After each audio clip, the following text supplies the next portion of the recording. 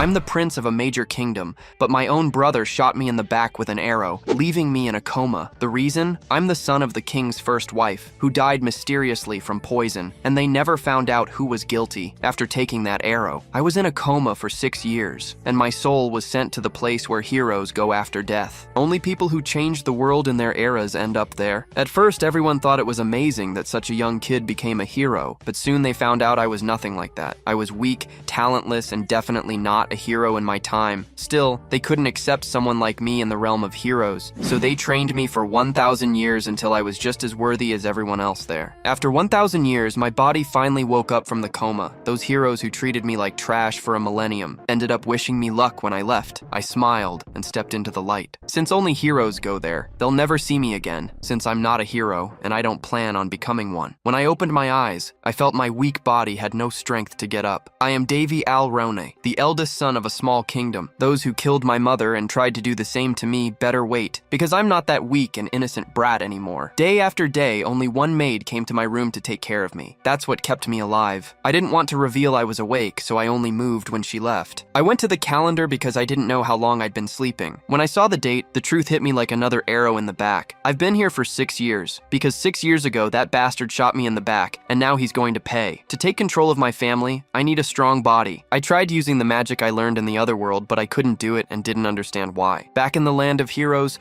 a girl taught me about magic and holy powers. The very saintess known for centuries for her God-given powers was the one who taught me magic. The magic wasn't working, and I soon felt like all my training in the other world was going to vanish and have no effect on Earth. When any normal person would have given up after hours of failing, it worked. The divine healing power actually worked. A green light took over the room, and after that, my weak and miserable body, which felt like a 300-year-old man's, was now bursting with energy. Seeing the kingdom where I grew up, I stretched out my arms in joy and shouted to the sun god. Unfortunately, I didn't notice that the maid had come back into the room behind me. She cried with emotion seeing her young master alive. Sometime later, the castle doctor examined me and confirmed that my health is incredibly better than before. It's an unexplainable miracle. During the checkup, a woman entered the room. That is Linus Barrett, the woman who poisoned my mother and took her place as the king's new wife. These are her sons, the second prince, Carlos, and the third prince, Benedict. The second prince tried to eliminate me, and he thought he succeeded. The woman asked if I saw the face of the person who shot that arrow years ago. I said yes, and that an assassination attempt against royalty is the biggest crime possible. Hearing those words, the culprit felt his blood freeze. But beside him, his mother laughed sarcastically and said the case was closed years ago. The doctor sensed the weird vibe,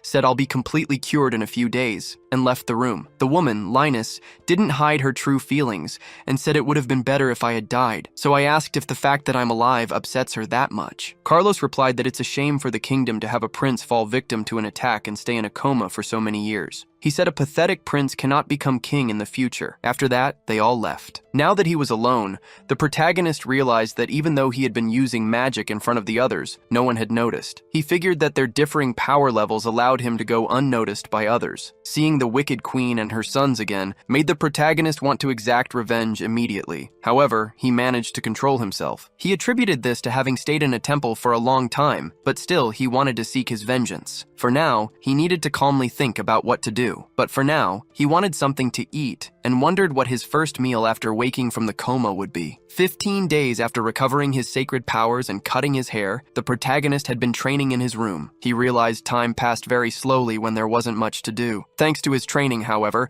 his mana control had greatly improved, and his recovery process sped up considerably. Even though he could recover quickly with continuous healing magic, coupled with a necromancer's knowledge of the human body and the medical expertise taught to him by Master Haya, fully restoring his body wouldn't be an issue. The protagonist put everything he learned during his isolation into practice and found that magic indeed made things much more convenient. Still, one thing bothered him. His maid, Amy, had decided to strictly follow the doctor's orders and serve the prince soup daily. Because of this, he felt like an old man who couldn't chew anything. Amy felt bad that he didn't like it, but claimed she couldn't do anything about it. Regardless, the protagonist insisted that one dish wouldn't be enough to sustain him, so he told her to serve 5 more just like it. The maid was startled by the request, but Davy assured her he would eat everything, as long as she brought the meal. Davy knew that for a normal person this would be a lot, but because of the restoration magic he used, the amount of food he needed was much greater. In a way, after eating properly, he felt like his soul was finally at peace. However, while he consumed a lot of food, his visits to the bathroom were also frequent. Sometime later, Davy came across some documents and uncovered an unexpected truth. Amy expressed her apologies for this, but Davy comforted her, saying it wasn't her fault. He realized the amount of food he was consuming was becoming a problem for his family. Not only that, but he discovered Amy was the only remaining servant in the castle. The family's financial problems had even impacted this. What's more, the castle where he lived was enormous for just one maid to manage everything alone. Worried about the future, Davy asked what the estimated value of the castle's assets was. Amy replied that they only had 6,000 gold coins. Davy said that if they could manage this budget, they shouldn't have any more problems. However,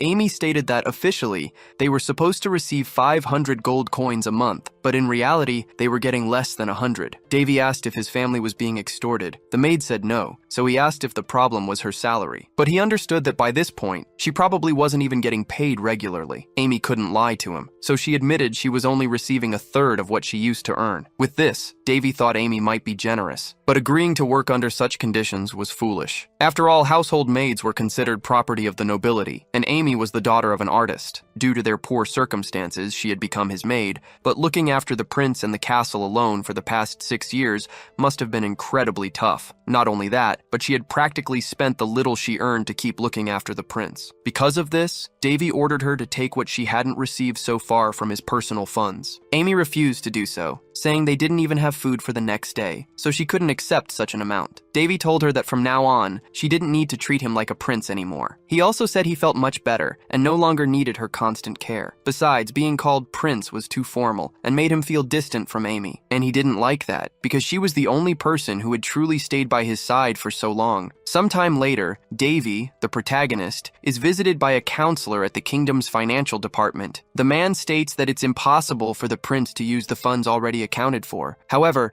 Davy can only focus on the counselor's strange mustache. He notices that the people around him are looking at him with disdain, and even the counselor observes this. But instead of lowering his head, Davy tells the counselor not to obstruct his request. He states that he should be receiving around 500 gold, but he's getting less than half of that and wants to know why. The counselor explains that the costs of maintaining the castle are deducted from the amount of gold the prince's family should receive, so they only get what's left over. However, Davy says he's getting irritated by these arguments. The people around him feel the same way, as they point out that the family's castle has cracked floors and a garden full of weeds. Therefore, such a poorly maintained place shouldn't cost so much to keep up. Even Davy agrees with this. Not only that, but he knows it's uncommon for a prince or any other royal family member to manage their own finances. In turn, the counselor states that the use of the maintenance fund is not supervised by the finance department. He also says that this place is for managing the budget, not for requesting loans. Davy realizes that no one is willing to take the blame for the financial problems. He then prepares to leave, until the counselor asks if the prince will go to the maintenance department. Davy replies that he wouldn't get any answers there. He knows that anywhere, those in charge always come up with excuses and blame others instead of providing satisfactory answers. Before leaving, he tells the counselor to enjoy the money he still has in his pockets. As he walks through the palace, Davy thinks it's no wonder that no servant besides Amy has remained working, because besides being poorly paid, they were mistreated by the nobles, leaving the entire burden on Amy. Next, Davy asks if Amy could bring him a sword. The maid is startled by such a sudden request, but he claims he has no intention of using the sword to harm anyone or anything like that. At this, Amy goes to fetch a sword for the prince. In her absence,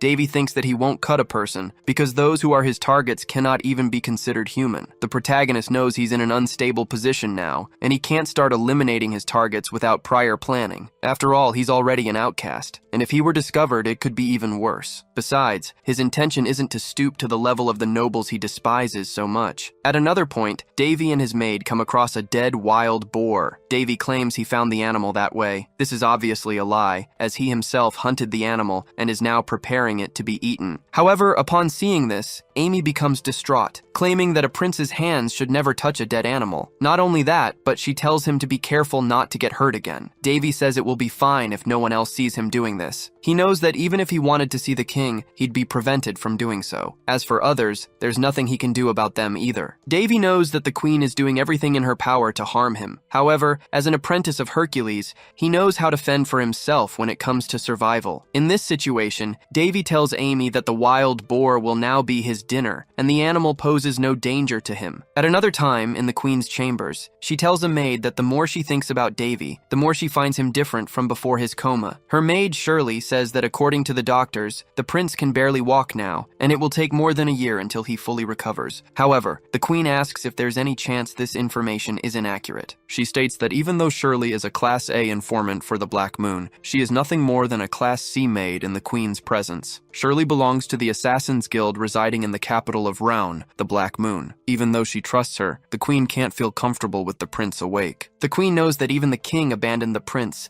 and even after waking from a coma, he is still weak. But she'll only truly feel comfortable once she completely removes the prince from her path. Despite this being her desire, Shirley warns that her comrades act independently of class. If the queen continues to insult them, she could face problems with them. Startled, the queen says she merely expressed her concerns out loud. She also says that she wishes she could interrupt the prince's plans at any moment, otherwise she claims it will be Shirley who pays the price. Having said that, she dismisses the maid. In her absence, the queen thinks it's better to get rid of the disobedient dogs before taking her next step, and she can't wait for that to happen. A flashback shows that the protagonist once learned controlling mana is like pulling a thread through hundreds of needles, something that must be done slowly and carefully. His master also told him that the hardest parts to reach are the veins of the brain, and if he didn't want to go blind, he should never forget these teachings. However, when he saw his masters, the protagonist thought that the priestess Ro Ayas was just a drunkard who could split the ocean in half with mere words. The other was a necromancer who acted more like a priestess than Ro Ayas herself,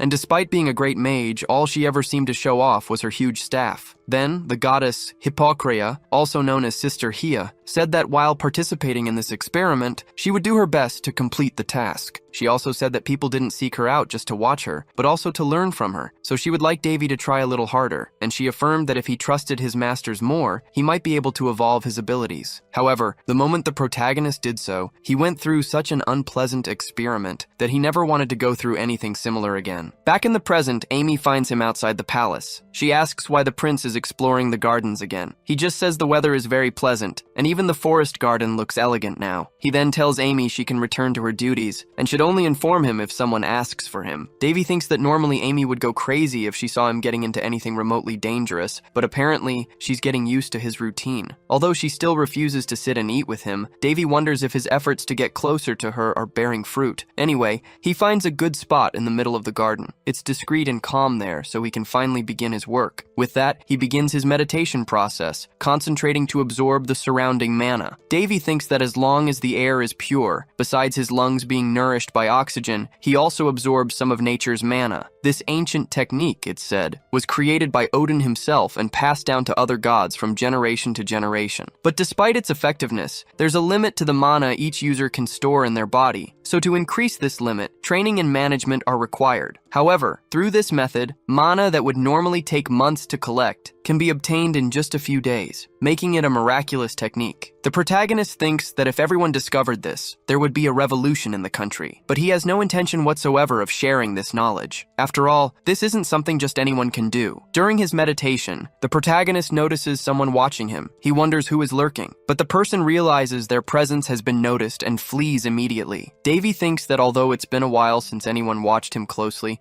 investigating it would only bring trouble, so he decides to let it go for now. He wants to project the image of a fragile and useless prince, as that would allow him to train his mana in peace. However, he thinks he has to deal with another issue, the mana circle. Davy knows that priests cannot use magic, and mages cannot use sacred powers. Furthermore, necromancy is a power neither can use. However, he's a special case, as he can wield the abilities of priests, mages, and necromancers, all thanks to his crazy temple masters and also the two eccentric researchers. Even so, just remembering that time makes the protagonist feel bad. Anyway, he thinks that mages normally draw a circle in their heart to use mana. Unfortunately, this method cannot handle the clash between necromancy and sacred power. If he were to do that, his heart would probably be destroyed in the process. Called the artery circle, this method involves combining the arteries around his body to create an impenetrable and mana-resilient circle. By doing this, Davy would use his entire body, including his heart, And not only would it stop the clash between necromancy and sacred power, but it would also bring surprising results. However, since this is as close as it gets to body modification, even a single mistake would be fatal. That's why he didn't want to resort to this method. Last time, he only succeeded thanks to the temple masters, but now that he's alone, he's unsure about the outcome of the process. Thinking so much about it, the protagonist has a glimpse. He ends up seeing his masters. So, he thinks that even if he fails the method, it wouldn't be as bad as spending 1,000 years in the temple. In that case, he decides to try. Sometime later, worried about the prince, Amy thinks it's already past dinner time and he hasn't appeared. She finds it strange, as he's never late for his meals. She had been ordered not to disturb the prince unless something of extreme importance happened, but even so, she's worried about his well-being. Plus, if anything happened to the prince, she could be held responsible. However, the protagonist appears shortly after. He apologizes for making her wait. Davy says he admires Amy's resilience. Not only that, but he ends up collapsing onto her. This leaves Amy quite embarrassed, as she thinks it's a display of affection. However, the protagonist was just leaning on her. From sheer exhaustion, he could barely stand. For the same reason, he then falls to the ground, leaving Amy truly worried about his physical state. Sometime later, the protagonist wakes up in his bed, realizing he fainted as soon as he found Amy. Speaking of Amy, Davy notices his friend's presence when he sees her lying beside him. With this, he knows he's caused Amy trouble once again. Anyway, the protagonist realizes that the circle formation process has been perfectly completed. The 3 powers are flowing through his veins, and on top of this strange circle, there's another special effect. Not only that, but Davy feels a stronger mana presence in the environment. Since he's stronger now, he can also absorb more mana from the air. He feels that with just a flick of his fingers, he can use any simple spell, including restoration. 5 months later, things are different. Amy is helping the protagonist with some ingredients. Davy believes he's fine with what he's been eating, as ever since the artery circle was completed and his life stabilized, someone has been leaving meat and vegetables in his castle. At first, he attributed this to some plan by the queen, but he doesn't think she could manage to get away with it perfectly every time without a reason. Davy feels that someone is indeed trying to help him, though he hasn't yet discovered who is doing it. Although he feels a presence, having spread his mana throughout the castle in an attempt to find this person, he still hasn't gotten any answers. However, this has been helping the protagonist better understand who is approaching or moving away from him. Then, Amy says they won't have food problems anytime soon. However, Davy warns that they'll have guests shortly, as he senses someone approaching. He wonders who it could be, deducing it might be one of the queen's informants. Already in his quarters, the protagonist receives his visitors. A priest analyzes his physical state and asks if the prince thinks he'll fully recover soon. He says that since the prince has been bedridden for so long, it's dangerous to use his holy powers in an attempt to heal him. The protagonist, in turn, believes everything the cleric is saying is nonsense, as he hasn't even used proper healing spells and has no real intention of helping. Davy knows that the priest represents God in the nation, so discarding this responsibility to follow someone else's orders is disappointing. Therefore, he thinks the priest should save his words, as he knows the priest has no intention of helping. But contrary to what many believe, Davy is almost healed. He then says that with the silver weapon Priya gave the priest, he should be able to heal such trivial injuries. The priest defends himself, saying that the prince is a layman and has no idea what he's talking about. He also says that the use and knowledge of power are granted only to priests, and even as a prince, he shouldn't be as selfish as Prince Carlos. Hearing this, Amy reprimands Father Boris for his rude words. He, in turn, doesn't like being reprimanded by a mere maid. Angrily, he slaps the young woman. Davy is worried about Amy. After all, he can't intervene without spoiling his disguise. Boris justifies himself, claiming that if he let a maid behave that way, it would be bad for the prince himself, which is why he had to correct her. However, he says it's a shame to have to go that far, as he asserts the maid has a beautiful smile. Irritated, Davy almost gets up to confront the priest. Anyway, Boris says he's leaving and asks the maid to at least accompany him to the door. With that, he says he'll return in 15 days for the next examination. The protagonist asks Amy to accompany him to the door. She doesn't like it at all, but has no alternative but to obey the prince. Outside the room, Boris tries to arrange a meeting with Amy, telling her to show up alone at night. He claims the prince's life is in her hands, so if she wants Davy's well-being, she must do what he says. However, Boris doesn't care about a mere maid or a sick prince. He believes he'll do whatever he wants with the girl, and then discard her as if she were nothing. Alone in his room, the prince is filled with rage. He stands up, thinking he didn't build his dignity in the temple just to stand idly by in situations like this. Davy remembers Lady Daphne always saying he would be an animal if he didn't control his anger, but he thinks differently about that. The priest's companions are truly terrified when they see the prince walking. Davy thinks to himself that proper rage is a source of life and can also guide his purpose. He also believes that if laziness is the key to progress, then anger would be his fundamental strength. Soon, the priest's companions are the first to fall to his sword. Meanwhile, the priest tries to blackmail Amy. He says he's working on the queen's orders, so he doesn't care about a mere weak prince, much less his maid. Not only that, but Barras claims everyone in the kingdom thinks the same way. Therefore, he can do whatever he wants with both of them without suffering any punishment, since he has the queen's protection guaranteed. Hearing this, Davy starts to laugh, claiming he needed an excuse to act and found exactly what he was looking for. He then points his sword at the priest and asks Amy, "What's the punishment for blasphemy against royalty?" Annoyed and surprised, the priest asks, "How is the prince standing?" Davy says Barras wasn't promoted from his low-ranking position for a reason. His sacred magic was never actually needed. Next, the protagonist reminds Amy that he warned her to always answer his questions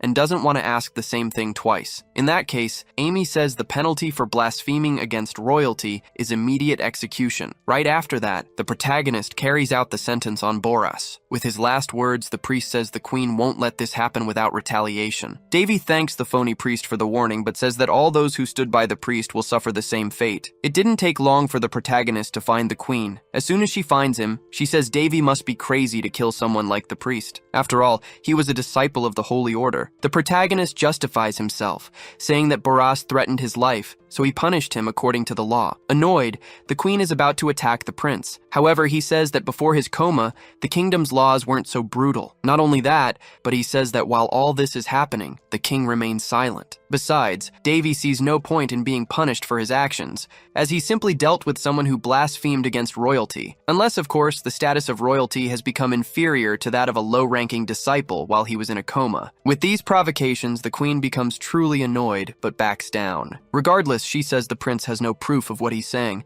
and even if it were true, she claims that recklessly provoking the Holy Order is foolish. She then says she always knew Davy inherited his mother's stupidity and takes the opportunity to insult him and his mother in various ways. In turn, the protagonist says it's not polite to offend someone's parents in that manner, especially someone who has already passed away. He then draws his sword and threatens the queen. However, the queen's servants immediately appear to protect her. That's when the protagonist realizes why the queen is so audacious. She has people to protect her in situations like this. He says it would be interesting to continue this, but he'll leave it for another time. Regardless, he claims that talking too much is just putting another nail in someone's coffin. Therefore, he states that trying to kill someone of the same royalty is no different. Immediately, the queen realizes that Davy already knows it was her son, Carlos, who tried to kill him. The protagonist thinks he's not stupid enough to keep an ace up his sleeve for too long. After all, that doesn't suit his style. He also says that the moment the queen slapped him during his coma, it showed she wasn't very considerate. Not only that, but he tells her to act like a lady, because upon seeing the state of her chambers, he claims the place is far from elegant. And since she herself was responsible for scaring away everyone who worked there, she will now be responsible for taking care of the cleaning as quickly as possible. Otherwise, he says a very nasty rumor might start spreading around. Therefore, he asks the queen to make her decisions carefully from now on, as he won't stand by watching her act behind his back. After the protagonist left the queen's chambers, she unleashed all her anger on her guild servants, screaming her lungs out. Not only that, but she almost destroyed her entire room. Now that she understood the prince's true intentions, her desire to eliminate him grew even stronger. However, she wanted him to suffer before leaving this world. It wasn't long before rumors started to spread. Some believed the prince had eliminated the priest because he went mad after waking from his coma. However, this was all part of the protagonist's plan. After the queen discovered what he did, others found out too, but they didn't have access to the full truth. They only knew the prince had eliminated the priest. Since half the palace staff were on the queen's side, Davy's reputation plummeted even further. However, not all news was bad. Amy appeared before the prince, telling him more supplies had been left for him, even though Davy said he didn't need more medicinal herbs. Amy, however, suggested that someone out there must know about his good nature and was trying to reward him. Davy asked if Amy thought he was a good person. The girl didn't hesitate and replied yes. Despite seeing the prince eliminate someone right in front of her, Amy hadn't changed her opinion about his character. Davy then thought she was truly an incredible person. In the middle of their conversation, someone appeared. It was Besfus. the Grand Chamberlain for the royal family's affiliates. He told the prince he had brought the sinners at the queen's command. Besphus explained that all of them had been stealing palace money, and some even tried to escape but were captured. The prince then asked what the appropriate punishment for such behavior was. The chamberlain replied that normally, the punishment would be the elimination of the sinners and their families. However, it was the prince who would decide their fate. Davy mentioned that rumors about him being bloodthirsty had recently started circulating. He then asked if he should act accordingly. The sinners begged him not to, pleading for their lives to be spared. In response, the prince ordered that the appropriate punishment be applied to all of them, but first, he wanted them imprisoned without food or water for 9 days. Even though this was the queen's order, Davy, despite disliking it, wanted to turn the situation to his advantage. Sometime later, the prince ordered that new servants be hired, but that Amy be kept as his personal assistant, and her salary increased. He also wanted to know if an audience with his father would be permitted. Besphus said no, so the prince asked if it was his father who denied it, or the queen, his wife. The chamberlain couldn't answer,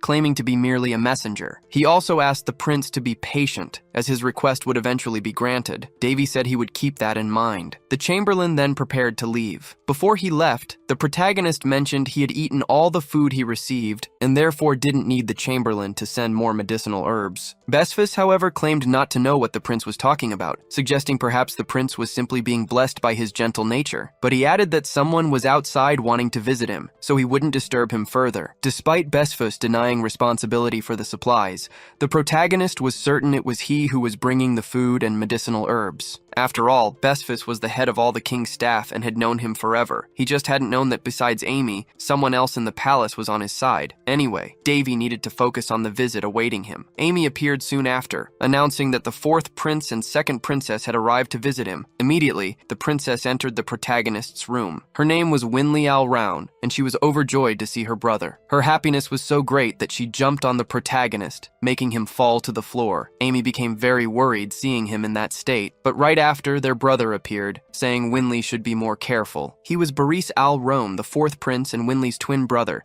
and he added that he was also happy to see Davy healthy. The current king, Cryones Al-Roun, had children with 3 women, the current queen, his first mistress Anisha, and his second mistress Alice. While Alice is the queen's perfect support, Anisha chose to remain neutral, becoming an outsider among the others. Boris and Winley are Anisha's children, making them the protagonist's half-siblings. While Boris adopts a more formal and polite demeanor, his sister acts more recklessly. Winley tells her brother not to act so formal all the time, reminding him that he was the one who started whining about wanting to see Davy. As they argue, Amy tries to check if the prince is okay. The protagonist, meanwhile, remembers hearing that the twins were leading a group of thieves. Seeing how unroyal their behavior is, he thinks it might be true. However, they are still his siblings, and they listen to everything he says. And in the protagonist's current situation, that's something he can't ignore. After they sit down to talk, they realize it's been 6 years since their last meeting. The twins were sent to a remote area after Davy fell into a coma. They were only 8 at the time, and could do nothing but obey the orders they received. Furthermore, their mother had sent her first daughter, Dana, to a foreign realm, all because of the current queen's schemes. Anisha couldn't control her other 2 children, and though others don't know it, everything the king's mistresses do is under the queen's supervision. Back to their conversation, the twins mention they've seen their father. Davy asks how the king is doing. Boris replies that despite being tired, their father is well. However, Winley realizes that her brother Davy hasn't even had the chance to meet his own father, and is shocked by this. Anyway, Boris mentions that on his way there, he noticed the palace's conditions weren't up to standard. Davy explains that some people had been stealing his money, but he's already taken care of it and soon everything will return to normal. Even so, Boris insists this is unacceptable. While his brother was in a coma, some decided to rob him, so he plans to ask the king to take action. However,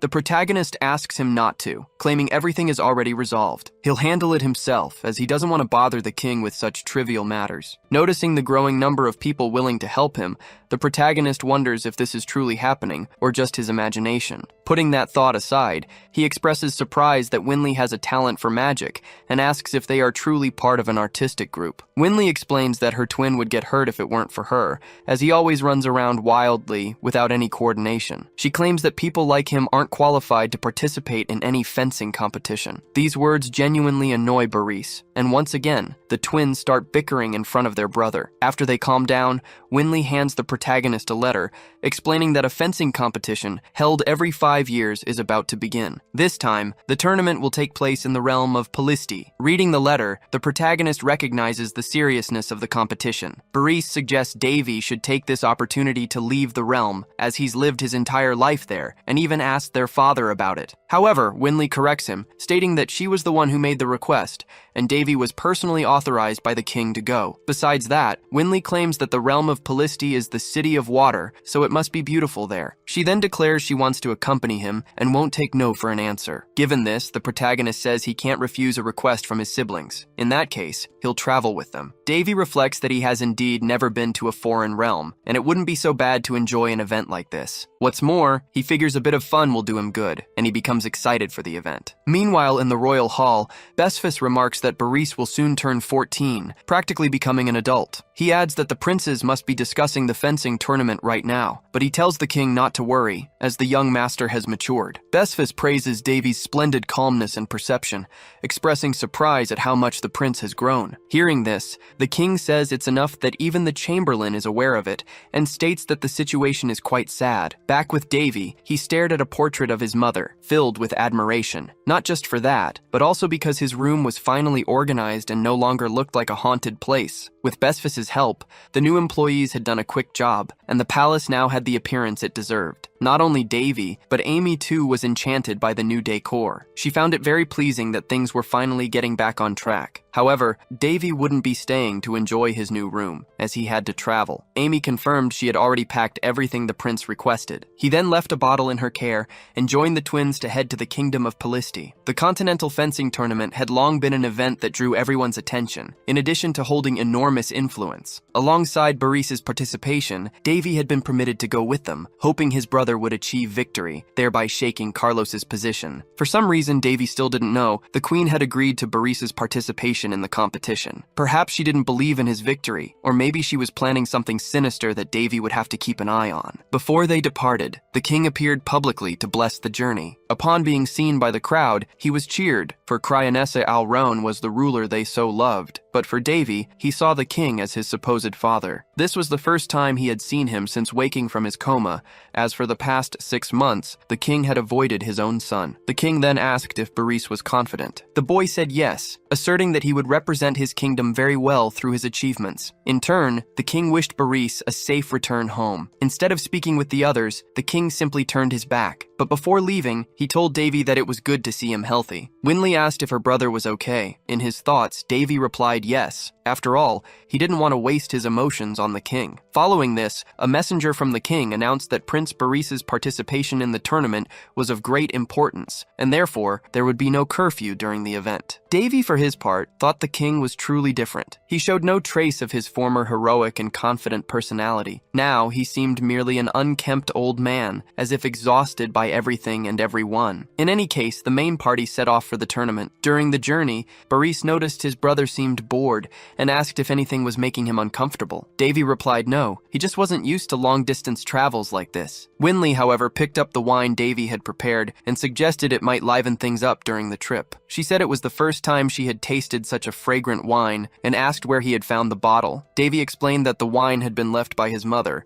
adding that she had done so for some reason he still didn't know. Upon hearing this, Boris asked if they should really be drinking something so valuable. Davy replied that this was the best moment for it. After all, they were celebrating. Winley commented that Davy had changed quite a bit, claiming he used to never let go of anything his mother had left behind. Anyway, he said wine wasn't made to be stored but consumed, then proposed a toast to their happiness. Sometime later, they set up camp on the road. Boris said they would continue traveling in the morning, as it would still take about a day to reach their destination. He also mentioned that he had somehow managed to keep Winley settled for now, and the fact that she had drunk too much certainly helped. Boris remembered Davy used to say he wanted to go camping someday, and noted that this was exactly what they were doing now. He also said he had tried to make the departure procession as short as possible, imagining it would be taxing for his brother. Davy thought the journey could be faster if they rode horses. Traveling so slowly was testing his patience. Besides, he reflected on the things that had changed, and wondered if other shifts had occurred too. Boris, for his part, retired to sleep. Amy approached the prince and asked if he didn't want to rest a bit as well. Davy, however, said the moon was more beautiful than usual. Not only that, but he knew the magic was stronger too, and wanted to make the most of it. During the night, someone mentions that the red moon is named Cyrus, and the blue one, Creus. They also say that Cyrus is called the one who makes the beginning shine, and Creus, the one who illuminates the end. At this, the protagonist remarks that the man knows quite a lot. The man replies that it's common knowledge, as even a big kid would know such things. He also adds that he'd prefer to be having this conversation with a woman. Just then, a colleague approaches the man and asks who he's talking to. The man gets startled, as he thought he was already speaking with his colleague, prompting him to wonder if he'd been talking to a ghost earlier. The protagonist laughs at the situation, realizing he was the ghost in question. Davy had used his abilities to become invisible and had been spying on the guards, noticing that 4 of them were elite expert swordsmen. For now, he believes that if anything important were to happen, they would probably be able to handle it, for example, being attacked in the middle of the night by 20 enemies. The protagonist spotted ninjas from afar, imagining they had probably waited for everyone to fall asleep before attacking. This was likely the Queen's plan. After all, it would be an excellent way to get rid of Davy and the groans all at once. The protagonist didn't want to expose himself, precisely to avoid raising any suspicion, but he also knew he couldn't simply ignore the situation. What's more, people who witnessed his power didn't usually live to tell the tale. Even without a proper weapon, the protagonist prepared to fight. He recalled his old master used to say that anything at hand could be used as a weapon. According to Davy, there are no rules in battle. Weapons are an extension of your body, and depending on your creativity,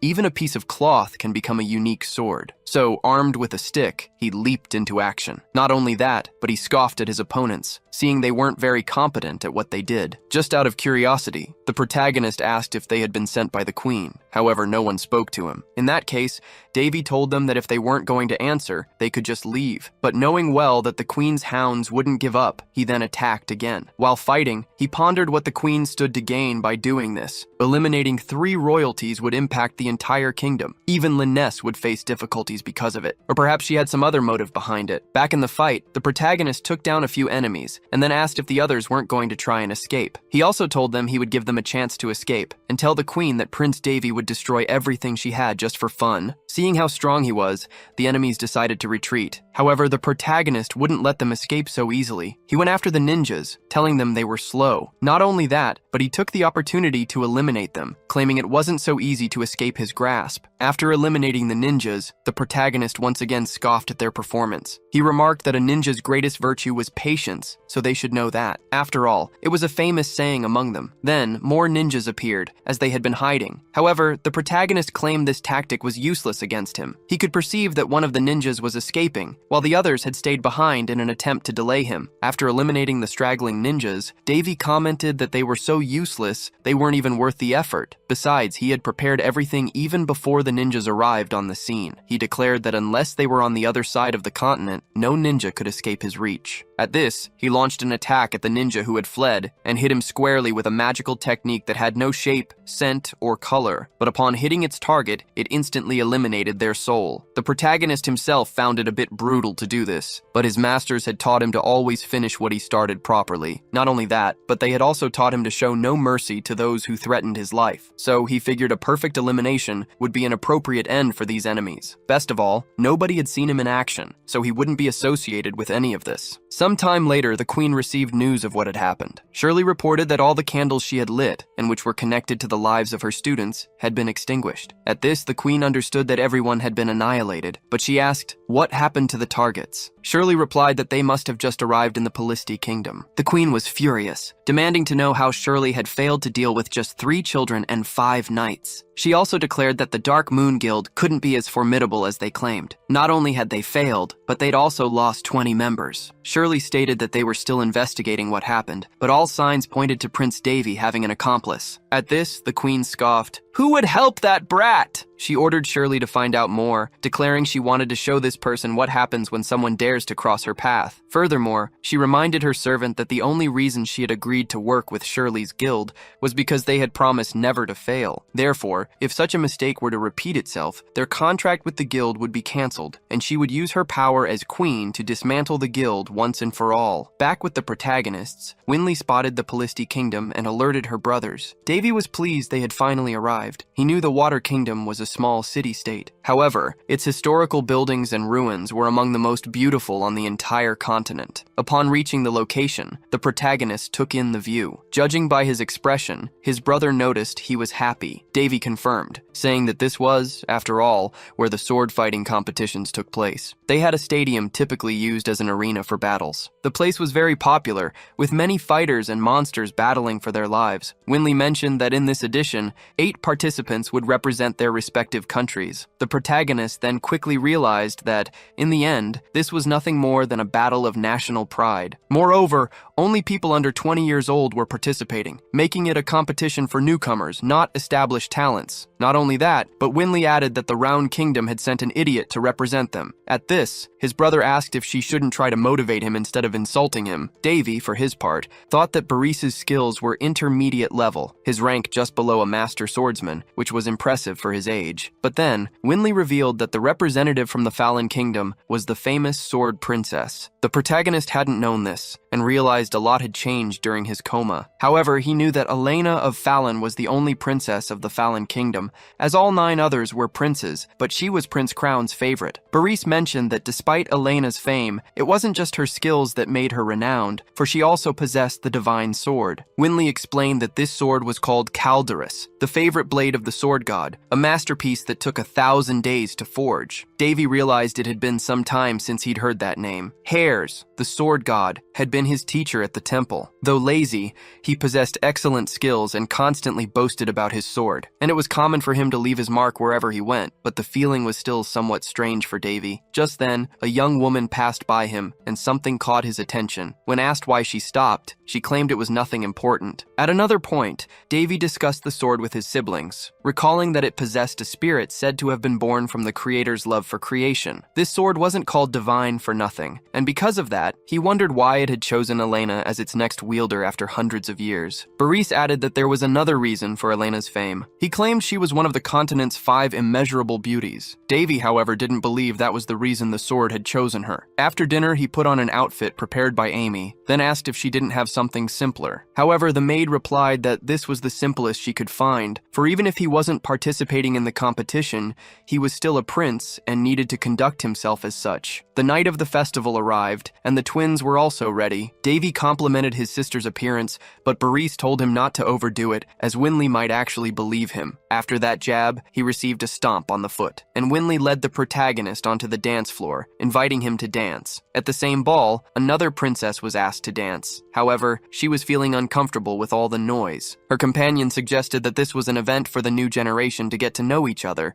and she should enjoy it. He then asked how her earlier visit to the village had been. The princess replied that it wasn't bad for such a barbaric place. Before the competition, a banquet and a ball were prepared for the nobles to interact. However, the protagonist was only interested in the competition and used the ball to observe the other guests. He noticed that most guests were young, as the competition was restricted to people under 20. Despite this, there were chaperones just like him. By far, Boris was the most popular. Even without trying, he became the center of attention for several girls. Davy thought his brother's skills might be the reason for his popularity. Regardless, he found it interesting that Boris was interacting with others. Not only Boris, but Winley was also drawing a lot of attention. However, Davy wanted to keep his distance and analyze potential opponents. Amidst all this, Boris tried to ask for help to escape the attention, but when he looked for his siblings, they had gone off to dance and left him behind. Davy wished his brother would enjoy his youth and wouldn't do anything to disrupt it. Winley said she never imagined Davy would dance with her someday. She also mentioned that, without realizing it, she had just entered the social hierarchy. Despite this, she was a little upset, claiming that if it weren't for Davy's situation, he could also enter the competition. After all, he was talented with swords too. In response, the protagonist said his sister was exaggerating, claiming that even with skill, he couldn't reach an expert's level. However, Winley argued that talent was nothing more than an illusion. If a person didn't work hard, their talent was worthless. Even so, Davy stated that he didn't care much for such things. Instead of attention, he wanted a peaceful life. Hearing this, his sister said he sounded like an old man, but in the middle of their conversation,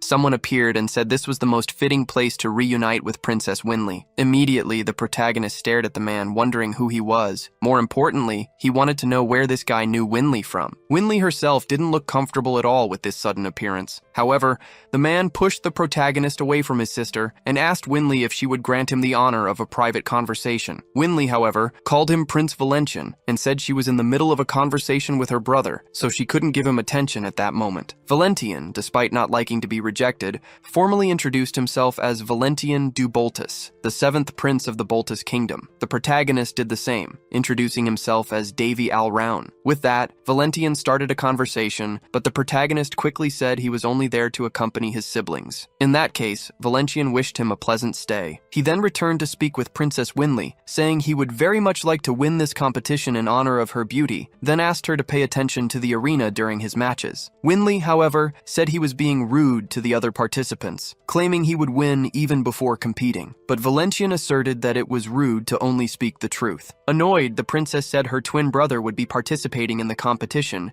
and hearing him say that only proved how much Valentian was underestimating his opponents. She then abandoned the prince and withdrew with Davy. Seeing his sister's attitude, Davy realized she could defend herself. However, he knew very well that the arrogant prince wouldn't let things end there. In turn, Valentian stood up and tried to pull Winley by the arm. Seeing this, the protagonist thought he had been patient enough with this rude individual. He then managed to unbalance the prince and disarm him completely, leaving him without a reaction. Next, Davy said Valentian shouldn't touch his sister like that. He also added that Valentian was lucky he didn't break any bones, so he would be able to participate in the competition without problems. However, this only served to make Valentian even more furious. He removed one of his gloves and threw it at the protagonist's face. With that, he challenged him to a duel. Winley spoke up, saying the prince was overstepping his bounds. Valentian insisted, claiming he was doing this for his honor as a knight. At that moment, another person spoke up, saying Valentian was causing too much of a ruckus for someone who claimed to have honor. It was the princess from before. She stated she had been observing Valentian's situation, and then asked if he truly thought he could recover something he never had. As soon as the protagonist saw the princess, he found her very familiar and was surprised by her presence. Harris, the god of swords, was an ancient hero who founded the Fallen Empire, an empire that eventually became one of the continent's 3 great powers. It is common knowledge that Harris was the first owner of the holy sword Calderus and the founder of the lost claymore sword technique. They say those who mastered this swordsmanship could cause tsunamis with just a single sword strike, but the protagonist finds that a bit much, even for Harris. Back in the present moment, he realizes the princess looks a lot like Harris. However, this is Princess Ileana of the Fallen Empire, the Emperor's treasure. Still, Davy can't stop thinking that she resembles the sword hero too much. Despite being handsome, Harris was always a man, so there's no way he would have disfigured himself to become a woman. But as he thinks this, the princess approaches the protagonist and asks what he just said. Davy apologizes, saying he was just thinking aloud and was mistaken. He then tries to convince her to let it go. Meanwhile, the princess scolds Valentian. The protagonist thinks that Ileana of Fallen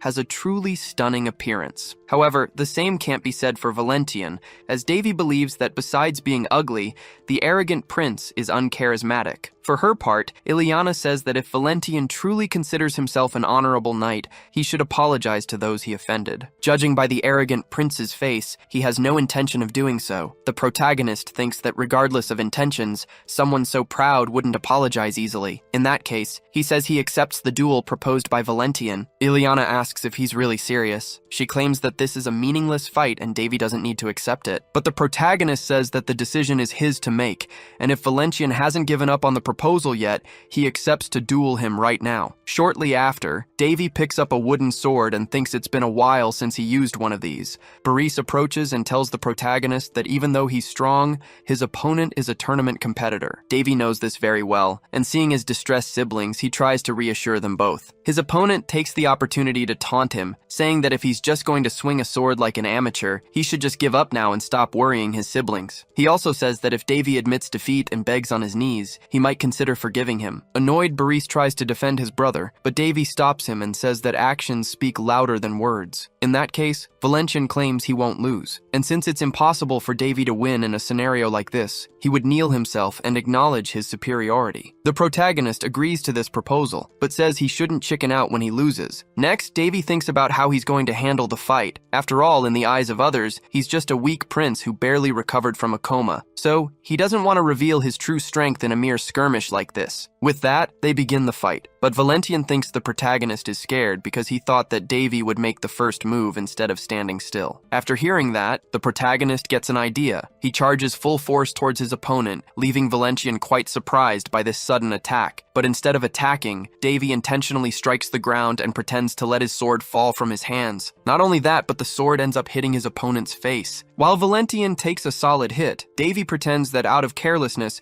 he let his weapon slip. However, all of this was part of his plan. He knocked down his opponent without needing to reveal his strength. Not only that, but Valentian feels humiliated because the blow that knocked him down was actually a slip-up by his opponent. And what's more, other people think so too, and quickly comment on how shameful his defeat was. Furious, Valentian gets up from the ground, wanting to eliminate his opponent for good. However, Davy claims that for that, his opponent should train better, because with those poetic skills, he wouldn't be able to eliminate anyone. Valentian attacked the protagonist, trying his absolute hardest to wound him. Yet, he couldn't land a single blow, while Davy, in contrast, wasn't even breaking a sweat. Realizing he was on the verge of defeat, Valentian fell into despair, wondering why he was at such a disadvantage. Mid-frustrated attempt to win, he was struck down, and the crowd watched him fall before his opponent. On top of losing, he had to endure the taunts not only from the protagonist, but also from the rest of the people who had witnessed Valentian lose more than once. Annoyed, he told everyone to shut up,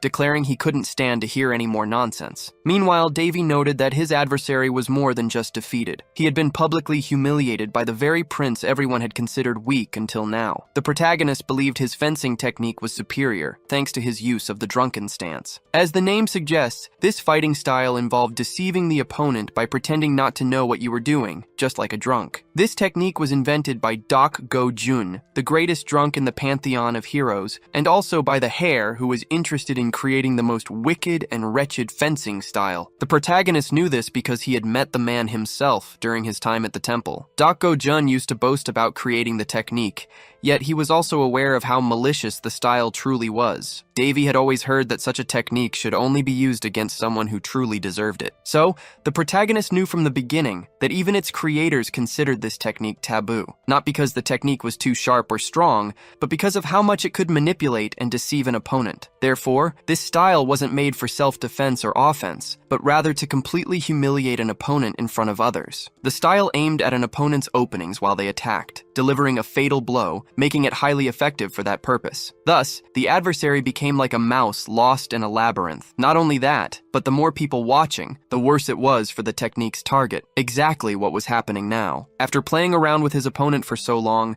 Davy wondered if he was incredibly lucky, or if Valentian was just genuinely terrible. Not only that, but he found using this style immensely enjoyable, feeling it suited him perfectly. Davy believed this style was the best for anyone who wanted to have fun while fighting. Unlike him, his opponent wasn't having fun at all. Furious, Valentian manifested his powers, intent on eliminating Davy from the face of the earth. Benedis declared it was just a friendly training match, asking if Valentian had gone crazy for using his powers. However, the protagonist had left his adversary with no alternatives. Thinking about this, Davy figured that if he got out of this attack, he couldn't just use luck as an excuse. Besides, he knew he'd been watched ever since the duel began. Valentian, for his part, seized the opportunity and charged fiercely at the protagonist. But just as he tried to strike, he was taken by surprise, as Davy dodged the attack once more. Not only did he surprise his adversary, but he also managed to turn the situation to his advantage, unbalancing Valentian and sending him to the ground. In this way, the arrogant prince realized Davy's superiority, but in turn, the protagonist tried to play it down for the public, pretending he had simply tripped and by sheer luck disarmed his opponent. The people's reaction was one of contempt for Prince Valentian, and regardless, this secured Davy's victory in the duel. Questions were raised about the duel. People wondered if Valentian had always been as pathetic as he'd appeared today, and if Prince Davy was truly the same person who had recently been in a coma. Davy justified himself, saying he could barely hold his sword properly, which made him unbalanced, but luck was on his side. Hearing this, Winley remarked that her brother must have used up all his luck that very day. But what was a great show for some was a complete waste of time for Ileana. She found what she witnessed quite stupid, so she turned her back and left. Davy noticed this and concluded that the princess was quite cold. Sometime later,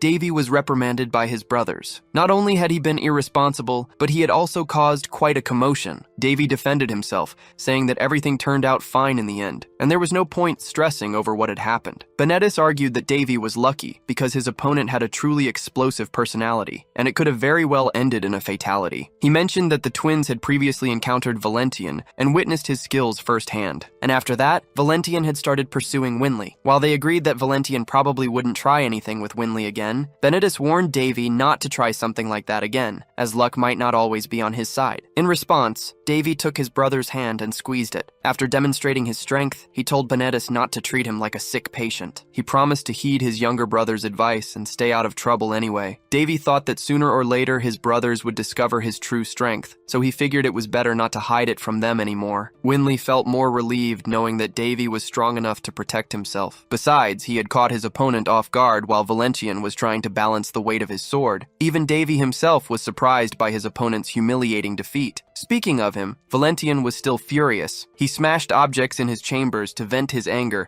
while his servants tried to calm him down. Valentian declared that he was the next prince of the Baldi's era, and he would not tolerate being shamed in front of the other nobles. After all, he wanted to project an image of a radiant figure with exceptional talents. Moreover, there were few things in the world he didn't have access to, making practically everything within his grasp. That's why Valentian had fallen in love with Princess Winley and chosen her to be his future wife, because besides her beauty, she also had an expert swordsman brother of a medium level, and he would become a subordinate through this marriage. On top of all that, Valentian had already arranged everything with Queen Round and had the entire plan mapped out, which only increased his certainty of success. But now, an obstacle had appeared in his path, and above all, his credibility had gone down the drain. Consequently, Valentian's fury was more intense than ever, and as he destroyed everything around him, he felt an immeasurable desire to eliminate Davy for humiliating him. But as he voiced this idea, a voice asked if this was truly Valentian's desire. Surprised by the sudden voice, he asked who was speaking. A feminine presence manifested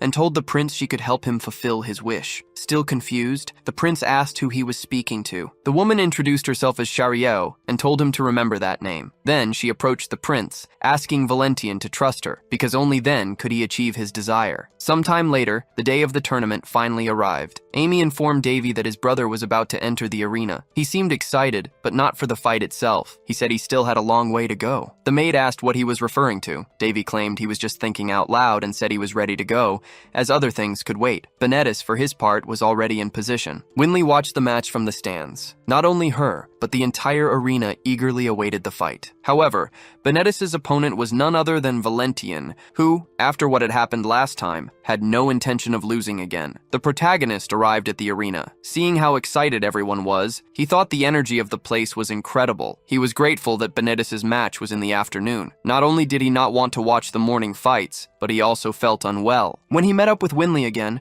she asked if her brother was feeling better. Davy preferred to keep his physical condition private. He mused that he had completed the mana circle at a very young age, which gave him the power to defeat much stronger opponents. However, his transformation wasn't fully complete, and sometimes, after overusing his abilities, he'd get indigestion. So he figured if this kept up, he'd have to use his sacred powers to cure his stomachache. Soon after, Benedis entered the arena. As he was cheered, the protagonist noticed his brother's popularity. Up until then, he hadn't known who his brother's opponent was. But as soon as he saw Valentian enter the arena, he found it highly ironic that the same opponent would face two key figures from Rhone. Besides, he'd imagined a fight like this would take much longer to happen. Before the match began, the judge announced that the blades were blunt, making it forbidden to use mana on the swords to injure or threaten an opponent. Staring at his brother, Davy said that the audience's opinion was no joke. Winley worried about her twin, thinking he might get hurt if he got too carried away. However, the protagonist reassured her, saying Benedis was no rookie, so he didn't fear for his safety. Therefore, he believed nothing bad would happen. Back to the fight, the judge asked the competitors to step forward. Then, some mages created a magic barrier around the arena. Valentian, who hadn't said a word until now, remained focused. Not only him, but Benedis was also taking this very seriously. With that, the judge authorized the start of the fight, and both adversaries charged forward. Judging by the duel against the same opponent, the protagonist concluded that Valentian was unpredictable with a sword. Benedis, on the other hand,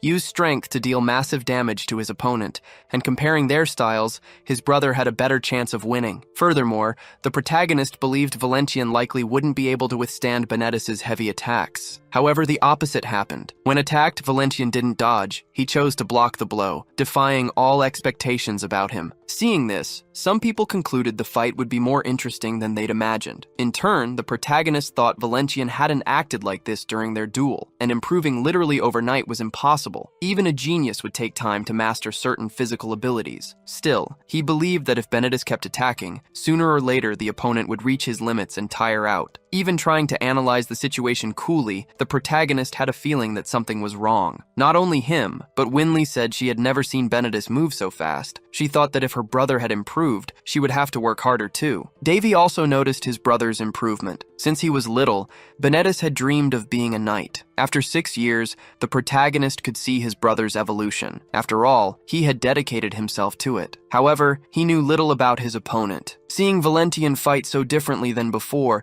Davy thought he was practically facing another person. He had felt this strange sensation before, as if something dangerous was about to happen. Noticing her brother's discomfort, Winley asked if Davy was okay. Back in the fight, Benedis analyzed his adversary. He hadn't expected Valentian to counterattack his longsword. He admired his opponent's persistence, and despite his strange movements, he knew he couldn't drop his guard. Instead of waiting to be attacked, he wanted to end the fight at once, so he prepared his strongest blow.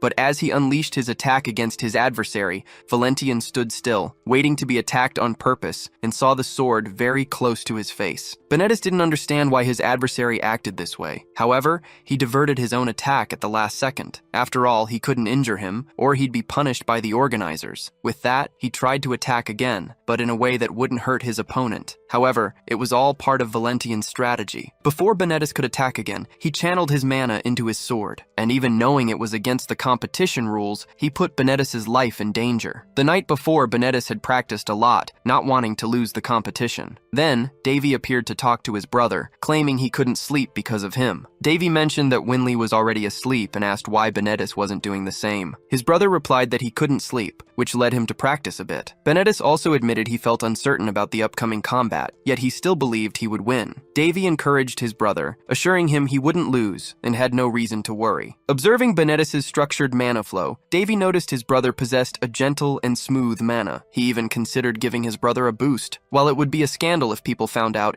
Davy was willing to take that risk. So he asked Benedis to stop for a moment, saying he seemed a little tense and offered to massage his shoulders. However, during the massage, Davy took the opportunity to lend his brother some of his own mana, warning him that the process would hurt a little. Immediately, Benedis felt as if his entire body was in shock. Davy explained that this was likely due to Benedis staying up all night instead of sleeping, and advised him to get more rest. Meanwhile, Davy mused that the technique worked by activating the recipient's mana, creating a chain reaction that forced a greater flow of mana throughout their body. He knew that despite its seemingly simple nature, this method required an experienced practitioner and was forbidden in most places. Come to think of it, Davy once heard of a place where the technique wasn't forbidden, and they even gave excellent massages. As the process concluded, Davy uttered a magical word. Surprised, his brother asked what language it was, but Davy just continued without answering. Once he was done, his brother was on the floor, his body unable to withstand the sudden surge of extra mana. Davy figured this wouldn't directly help Benedis in the upcoming battle,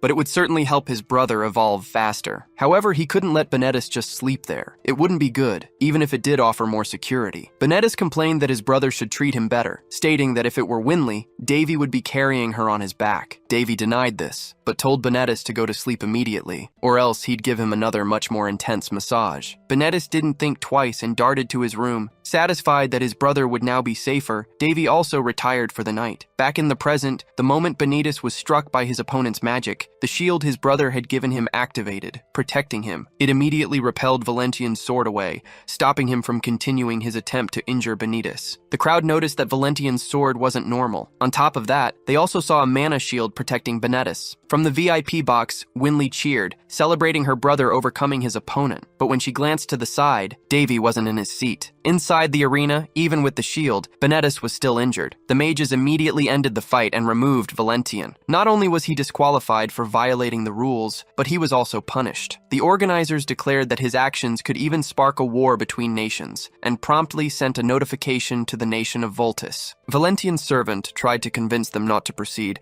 begging his prince to say something. However, Valentian grabbed the servant by the neck and, in an exaggerated display of strength, exploded the poor man's head in front of the horrified terrified crowd. This act, of course, left everyone utterly shocked. After all, no one expected to see a prince publicly execute one of his own servants. What's more, they all thought Valentian had completely lost his mind, and in a way they weren't wrong. Ever since his encounter with Chariot, Valentian hadn't been the same. Seeing the madness that erupted in the arena, some people started fleeing the scene. Prince Valentian had gone mad and was on the verge of a complete breakdown. The organizers knew they had to do something, but realized it wouldn't be easy to contain someone in that state. That's when the protagonist stepped forward. He went over to his younger brother and told him the match was over, and he'd done incredibly well. Benedis mentioned he had created a mana barrier. The protagonist then gave a proud smile. He knew that a mana barrier was a high-level mana ability, protecting its creator from harm. Davy had placed a barrier on his brother as a safeguard, but the main reason Benedis was safe was due to his own growth. Even though Benedis was only 14,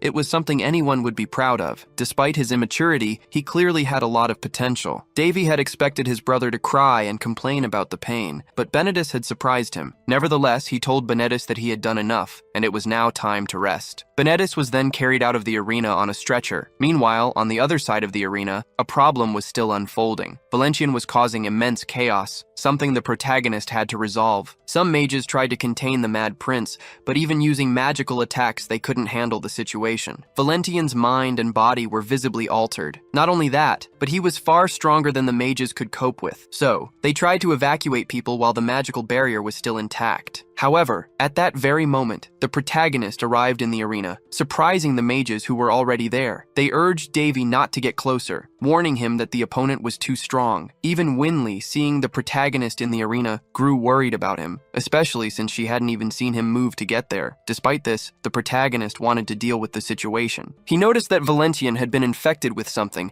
and remarked that it looked like the enemy had truly taken hold. He then started thinking about how he would deal with him. Valentian grew even more furious upon seeing Davy. As he charged towards the protagonist, the mages tried to stop the prince. However, they couldn't handle the crazed opponent. Valentian then had a clear path to Davy, but then Winley suddenly appeared in the arena, worried about her brother. The protagonist was caught by surprise by her appearance. After all, this wasn't part of his plans. The last thing he wanted was to involve his younger sister. However, Winley wasn't the only one to show up. Ileana arrived right after, pushing the protagonist away from the enemy. Davy definitely hadn't expected this. Up until then, Ileana hadn't even been seen in the arena. She had seemingly appeared out of nowhere. Not only that, but she arrived with the clear intention of eliminating the enemy. Valentian, by this point, wasn't thinking straight and was merely following his fighting instincts, but Ileana knew what she was doing. She unleashed an attack called the Great Mountain Divider, and upon hitting the enemy, she sent him flying. Seeing this, Davy was truly amazed. It was the first time he was seeing Ileana in action. After attacking the enemy, Ileana thought the situation was resolved, but she was surprised to see Valentian still standing. Even though her attack was above average, Valentian wasn't seriously hurt. Not only that, but he looked even more bloodthirsty. But before he could do anything, Ileana launched her attack, striking him from several different directions, aiming to incapacitate him once and for all. She continuously attacked with her blade and hand to hand. Taking advantage of the enemy enduring her blows, Ileana didn't hold back any energy during the fight. Seeing her fight with such energy, some spectators were left speechless. Ileana thought she had finally succeeded. Valentian was seemingly down and unconscious, so she ordered the guards to arrest him for his actions. Winley tried to pull Davy away from the arena, telling him to let Ileana handle everything. Meanwhile, Davy admired Ileana's energy and understood that she was much better than most other swordsmen. However, Ileana saw something others hadn't noticed and called Valentian a vampire. Davy didn't quite understand, but Ileana moved towards the enemy. Even chained, Valentian could move, and with that, he inflicted damage upon himself. Davy observed the enemy's actions from afar, yet he could still perceive what he was doing. Ileana tried to stop the enemy from doing this, but she couldn't get close in time. Because of that, Valentian conjured a blood tide, and those who were close to the attack were the first to fall. Amidst the blood mist, Davy tried to protect his sister. Winley wasn't feeling well, but instead of worrying about herself, she showed concern for Davy. Trying to reassure her, Davy said everything would be all right. He then got up from the ground and asked her to rest for a bit,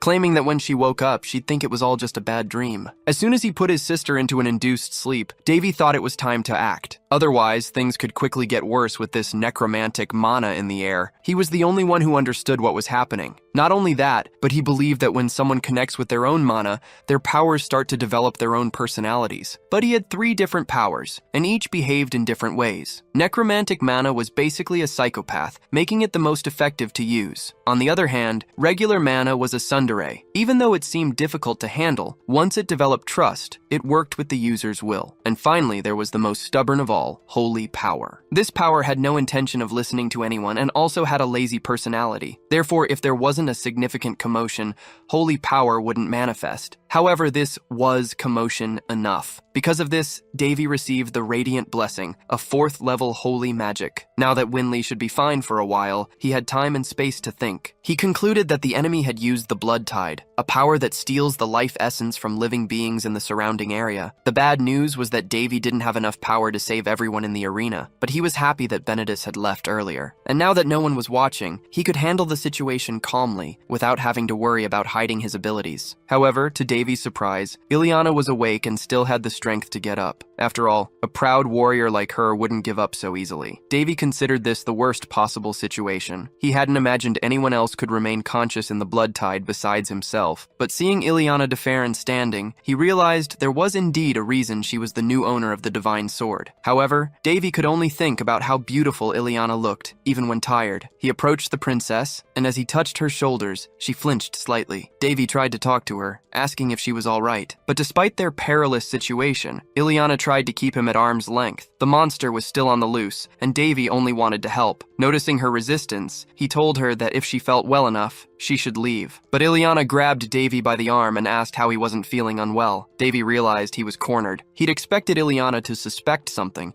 but not to be confronted about it right away. So he decided to play dumb, claiming he didn't know why he hadn't been affected by the mist. Ileana's expression clearly showed she didn't believe his lame excuse, though Davy privately thought she should be thanking him for not dying. Regardless, Ileana took the lead in the fight, telling him to get out of the arena and leave the rest to her. She insisted it was a situation someone like Davy couldn't handle, adding that he'd only gotten lucky in his last duel, and luck wouldn't help him now. Ileana clearly saw Davy as just another helpless prince, believing herself to be far different. She possessed strength and knowledge, knowing full well that the blood demons mentioned in ancient texts were, in fact, vampires. She told Davy he must have heard about them, emphasizing that luck wouldn't be enough against such an enemy. After all, anyone who couldn't sense or manipulate mana would be ripped to shreds in a matter of seconds. Davy pointed out that the enemy wouldn't let anyone leave the arena without a fight. Ileana then declared she would provide cover for his escape. Davy noticed that Ileana exuded a great deal of confidence. However, for some reason, she seemed more emotional than she had been during their duel, almost as if she were facing her arch-enemy. A flashback revealed a glimpse into Ileana's past. Once as a child, she woke up in the middle of the night and went searching for her mother. But when she found her, her mother was sucking blood from another person. Even though she was quite young, little Ileana knew it was a vampire. After that, she never forgot what she saw. Back in the present, facing the enemy, she thought that all vampires still alive in this world must be eliminated. As long as she lived, that would be her objective. But just as she was about to attack, Davy pulled her hair, stopping her. He apologized, but then told Ileana not to interfere in his business. Davy still didn't know why the princess was so obsessed with vampires. However, he was no longer concerned about maintaining his disguise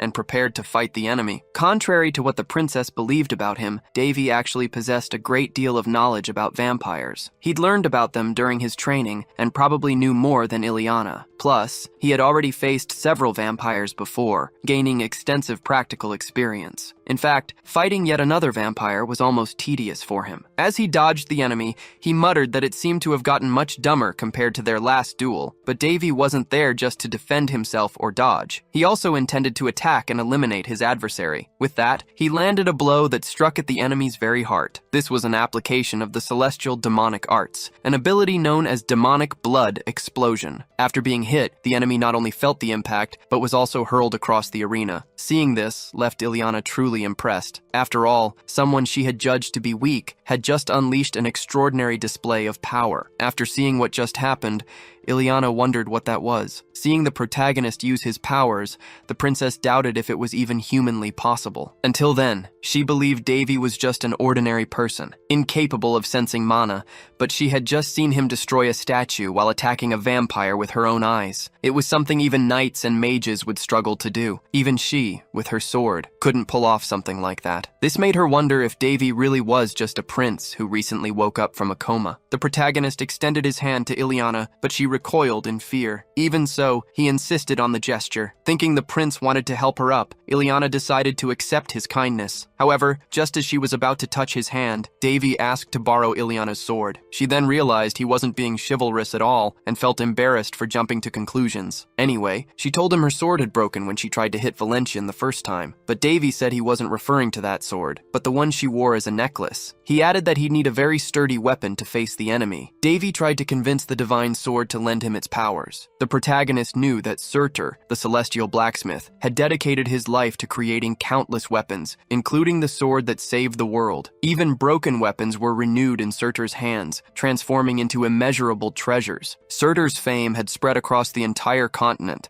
In particular, his 12 infamous swords were scattered throughout the land and regarded as national treasures. But among them, one was the blacksmith's favorite, the sword Caldeirus, the White Guardian. Although it was one of the 12 swords Surtur created, this one held special value. Caldeirus was on a level above the others, as it was forged for a friend of the blacksmith named Heresi, the god of the sword, who poured his own life force into the weapon. This resulted in the sword having its own ego and making conscious decisions, which fascinated some people when they learned about it. However, the protagonist knew the sword's true nature because he had met Heres, and knowing Heres's personality, he knew the sword wasn't easy to handle. Immediately, Caldeirus asked who the protagonist thought he was to just grab it like that. At that, Davy realized the weapon was acting exactly as expected. Since the sword was shrunken, Davy ironically asked if Caldeirus was capable of anything more than screaming like a madman. He added that they'd get along much better if the sword just agreed to work with him. At the same moment, the princess went up to the protagonist asking for her sword back. Davy then said that if Caldeirus kept refusing to fight by his side, Ileana would suffer. Besides that, the protagonist was impressed that even without the sword's power, the princess managed to stand firm amidst the fog, realizing how strong she truly was. However, despite her strength, he judged the enemy as someone Ileana couldn't possibly face and thought it best for her to recognize her limitations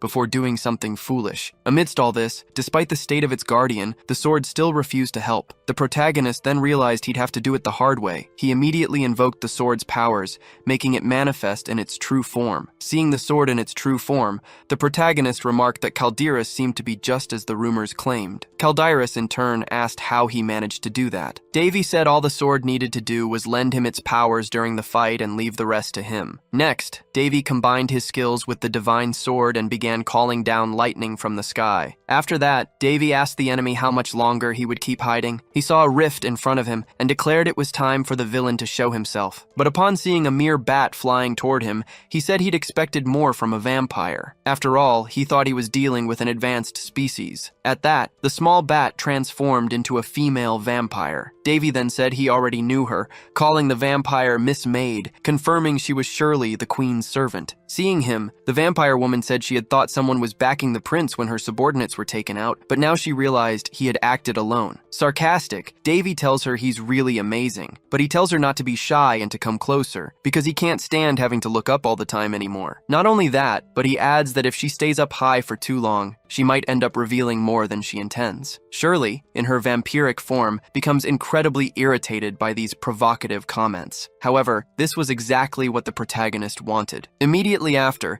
he launches an attack with his divine sword. The vampire woman in turn warns that if Davy causes a catastrophe, the queen will not hold herself responsible. Relations with the Voltese kingdom could be severed, potentially leading to battles between kingdoms. The protagonist realizes that by revealing her true form, the enemy is likely confident she'll defeat him. However, he asserts that her plan won't succeed. His arrogance irritates the vampire even further. At that moment, she finally decides to attack the protagonist. She uses her vampiric magic for this, and this magic destroys everything it touches as it spreads. Even so, Davy manages to dodge and tells his adversary not to get so agitated. However, his words have the opposite effect. As a result, the vampire then hurls spikes at the protagonist. He leaps from the pillar he was on, but he realizes the spikes have also reached him there and narrowly miss him. Davy manages to dodge as many spikes as possible while falling until he finally lands on the ground, and like a skilled swordsman, he deflects the attacks with his blade. At this, the vampire woman admits he has exceeded her expectations, yet she asserts that despite his strength, Davy is still only human. The protagonist points out that his adversary shouldn't hate humans so much. After all, she serves a human. Deeply irritated, the vampire's patience finally runs out out after so many provocations. Davy, however,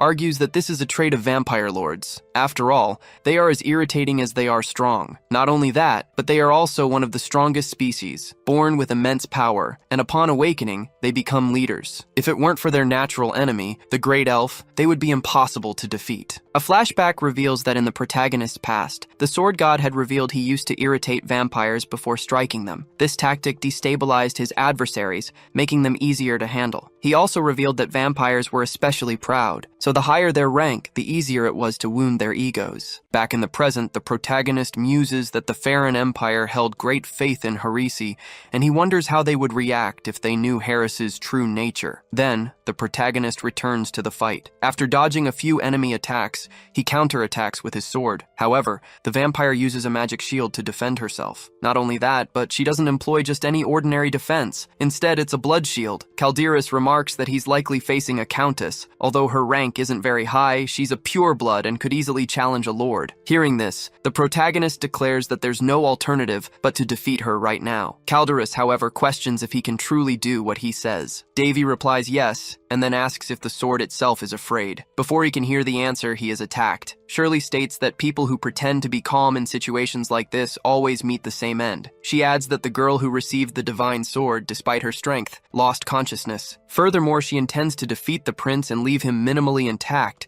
as she needs to present his body as proof of her efficiency. She then attacks Davy, but the protagonist has no intention of making things easy for his enemy. Not only that, but instead of standing still and waiting to be hit, he advances directly towards his adversary. Witnessing Davy's actions, the vampire woman claims it's sheer foolishness and tries to strike him once more. However, the protagonist not only dodges the attack, but also manages to get behind the vampire. He takes the opportunity to scoff at his adversary, claiming she knows nothing, especially when it comes to swordsmanship. The protagonist reflects that swordsmanship is an art that goes far beyond simply swinging a sword repeatedly, and drawing upon all his training, he uses Calderas' skill against the enemy, sending her into despair as she realizes she cannot dodge it. She is immediately struck squarely and crashes to the ground like a meteor entering the atmosphere. After the attack, the surrounding scenery changed so much that the protagonist himself was amazed by what he had done. Calderas tried to say something about his past, but Davy interrupted him. He said that thousands of years had passed since Calderas' creation,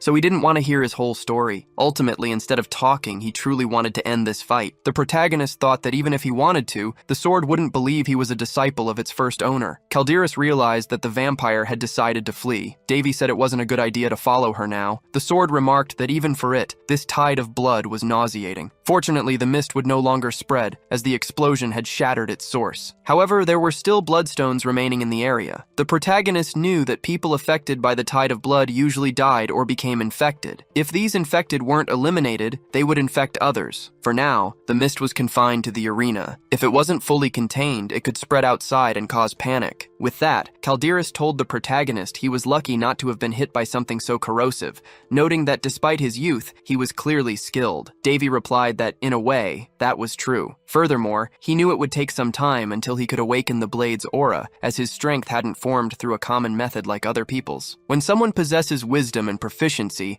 combined with a certain level of skill, that person becomes a master. The protagonist was one such individual. Moreover, the sword was beginning to realize this, as it felt a bit of his immeasurable power. Not only that, but Calderas noticed the protagonist possessed both dark mana and sacred powers, and was surprised, having never met anyone like that before. Davy stated that he usually broke paradigms, but Calderas called him crazy for achieving such a result. However, the protagonist told Calderas that this was actually just the result of hundreds of years of research, but now he didn't want to talk anymore, as he still had unresolved matters to attend to, and since he couldn't do what was needed alone, he allowed Calderas to help him. Davy thought he didn't want to sacrifice himself for the sake of others, but if it helped him regain his powers, then it might be worth it. Even if this wasn't his usual style, he was willing, considering the results he imagined he could achieve. Next, he began to pray to the goddess Freya, interceding for those who had been struck by the tide of blood. Not only that, but he asked the goddess to do something about it, claiming he couldn't do it alone. Upon hearing the prayer,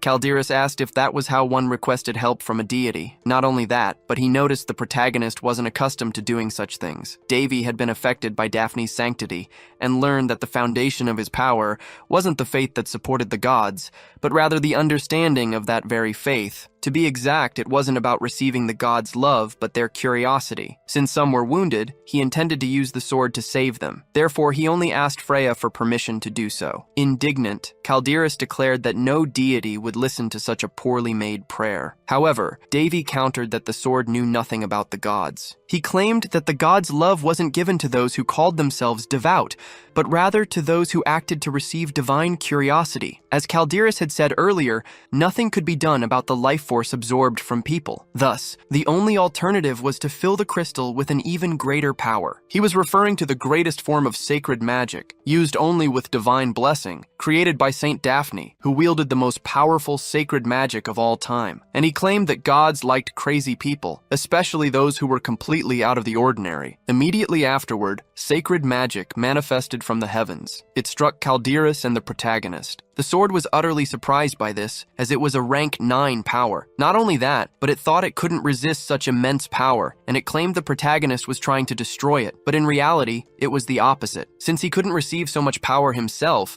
the protagonist used the sword as a receptacle, and now he intended to use this magic to heal the inner arena. Not only that, but the power was so strong that people far from the arena could see a strong, shimmering light. It shone brighter than the sun. Moreover, the protagonist was embraced by celestial wings, and his wounds were healed instantly. Furthermore, the dark magic crystal shattered, and with it, evil dispersed. Davy remarked that the explosion was so strong, he felt like he'd been run over. He also teased the divine sword, saying it had survived after all, but added that it must be quite exhausted. However, despite wanting to maintain control, the protagonist felt something in his back and began to lose strength. As he fell to the ground, something appeared before him. Davy could somehow see his own attributes, like in a system window, and noticed that some things had changed. He also noticed he'd been nicknamed a crazy person, and wondered if Freya wasn't exaggerating with that description. From above, the being he believed to be Freya simply offered a gentle smile, as she had, in a way, seen something interesting in the protagonist. A while later, as he tried to remember what had happened,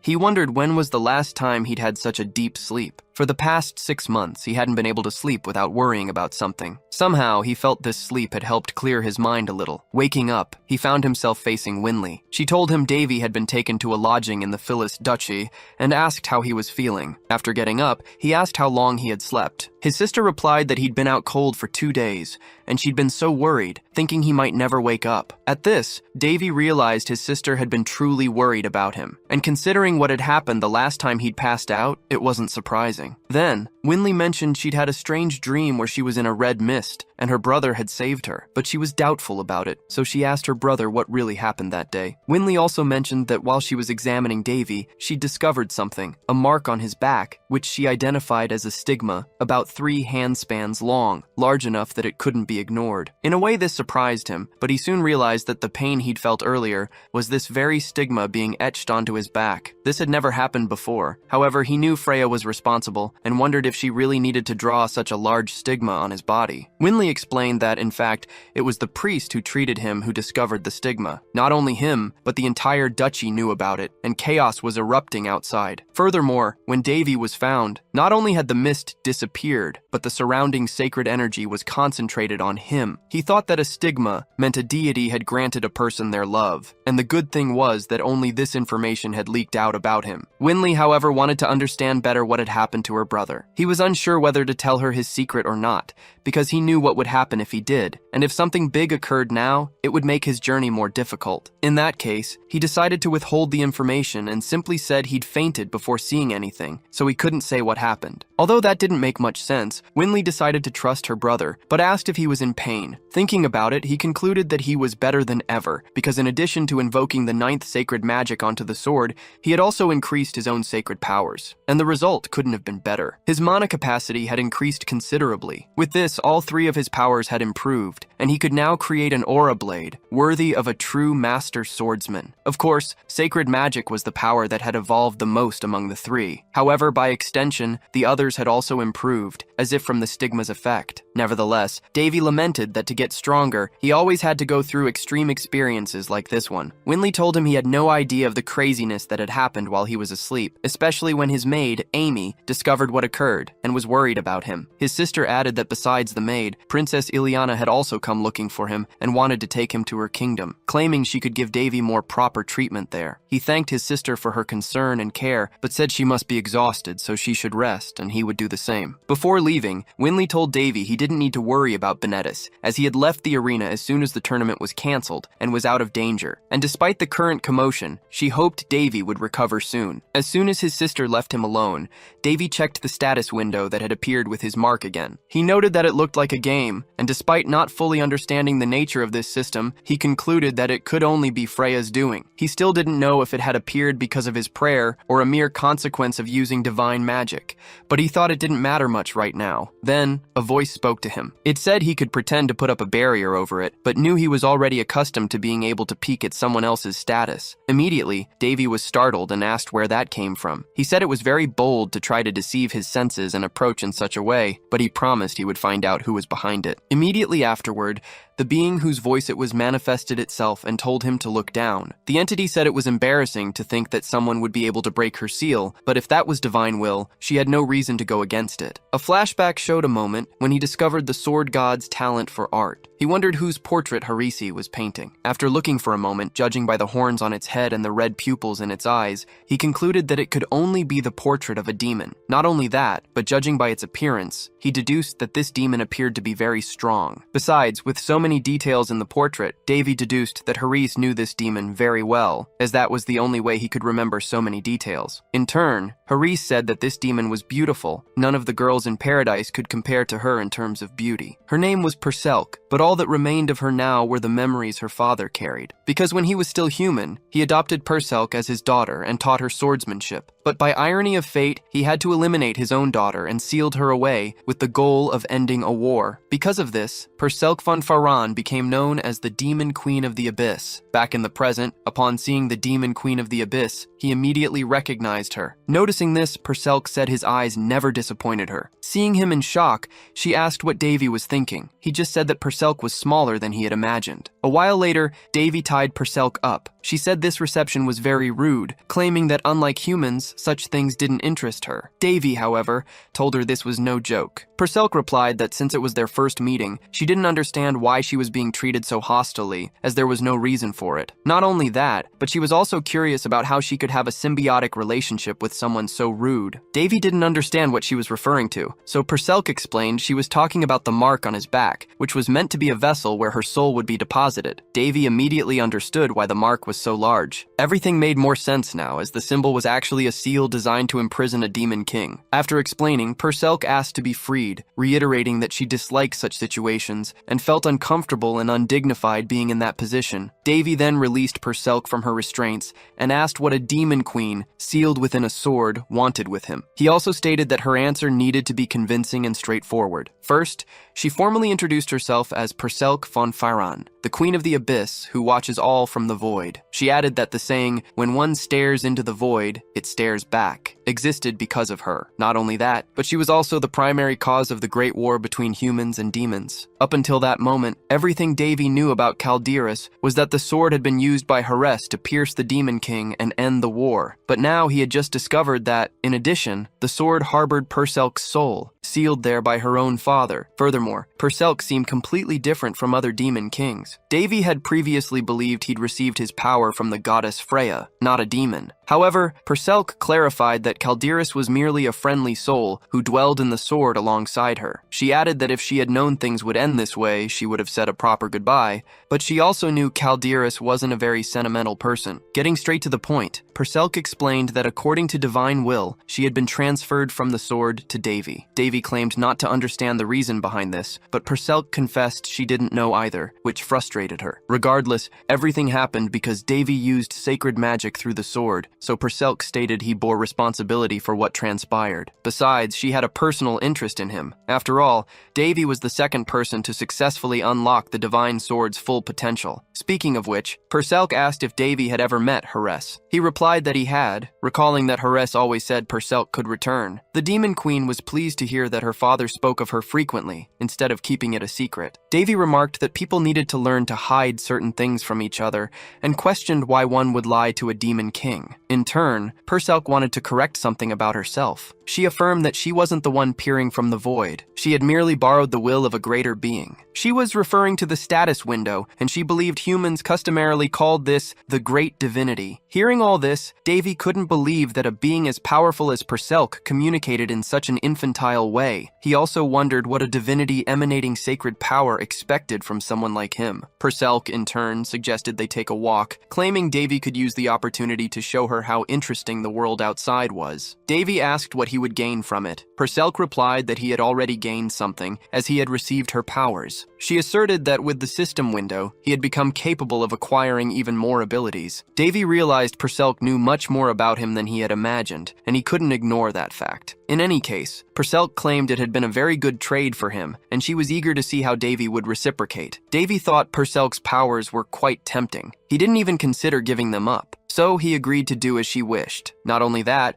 but he had also accidentally gained someone who could hear his secrets without suffering consequences for it. Sometime later, the grand event of the Duchy of Feliste, which was originally supposed to be a fencing tournament, had turned into a celebration following a sudden attack. Amidst all this, Davy became the center of attention due to rumors about his stigma. Because of this, he barely managed to leave his quarters. Perselk, in turn, pointed out that Davy had saved everyone's lives and asked if it wouldn't be better to tell everyone the truth instead of hiding. After all, by looking at the stigma, they would see someone who had received a physical manifestation of divine love. Davy knew that in the past 400 years, only 3 saints had appeared, and a stigma was even rarer, so revealing himself publicly was out of the question. With that, he went to the twins and asked them to pack their bags immediately. He stated that instead of having to explain himself, he simply wanted to leave this place and go home. Winley agreed, reasoning that they hadn't committed any crime and therefore didn't owe anyone explanations. Besides, this wasn't even sacred territory. Davy, in his thoughts, believed that in reality, perhaps only for a short period, this place, along with half the city, truly was sacred territory. Nevertheless, fleeing when things got complicated was the best plan. Mid-escape on their way home, Perselk asked if it would be all right to just leave like this. After all, some people would probably follow him all the way to his homeland in search of answers. Davy replied that it would be fine, as long as something bigger than him captured people's attention. Sometime later, Ileana received news of Davy's escape. She was furious, claiming that Davy had not only left a huge mess for her to sort out, but also left a misunderstanding and fled with his siblings. He had told people that he dealt with the enemy after awakening the sacred sword, and that the stigma appeared due to the powers hidden within it. Ileana, however,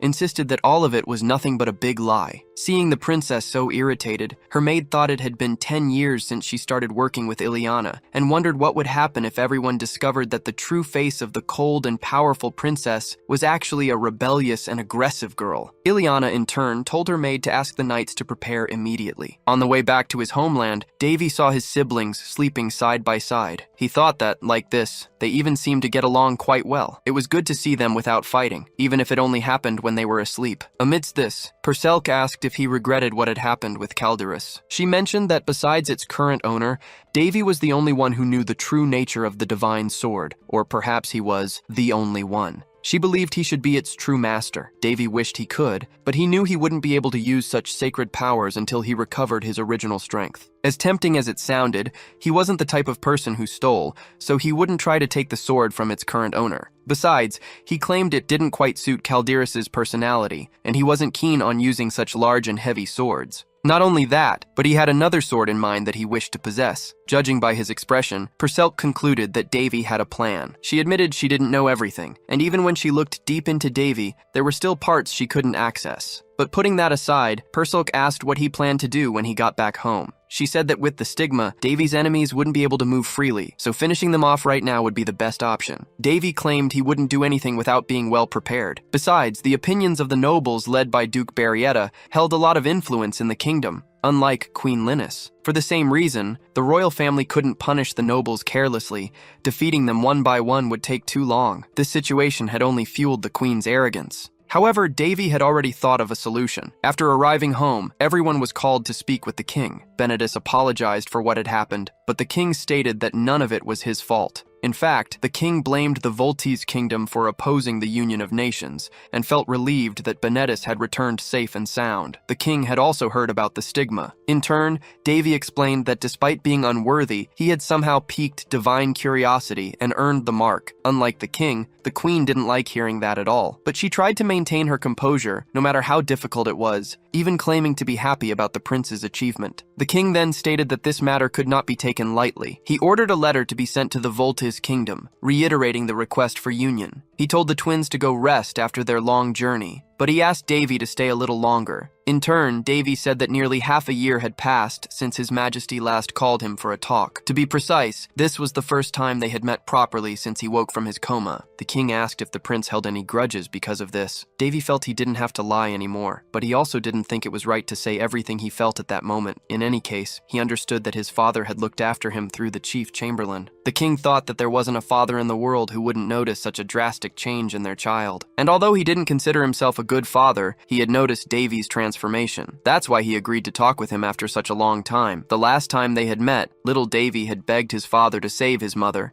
asking if he hadn't been informed about her health condition. Davy insisted that his mother wasn't sick, but poisoned. However, his father completely ignored him and ordered the guards to remove the child from his presence. Even so, Davy refused to leave without an answer. Yet, there was nothing he could do about it. Only 4 years later did Davy discover the truth about his mother's poisoning, but the king had remained silent on the matter. Now, standing before the king again, he asked if his father felt good after abandoning his mother and marrying the enemy for the good of the kingdom. The king said the fault wasn't his current wife's, but his own. However, Davy didn't want to hear about that. He only wanted to know if the king felt any remorse. After all, his mother had called out for him even in her last moments. No matter how much Davy tried to shake off these thoughts, a scar like that didn't just disappear. Besides, he had seen his mother die with tears in her eyes. In turn, the king stated that he was aware he hadn't been a good father. But he claimed that being king wasn't a position that allowed one to do whatever they pleased, as most of the time, a king had to deal with matters they didn't fully understand. So he asked Davy to live in silence and grow stronger each day, because that way, no one would cross his path or stand in the way of his future reign, for that was what he wanted, to pass the crown to his son. However, Davy realized that his father had apparently completely forgotten about his mother, so he said that normally people say it's a son's duty to follow in his father's footsteps, but he wouldn't do that. He claimed that if being a king meant giving up his own family for the sake of the kingdom, then he didn't want to follow that path. And even though many people coveted the crown, Davy asserted that wasn't his case. Therefore, he stated that the king could pass his crown to someone else. After all, he refused to accept that title, even if he were forced to. After leaving the royal hall, Perselk remarked that Davy could be rude when he wanted to be. He replied that it was necessary, and no matter how much she could see into him, certain things never changed. Besides, Davy said he had been able to realize what he truly wanted. After returning to his quarters, he asked Amy not to let anyone bother him for the rest of the day. Then Davy went to his room's window and prepared to leave on a mission, declaring that it was time to enter the rabbit hole. Sometime later, in the kingdom of Raun, owned by the Black Moon Guild, it was reported that Shirley had disappeared. Not only that, but the organization's leader stated that some of her subordinates had also gone missing a few days prior. According to the report, they had failed to eliminate the Roan princes. One of the guild members remarked that there was apparently nothing special about being a Class A intelligence group dispatched by headquarters. The guild master warned him to be careful talking if he wanted to stay alive. However, the man retorted that the missing woman's identity was still uncertain. What's more, he didn't believe some brats could have caused so much trouble. As a true guild member, he would go after the boys and Shirley too. After all, something like this could only be done by a real assassin. The leader's servant asked if it was all right to let this happen. The leader, in turn, said that the man's arrogance would be his downfall, so he let him go. Not only that, but he added that despite being labeled Class A, Shirley was far more powerful than that. Most of the organization didn't know it, but Shirley was a much more dangerous woman than she appeared. However, he couldn't understand how such a woman could fail in an attempt to eliminate defenseless children, only to disappear immediately afterward. He thought he needed to leave, but he wondered why no one was responding to his calls. Just then, the guildmaster realized something was wrong and tried to do something about it. Immediately, however, a blade hovered at his neck,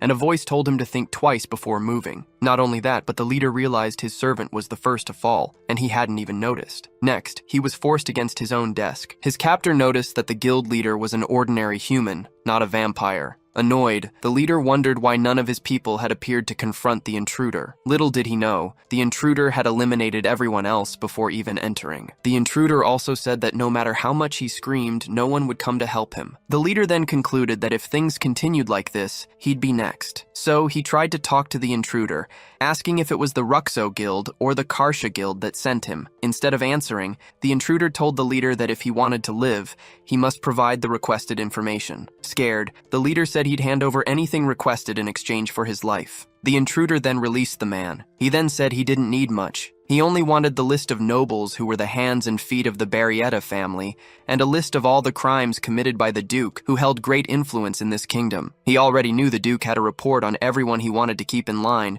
and that those reports were hidden there. The leader tried to flee, but with just a finger, the intruder threatened him, saying he'd only warn him once. At this, the leader concluded he was dealing with a master assassin. The intruder said he was an expert at sensing lies, so trying to deceive him wouldn't be a good idea. Then he asked what the guild leader's next move would be. Sometime later, the intruder appeared with the requested documents. It was Davy himself, disguised. After seeing the list, he concluded there was a lot of information there, but some of it might be false. But there were still other guilds to explore, and he thought he could corner the nobles if he gathered all the reports about them. Perselk said it seemed a bloodbath was coming soon. Davy didn't think that was a bad idea, but he knew he needed to act cautiously. After all, no matter how prestigious a noble is, they'll always have political enemies. Just like his late mother's knight, Marquis Petrice, one of the 3 sword masters of the Round Kingdom. Upon reading a letter, the Marquis fell into despair and immediately went looking for his butler because he'd discovered something terrifying. With this, Duke Barrietta would become the person who helped cut off his own arms and legs. Davy said tonight's concept was a night visit. Perselk then asked what his main objective was. The protagonist said she already knew the answer. He wanted to protect his family, have food and a place to live, avoid difficult situations, and live a long, healthy life. Perselk said it was strange to hear a prince say that, as it was exactly how he lived right now. In that case, the protagonist said she needed to know one thing. He'd be leaving the kingdom soon and going to a small territory he was given as a member of the royal family. There, he'd build his future. What's more, this territory was in the most advanced city on the continent. Revenge was something he'd pursue along the way, but it wasn't his main goal, and he wouldn't let something so small ruin his life. Perselk said that if he were king, he'd make his desire a reality faster, adding that being a king wasn't much different from managing a territory. Davy, however, claimed that managing a smaller territory was much easier than governing a country. Besides, he wanted something simpler. His wish was to have a place he could call home. Back in the royal hall, the queen declared that Prince Davy was the kingdom's pride for possessing a stigma. She then asked why the king hadn't rewarded him for such an achievement. She argued that since the prince had already recovered and even received a territory, it wouldn't be a bad idea to send him to manage his own land. Some people didn't understand why the queen had suddenly started praising the prince. She thought to herself that she would never do such a thing under normal circumstances. But after the failed attempt to eliminate the princes, coupled with Shirley's escape, things had become much more complicated. What's more, the intelligence guild where the Duke stored his information had been attacked in 7 different locations on the same night, which deeply worried her. The guild leader himself had brought the news to the queen, claiming they were attacked by a monster that was impossible to defeat or even locate. As a result, the queen's fear only intensified, as she knew what could happen if the information she was hiding fell into the wrong hands. After all, she could be accused of trying to rebel against the crown, and the documents proved it. On top of that, she was starting to distrust Marquis Petrice. She suspected he might be supporting Prince Davy against her, and in that case, the solution was simple: get rid of the Marquis. However, since she no longer had Shirley to assist with such a task, the best she as queen could do was try to remove the prince from the royal palace. She had suggested distancing the prince, but hadn't expected the king to agree so easily. Yet the opposite occurred. The king argued that it wasn't right for an adult, uncrowned prince to continue living in the palace, so he called the chief chamberlain to prepare the prince for his departure. Surprised, the queen wondered what the king was thinking. Sometime later, the protagonist was summoned to speak with the king, but he wasn't surprised. He knew that sooner or later, the kingdom would recognize him as a threat and decide to remove him. The king told Davy to go to his territory and develop it to prove his worth. Perselk commented that the king was probably afraid his son would rebel,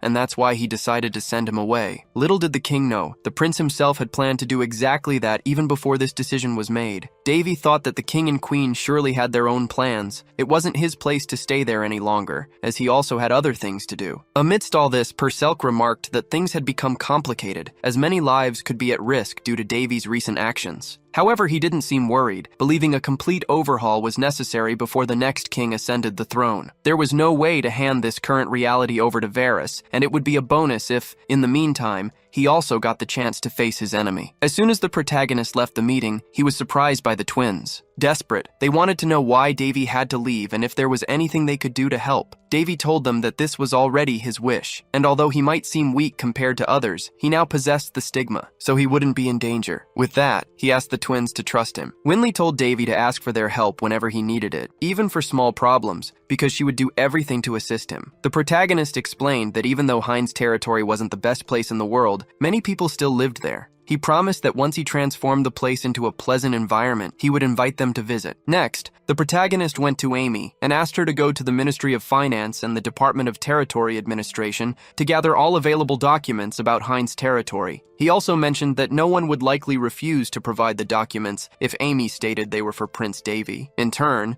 Purcell commented that the protagonist seemed to believe he was invincible. She found the situation quite interesting. She also mentioned that her mother loved eccentric things. What's more, even with his great powers and abilities, she noted that Davy hadn't become an insufferable, arrogant person. At this, the protagonist asked if she was feeling empathy. Purcell replied that Davy was quite passive compared to her mother, so it was possible she genuinely felt empathy for him. Not only that, but she told him to feel flattered because the Demon Queen had become his fan. In a way, Davy said, that was an honor. Sometime later, Amy appeared with the few documents she had found. Even though there were only a few, the protagonist understood that the territory was a remote village. And, thinking about it, maybe that was for the best, as he'd have more freedom to develop it. He was eager to pioneer this new place, and not just him, Purcell was too. However, she took a look at the documents and discovered that Heinz territory was a cursed land. But she wasn't surprised. After all, a territory wouldn't be given to Davy without some kind of catch. The protagonist couldn't disagree. Not long after, all the preparations for their departure were complete. Amy asked if everyone who was going with Davy was already there. He replied that he didn't have many allies, since only a few had sworn an oath of loyalty. Next, Marquis Patrice introduced himself to the prince. He told Prince Davy that leaving the palace now was the right decision, adding that even though he wasn't a crowned prince yet, that could change in the future. The Marquis also remarked that Davy had grown up quite a bit, and if his mother were still alive, she would undoubtedly be proud of him. Davy disagreed, stating he was a dishonorable son. However, the Marquis countered that if that were truly the case, he himself would have to be buried alive for failing to protect the prince. Davy had actually discovered Patrice was an ally when he invaded the Marquess's home and found evidence Patrice had gathered about those behind his mother's assassination. Patrice then told Davy to contact him if he ran into any trouble, assuring him he would help as much as he could. Davy pointed out that if rumors spread about the Marquis helping him, it would cause absolute chaos. Patrice, however, replied that if he didn't help the prince, his vows would have been meaningless. In that case, Davy stated he would turn the small village into his new home and hoped the Marquis would continue to fulfill his duties from within the palace. Davy liked the idea of having an ally inside the palace, hoping that in his absence, the Marquis wouldn't give his enemies a moment's rest. However,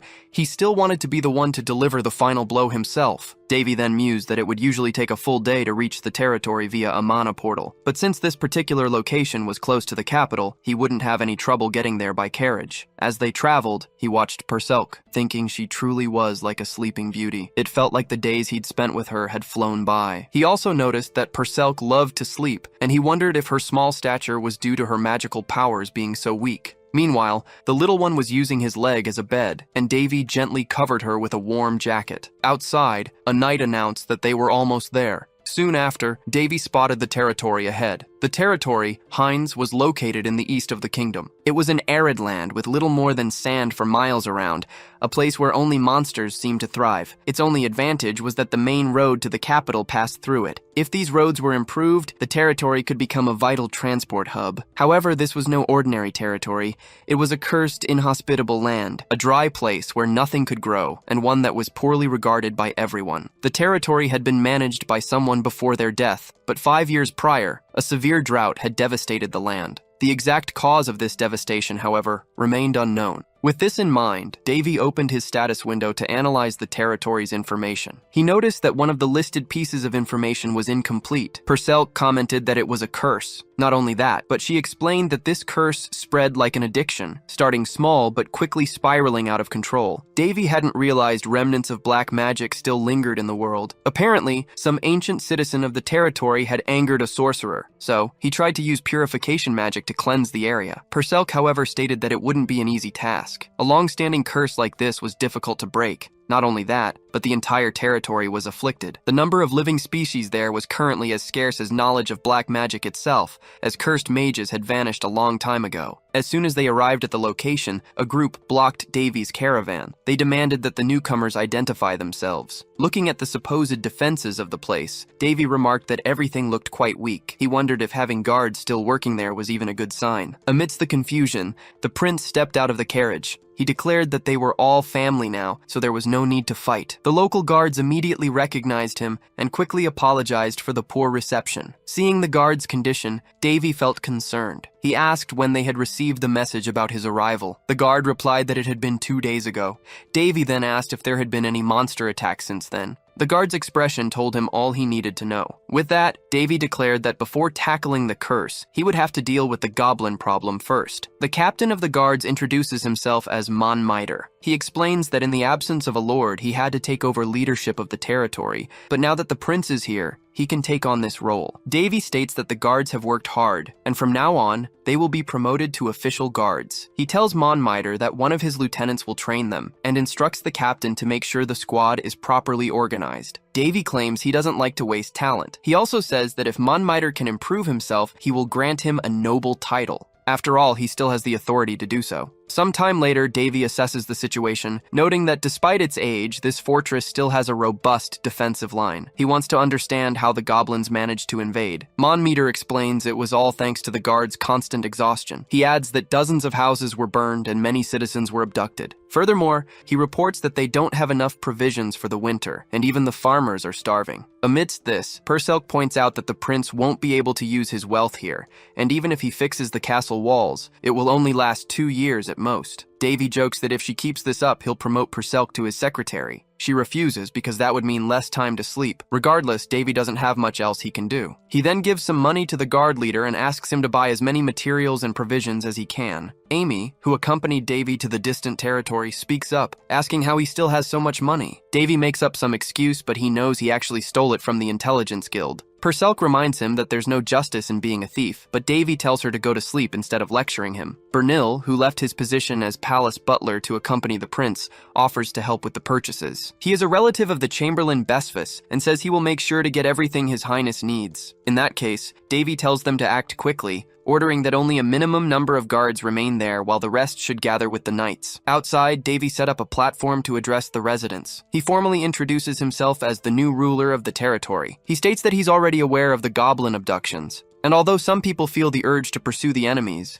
many are afraid and prefer to hide. Even though not everyone is a warrior, the prince insists they cannot do nothing. Otherwise, sooner or later, the goblins will return and repeat their actions. He doesn't just want to defend against the goblins, but to eliminate the problem once and for all. Some residents speak up, agreeing that the prince's words make sense, but they are the last line of defense remaining and can't do much in their current state. However, Davy claims they only need to act successfully once for the attacks to stop. Davy knows that to some, he's just another noble confidant in his own bloodline, but incapable of doing anything. Yet, he asserts that he is not just a prince, but the lord of Hein's territory, and now everyone here is his family, so he will take care of them. After all, he's not the type of person who lets his family die. He knows that mere words won't convince everyone, but he claims to possess a stigma sent by the gods, which might increase his credibility. But if it's still hard to believe his words, he asks people to take it as an order, and he declares that no one will die without his permission. Sometime later, Davy enters the demon forest accompanied by a group. However, Perselk says that taking these unprepared and exhausted men to hunt goblins is a terrible idea. Davy, however, points out that they have 150 men, which should be enough. Even so, Perselk says that being overconfident might not always help him. Besides, numbers can always change. Davy claims to have everything under control, prompting Perselk to remark that making it seem like he's always right is the characteristic she admires most about him. Next, the guard leader says that as soon as they cross this mountain, they'll find the place where the goblins are gathered. Davy comes across the location and realizes it's an abandoned village. However, he doesn't know how orcs and goblins could live in a place like this. Monmeter explains that it's a ghost village, currently serving as a goblin encampment. One of the young men is seething with rage because the goblins killed his friend. Davy approaches him and says he understands his feelings. He then tells them to use that anger to fight bravely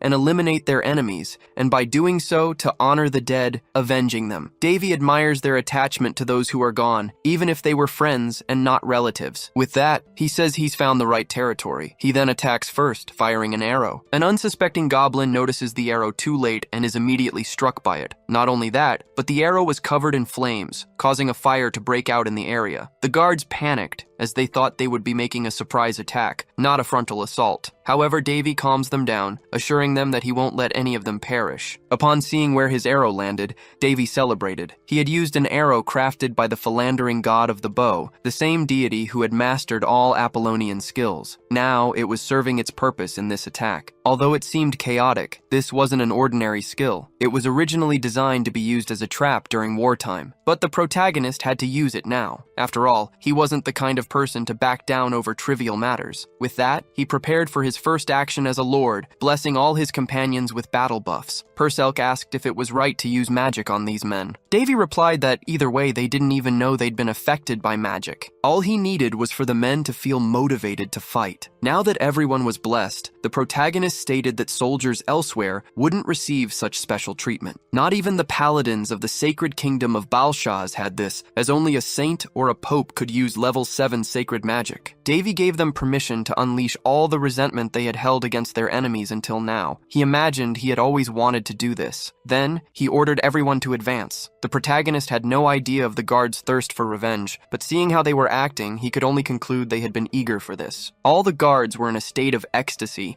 and the goblins, who usually terrorized humans, were now feeling that very same fear firsthand. It didn't take long for them to be cut down. The guards, who had previously lacked confidence, now realized they were capable of fighting. Davy noticed that in a short time, the battle had actually turned into a goblin massacre. He let the guards vent their rage while he stayed on the sidelines, acting as support. Soon he healed those who had been wounded. He also reminded them that he hadn't authorized any deaths, so they needed to be careful because they weren't invincible. However, he added that anyone who got hurt would be healed, so they didn't need to hold back. Seeing such a vast disadvantage on the enemy's side, the protagonist almost felt pity for the goblins. Regardless, it didn't take long for the guards to finish them all off. Not only that, but they also thanked their new lord. However, the protagonist wasn't used to such praise and felt quite awkward, so he told them it was too early to celebrate, as there were still people to rescue and he needed to find them. As he walked, the protagonist reflected that his intention had only been to eliminate the guard's fear, but this had resulted in an unexpected effect. Now, everyone admired him perhaps a bit too much. The next day, before the subjugation, the guards seemed prepared for a holy war, even though they were only going to eliminate goblins. However, their lord only called 10 people to help with the mission, leaving some disappointed as they had also wanted to participate. The guard leader remarked that their lord was just a boy who had recently turned 16, and he probably thought Davy was simply enthusiastic about his first victory. He believed it wouldn't be long before Davy understood how things truly worked around there. Soon after, the young guard was surprised. He saw their lord returning safe and sound with the rest of the group. Both he and the other guard were left dumbfounded. After all, they realized that with just a few people, the lord had managed to subdue the remaining goblins in a short amount of time. The protagonist sensed that some people might think the guards who accompanied him had been hypnotized or something similar, but he just wanted to make sure everyone returned safely. Perselk warned that if this continued, they might end up developing a pseudo-religion or something similar. However, Davy stated that there were still some goblins left, so he would have to continue with the expeditions. While he took some with him, others would stay behind and prepare for winter. He thought everything would return to normal in a few days, and the excited guards would calm down. At least that's what the protagonist believed at the time. After that, rumors spread far and wide, and he gained the reputation of a saint among the people. Not only that, but some guards even started escorting the lord as if they were priests of a religious leader. Thus, this became the first time the protagonist regretted something since waking from his coma. Anyway, way, the protagonist earned the people's trust, unlike many others, and that's important to him. According to Astria, the king who conquered the Palladian Empire on the continent of Bord, and also the man who taught Davy how to use a spear, even when governing a small territory, a ruler deals with people, not cattle. Therefore, people need to willingly follow their leader. Even though Davy didn't learn much about politics from Astrea,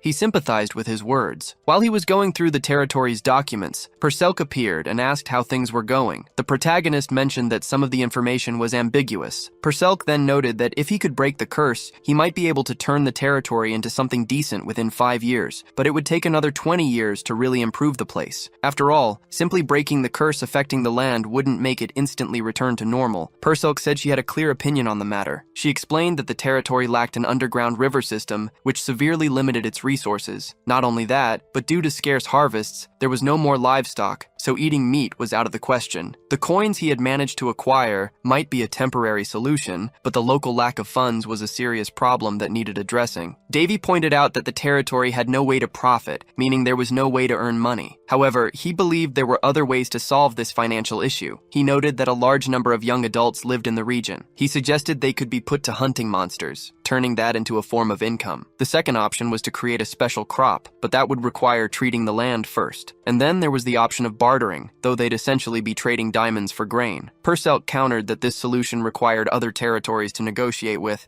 and currently, they had no options, let alone products to trade. Davy, however, wanted to analyze the territory himself to be sure, convinced he would find something. He was willing to use whatever was available, no matter what it was. As he searched, he recalled that his dream was to own his own building. Right now, though, he only owned a pigsty. Yet, he remembered these lands were once fertile. The previous owners abandoned them, and then a lord took possession. Davy knew that somewhere there was a mage's hideout, and that mage was responsible for the curse. He wanted to find them to undo what had been done. However, he hadn't yet replenished his divine power, so it would be difficult to undo such a powerful curse without his full abilities, especially since he lacked power reserves. He even considered asking to borrow Calderis again, imagining he could convince the princess with some random excuse. Perselk, however, didn't recommend he try that. In that case, Davy stated there was only one alternative left. He then said there was something right here, practically begging to be used. He then placed his hands on the ground and performed a curse rearrangement. Perselk said she had never seen magic like that before. The protagonist mused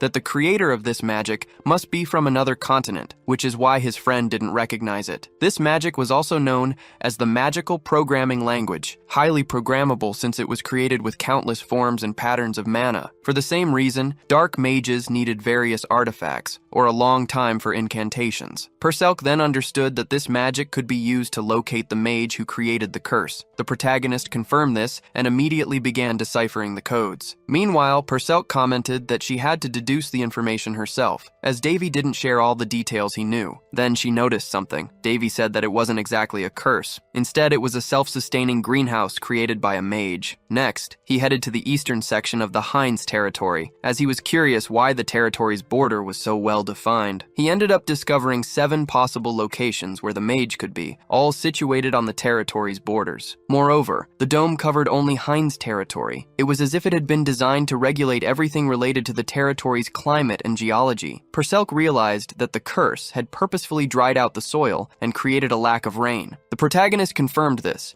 adding that so far his technique had only managed to locate one of the curse's effects. He still didn't know why it was created, but he did know that the creator's intentions were to turn Heinz into a desolate territory. So, he wondered, what would happen if he removed the curse? Davy imagined that with the right configuration, he could even turn this vast desert into a tourist resort. Following his clues, he arrived at some ruins. He was surprised to find such a place amidst raw rocks, but judging by the architecture, he didn't think the construction predated the Great War. Perhaps the dark mages weren't even aware of this place's existence, but apparently, the curse hadn't activated out of nowhere. Besides, the place was eerily quiet. Then a golem appeared, and Perselk remarked that he had spoken too soon. Perselk stated that this wasn't a common golem. It seemed to be using a magic stone as its energy source. What's more, they could possess special abilities. However, the protagonist could only think of one thing. He was attacked but managed to dodge. Not only that, but he ended up on top of the golem. As he tried to grab the enemy's gem, he muttered, "This smells like money." He celebrated upon grabbing the precious stone,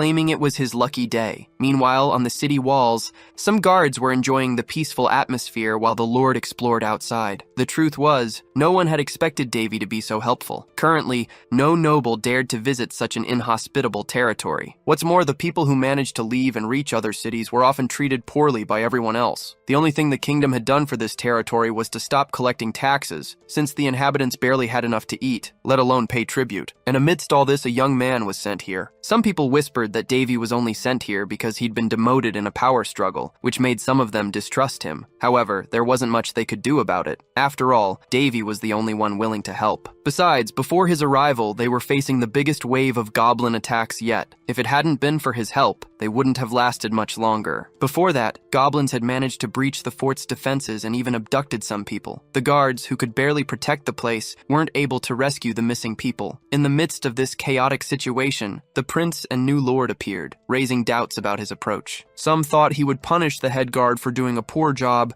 but if Davy had done that, many would have turned against his leadership. However, contrary to expectations, the new lord handled the situation very well. He also created an opportunity to counterattack the goblins and even called the inhabitants family, a gesture that gave some hope that the abducted people might return home. Davy inspired many with his words and actions. Even though he didn't like being called a saint, he became an important figure among the people, glorified as a deity. It was easier for these people to believe a miracle had been performed before their eyes than in an untouchable deity who hadn't manifested to help. A boy helping with the repairs said it was great that the new lord had dealt with the goblins. However, he doubted if this territory had any future. Long before the goblin problem, drought had already devastated the territory. Adding to that, the lack of rain had ruined any attempts at planting. Priests and mages had been sent to try and reverse the situation, but all of them failed. Everyone's conclusion was that this couldn't be solved by human hands. So, no matter how blessed the new lord was, they believed not even Davy could fix these lands. Speaking of our protagonist, he knew that magic crystals were a natural formation of highly condensed and pure mana. Compared to a regular stone of the same size, a mana crystal was 100 times more valuable and powerful. That's why he went crazy when he saw some of these on the goblins' foreheads, and he didn't hesitate to try and get those crystals. Even though he said the task wasn't easy, Perselk disagreed, having seen him deal with the goblins effortlessly. Davy thought the only known fact about mana crystals was that they could be found in ancient ruins, and only in small quantities. This only increased their market value. Despite that, the protagonist wondered how long the money generated by these items would last. Moreover, Perselk said he couldn't just show these items to any buyer, as that would raise suspicions. Anyway, the protagonist continued his path until he found a crystal much larger than the others. Not only that, but he realized this could be the energy source of the curse. With this, he understood Perselk was right, as many had started wars to obtain a crystal as large and valuable as this one. Besides, the crystal was full of pure mana. Davy imagined that if he could use it, he'd be able to freely cast ninth circle spells. So he decided to try, but he noticed that, unlike its external appearance, Davy thought the code's structure was overly exaggerated, just to cause a drought in the territory. He suspected there was something hidden within it. Even though it was difficult to manipulate, he wanted to try and find out. And amidst his search, he ended up finding some energy cores which were hidden within the source code. Seeing the change in the magic's behavior, Perselk asked what Davy had done. He replied that to start, he had spread a bit of water in the area. But there was a catch. With so much water already stored in the clouds, everything accumulated would fall as a single massive downpour. It would be a huge storm. Far away, a discussion was taking place. Some nobles were talking about Marquis Patrice, and they believed that if he continued to act independently, it wouldn't be long before the aristocracy disintegrated. So, they tried to find a solution to prevent any of the evidence from being used against them. For the conspirators, it was as if ghosts from the past were emerging to haunt them, as now several enemies were appearing out of nowhere. Furthermore, the Queen had not commented on the situation, nor even on Prince Davy's stigma. Rumors claimed the stigma was so powerful that the boy couldn't control it, so they figured it shouldn't become a problem for them. Besides, the Sacred Kingdom was in the same boat, meaning they couldn't acknowledge the stigma's truthfulness. Not only that, but some believed that instead of worrying about a mediocre prince, they should focus on what truly mattered. mattered. Amidst this, Duke Berrietta drew attention to another matter, stating that the cohesion of the aristocracy wouldn't break in a single day. He also said that one must fight, even if it means taking every risk in the world. However, he believed the correct course of action was to find a way to recover the stolen secret information. But, in the worst-case scenario, they should also prepare for war. A servant stated that he would make all the necessary preparations. Immediately, the Duke instructed him to do so discreetly, as this secret could not be exposed until everything was ready. Berrietta felt that his colleagues were greatly underestimating Prince Davy. Unlike them, his instinct told him not to make the same mistake, as something had happened to the prince after his coma. The moment he gained influence and support, he would likely show his true colors. However, he believed that as long as Davy remained in Hind's territory, he wouldn't be able to do much. After all, he wondered, what could the prince possibly achieve in a barren, dead land? Contrary to what Duke Berrietta believed, the protagonist made it rain under the Hind skies for the first time in years. Still, he admitted that doing so was not an easy task. Back home, he mentioned that it would take a few days before they could start planting. He could tell this just by looking at the magic crystal, which functioned like an operating panel. Moreover, it was connected to all the other magic crystals in the region, working as a kind of remote control. With this, Davy asserted that he had control over the region's weather, and since humans are naturally lazy, having something like this was quite useful. He had also stored the other crystals he collected in magic bags, and wanted to wait for the land to recover before acting again. A week later, the protagonist went for a walk, and immediately his fans appeared. Davy asked why they were doing this. One of them replied that they couldn't just stand by while their lord worked so hard, which was why they were offering to do heavy labor. The protagonist wasn't sure if they would be able to handle so many tasks. Regardless, he said he had something simple for them to do. He had asked the knights to prepare land for planting, so he wanted everyone who could to cultivate that land. He also stated that they had 4 days to plant, and if they couldn't manage it, they could give up without any issues. Davy explained that he would reward their working hours, depending on how much effort they put in, but he wouldn't let anyone work without getting paid. The leader of the guard said that despite the climate change, cultivating such an enormous plot of land in just 4 days was impossible. However, the protagonist didn't understand why. After all, the land had already been used for planting, so they should have equipment to assist with the work. While Monmouth worried about the population, some were only concerned with what they would spend after getting paid. At that, the leader of the guard said they should be grateful for everything their lord had done, and not try to take advantage of his kindness. However, the protagonist was not foolish. Was not. He used his magic to increase the physical strength of the workers, and just as he had done with the guards, he gave these people the necessary motivation. Monmitter was quite surprised to see this, but at the same time, realized it would be useful. In turn, Davy told Monmeter that he would discover a new world once he started using a pickaxe. Moreover, if he had Calderis, he could give the workers an even greater buff. Monmiter asked what the Lord intended by giving them so many things. Davy explained that his desire was to turn this dead land into a source of income, because the fastest way to earn quick money was through large quantity and scarcity, and the product that satisfied both conditions was abundance. Even Purcelk realized that Davy's intention was to address both quantity and scarcity. Unlike her, Monmitter still didn't understand and asked how the Lord intended to do this. The protagonist explained that his plan was to plant moonflowers, in addition to the other provisions they needed. Lunar plants can't be grown on the eastern continent because the weather conditions are always changing and difficult. Plus, it's super expensive to import lunar flowers from the west, as they're used by mage towers and alchemists to create potions for the temple. They're not just expensive, they're scarce, leading to huge competition for them. Knowing this, Monmiter says they can't grow these plants there. However, the protagonist, Davy, knows he literally has control over the local climate in the palm of his hand. He says all he needs to do now is visit the vegetarians living in the forest. Obviously, he's talking about the elves. Sometime later, in the land of the elves, Yuria Helishan, the chief of the forest elves, says the spirits warned her about a visitor. Her master Medes appears and apologizes for arriving unannounced. Yuria, however, assures him he's always welcome. She mentions she recently got some excellent tea leaves. While drinking the tea Yuria serves, Medes says he had a dream recently. She then asks what dream brought him all the way here. Her master pauses for a moment before answering. He then reveals that his dream showed a curse had fallen upon this forest. Yuria recalls her master always saying that the work of spirits comes from nature, so something like this is both expected and natural. But her master insists the forest is drying up. He also tells Yuria that this isn't her true home and asks her to return, wanting to take her to their hometown, to the embrace of the divine tree. Yuria, however, declares this is her home now. She has no intention of going back to the place her master calls home. She suggests her master can take the other elves living there so they don't suffer from the curse. Medes doesn't want to take everyone and leave Yuria behind, claiming she won't survive if she stays. But Yuria replies that if that happens, it would be the will of nature. She's very attached to her new home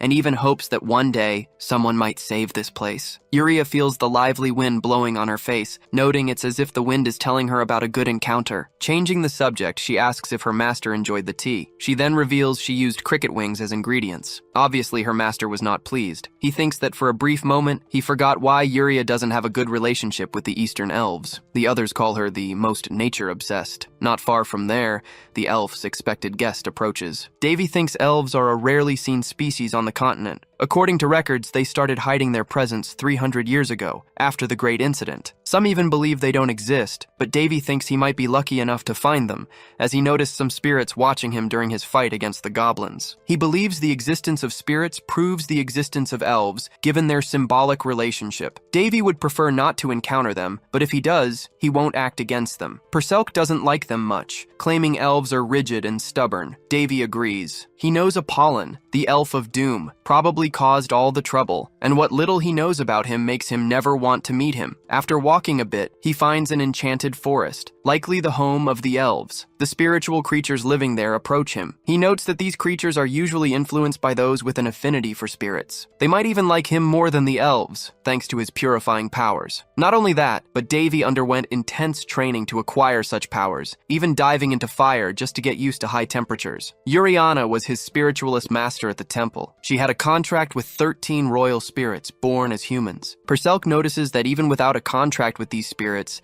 Davy also has an affinity for them. Plus, the fact that he possesses dark mana doesn't interfere with his relationship with good spirits. Perselk then asks how he plans to find the lunar flowers. Davy replies that actually he doesn't even know if these flowers can produce seedlings. After he says this, a small creature places a tiny flower in his hand. Shocked, Perselk asks if it's what she thinks it is. Davy confirms, yes, a lunar plant. Right after that, they discover a garden full of these plants, hidden inside a cave. He then thanks the spirit that guided him there. Perselk realizes there are a lot of lunar plants, enough to replant near their territory with some left over. However, she notices Davy doing something strange and asks, what exactly is that? Spiritual power is based on mana, divine power, and dark mana. Anyone with the power can see spirits. The only difference is the level of affinity a person will have with them. Therefore, the protagonist can confidently admit that there are no spirits he cannot summon. At this point, Perselk asks if he's planning to form a contract with a spirit. Davy explains that this is the Garden of the Moon Goddess, and as the name suggests, the place belongs to the spirits. If someone picks one of these flowers without their consent, a disease will befall them. So, he knows he can't act carelessly. With this in mind,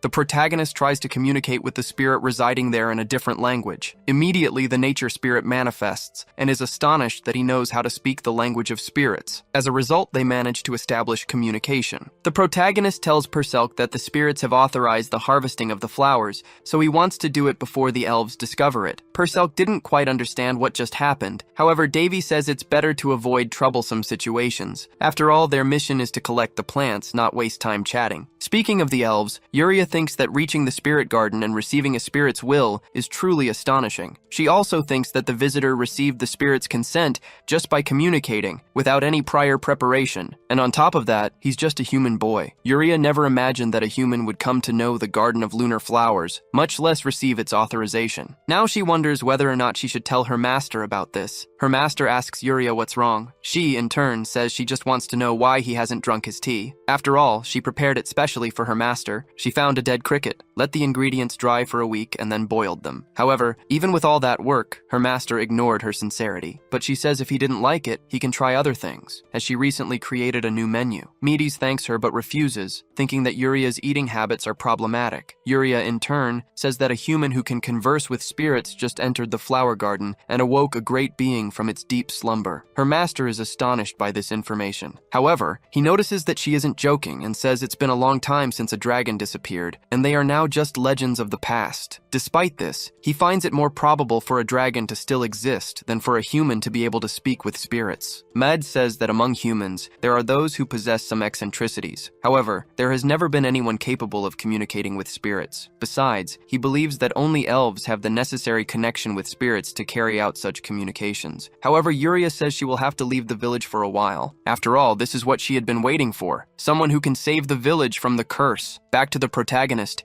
He wants to know why the work that should have been done in only 4 days was completed in half a day. His ally says that all the workers are enamored with the Lord and want to repay the kindness he has shown. Davy can't complain. After all, this was the result he was looking for, but he knows that in the long run this won't work. The production of lunar buds began in earnest, and using the watchmen they started the plantations, but suspicious voices began to be heard throughout the territory. This raises a question for the protagonist. If the plants will really grow in his territory after all, he knows that lunar buds take up to 5 months to grow. It's also necessary to have the power of spirits for the flower to bloom. However, he only wants to sell the leaves and not the whole plants. Monmater tells the Lord that they don't have the necessary skills to cultivate lunar plants, and claims that the leaves are slowly drying. Davy claimed that rain would soon arrive, thus solving the problem. However, a few days later, not only did it not rain, but the temperature also rose, and the workers became worried. Even so, the protagonist had everything under control, and for the past 4 months, he controlled the temperature and climate as he pleased, eliminating any worries. It wasn't long before the news that lunar plants were being cultivated in the Heinz territory spread. Besides, the nobles know that the current lord of the territory himself is leading this experiment. The master of the Red Tower of Mages, known as Sage Harrison,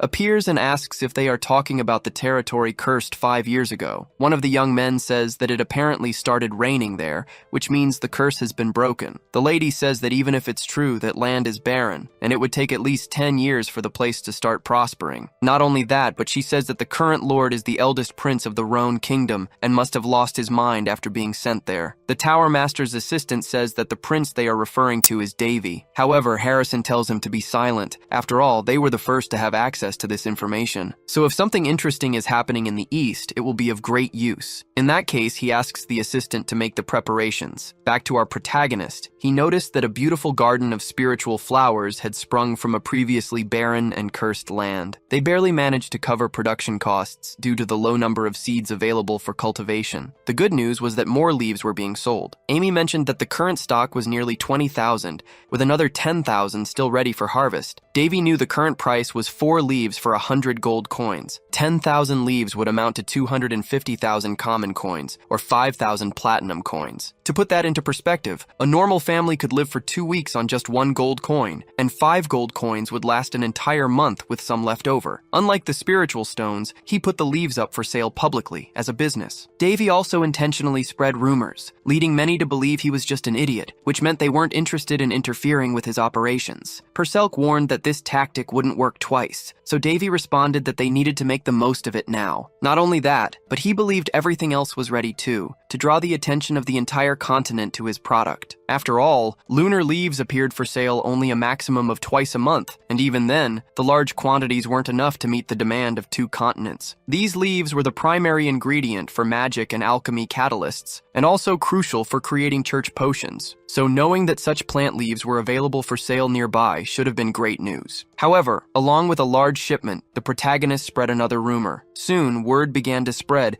that the lord attempting to grow the leaf business had fallen ill and was bedridden. Davy did this, believing it to be a necessary evil. It wasn't uncommon for an expensive product whose price was high due to scarcity to see a sharp price drop with an increase in supply. Therefore, if he were to distribute them without any reservations, the price of the leaves would obviously plummet. To maintain high prices, he wanted to create an artificial shortage, allowing him to charge whatever he wished when he resumed sales. Amidst all this, a crowd gathered before the protagonist's gate. He realized that within a few days of the rumor circulating, the region had descended descended into chaos. All the merchant groups, organizations, and even priests had come there, demanding answers. Amy reported that she had informed everyone the Lord was bedridden, yet they insisted on seeing the products. At this point, Davy realized he would have to do something about it. Meeting with his staff, he asked Monmeter about the security of the territory. His allies said they were doing their best, but claimed they needed more people working at the security posts. After all, it was difficult to handle so many visitors at once. In response, the protagonist ordered that anyone appearing suspicious should be expelled. He knew he had the advantage in this situation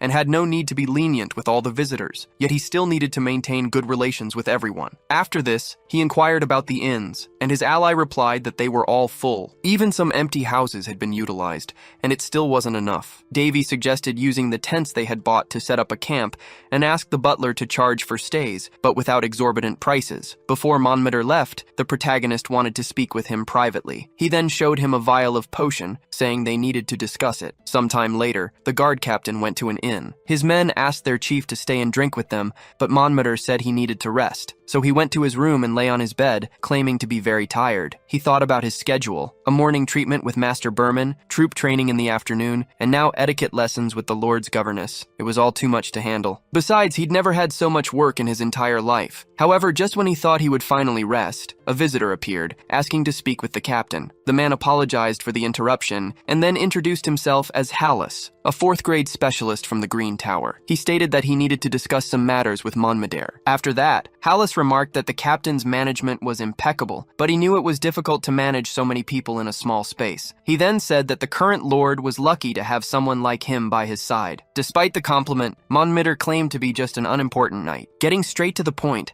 Hallis said he would like to meet with the lord, but his quarters were closed to visitors. He then asked if Monmeter couldn't help him with that. The captain explained that the lord had fallen ill from working so hard, and until he recovered, he wouldn't be able to receive visitors. After all, the lord's health was more important than business. Hallis claimed to understand his reasons. However, he added that the Green Tower had no time to waste. He then placed a bag of money and precious stones on the table. Monmeter immediately stated that he didn't accept bribes. However, Hallis argued that it was actually a gift, and he wanted nothing in return other than Monmeter's friendship. The captain said he wasn't used to receiving gifts like this. Hallis, however, told him to accept it as a reward for working so hard. Besides, it wouldn't be missed by him, and he believed Monmeter would make good use of the money. However, Monmeter was already prepared for situations like this. He thought to himself that everything was unfolding exactly as his lord had predicted. During their private meeting, Davy reminded the captain that he was his right-hand man, and that it wouldn't be long before some tried to turn him against the lord. The protagonist told Monmeter that he might be tempted with bribes or pressure, but he asked the captain to choose those people carefully and discreetly. He also told Monmeter to accept any bribes, pretend to help them,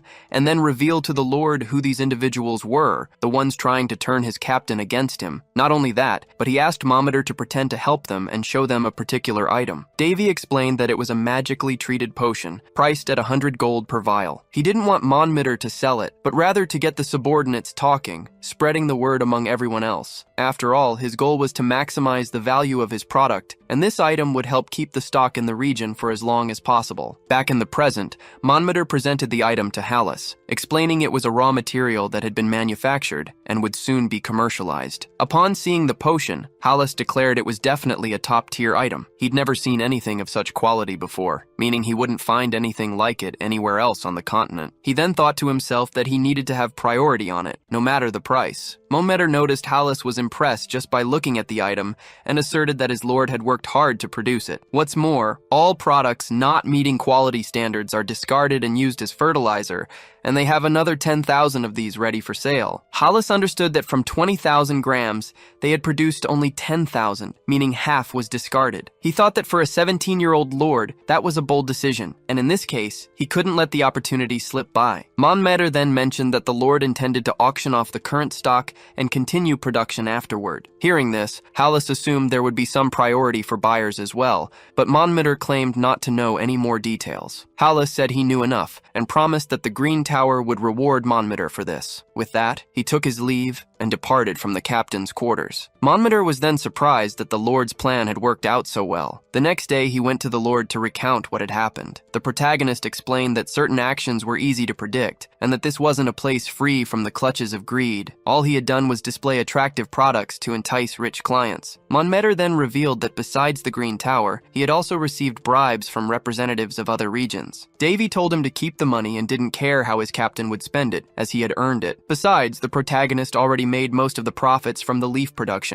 so he didn't mind leaving Monmouth with that money. After all, he wanted to keep him close. Purcell asked if the protagonist was sure he would be fine standing up to the other larger groups. He replied yes, explaining that once the rumor spread, many would want long-term agreements. Branches of various towers and alchemist groups would want to establish themselves in this region, which would transform from an empty territory into something bustling and prosperous. With that, profits would increase, along with an increase in population. Davy knew that in a way, the ancient curse had served to keep the territory empty for him. Now he just needed to manage the new administration. At one point, Euless, the Red Tower Master's ally, reported that the other magic towers planned to invest in the Hines region with money and relocation. He wasn't sure if he should do the same, so his master said that despite becoming an elder, Euless was still too cautious. He also said it was normal to make mistakes and trusted that Euless would make the right decision. However, Euless argued that it didn't make sense for the regional lord to insist on auctioning off his goods. He reasoned that despite needing more investment, selling directly was more profitable, which made it seem like the lord was intentionally devaluing his own product. Euless didn't quite understand the reason behind this strategy. Little did he know that the protagonist was secretly selling directly to the Western continent. Unlike Euless, his master believed the lord was smarter than he appeared. Harrison explained that in a small region like Hines, there likely weren't many inhabitants, and they could only buy what was sold within the region itself. Therefore, the lord was accelerating the territory's growth while saving as much money as possible. Furthermore, the territory had geographical advantages for being situated between major trade routes,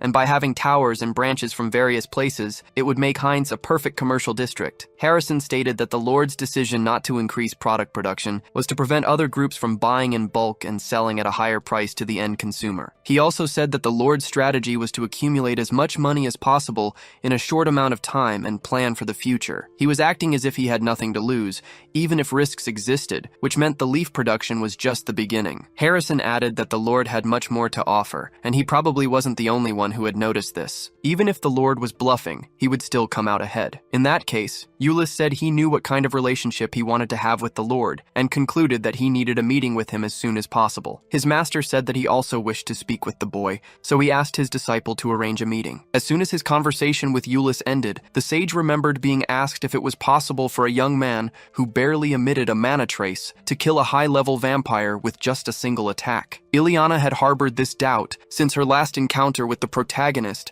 and had turned to Harrison for his wisdom. What's more, Davy had also used his borrowed sword without even having a contract with Caldirus, further increasing the doubts about him. Reflecting further on the question, Harrison thought it was possible, provided this individual was a disciple of the sword god, or even the sword god himself. Adding this to all the other information he had about Prince Davy, the great sage concluded that everything was slowly falling into place. Sometime later, various requests for housing in the Hines territory began to accumulate, as did land purchases near the village. Some even started fighting over the properties. Desperate, Amy asked what she should do to resolve these disputes. Davy told her to put the territories up for auction. Whoever paid the most would get the property. However, the butler asked what the starting bid should be. The protagonist said to start with the highest possible value, as he had always heard that those who were truly rich owned large estates. Furthermore, he imagined that a true state was a business where profits needed to be maximized. Before leaving, Amy mentioned that a message had arrived for Davy. It was a letter directly from the royal palace. After this, Amy announces the public auction. The initial bid is 90 gold coins. Soon after, a competitor covers the bid, but a member of the Green Tower quickly counters it. Then a representative from the alchemist school raises the bid once again. They've been fighting over the same piece of land since the beginning,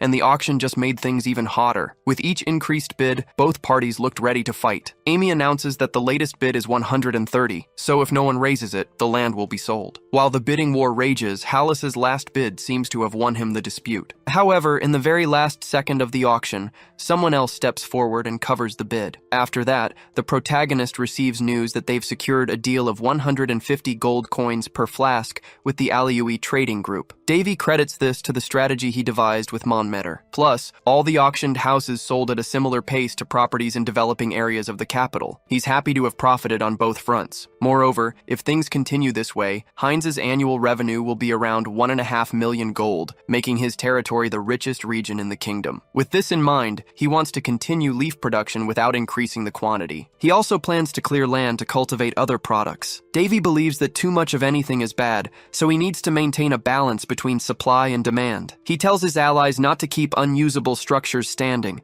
and to repair those that are still functioning, as he plans a major renovation soon. Meanwhile, Davy thinks about the letter he received from the kingdom. Basically, it praised his recent achievements, which both his home kingdom and the continent had failed to acknowledge, and promised an appropriate reward. But to receive it, he would have to return to the kingdom for a formal visit. Davy burned the letter as soon as he read it, wondering how they had the nerve to send something like that after exiling him. He suspects the Marquis must be stirring things up in his absence, and this must be an attempt to ask for a truce. However, the protagonist noticed that the royal seal on the letter wasn't stamped by the king, but he'll go there anyway. It's time to proceed with his plan. Besides, the kingdom is on the way to his next destination. A flashback shows that in the past, Surtur, one of the protagonist's masters, had built a secret dungeon in the basement of the last place he stayed, but he said he couldn't finish it before he died, so if Davy found it, he wanted him to complete it in his name, because with it, the boy would be able to do whatever he wanted, and could either expose it to the world or sell it to the highest bidder. Davy, however, feared he wouldn't be able to handle the task. Nonetheless, his master said that the young one was more stubborn than him,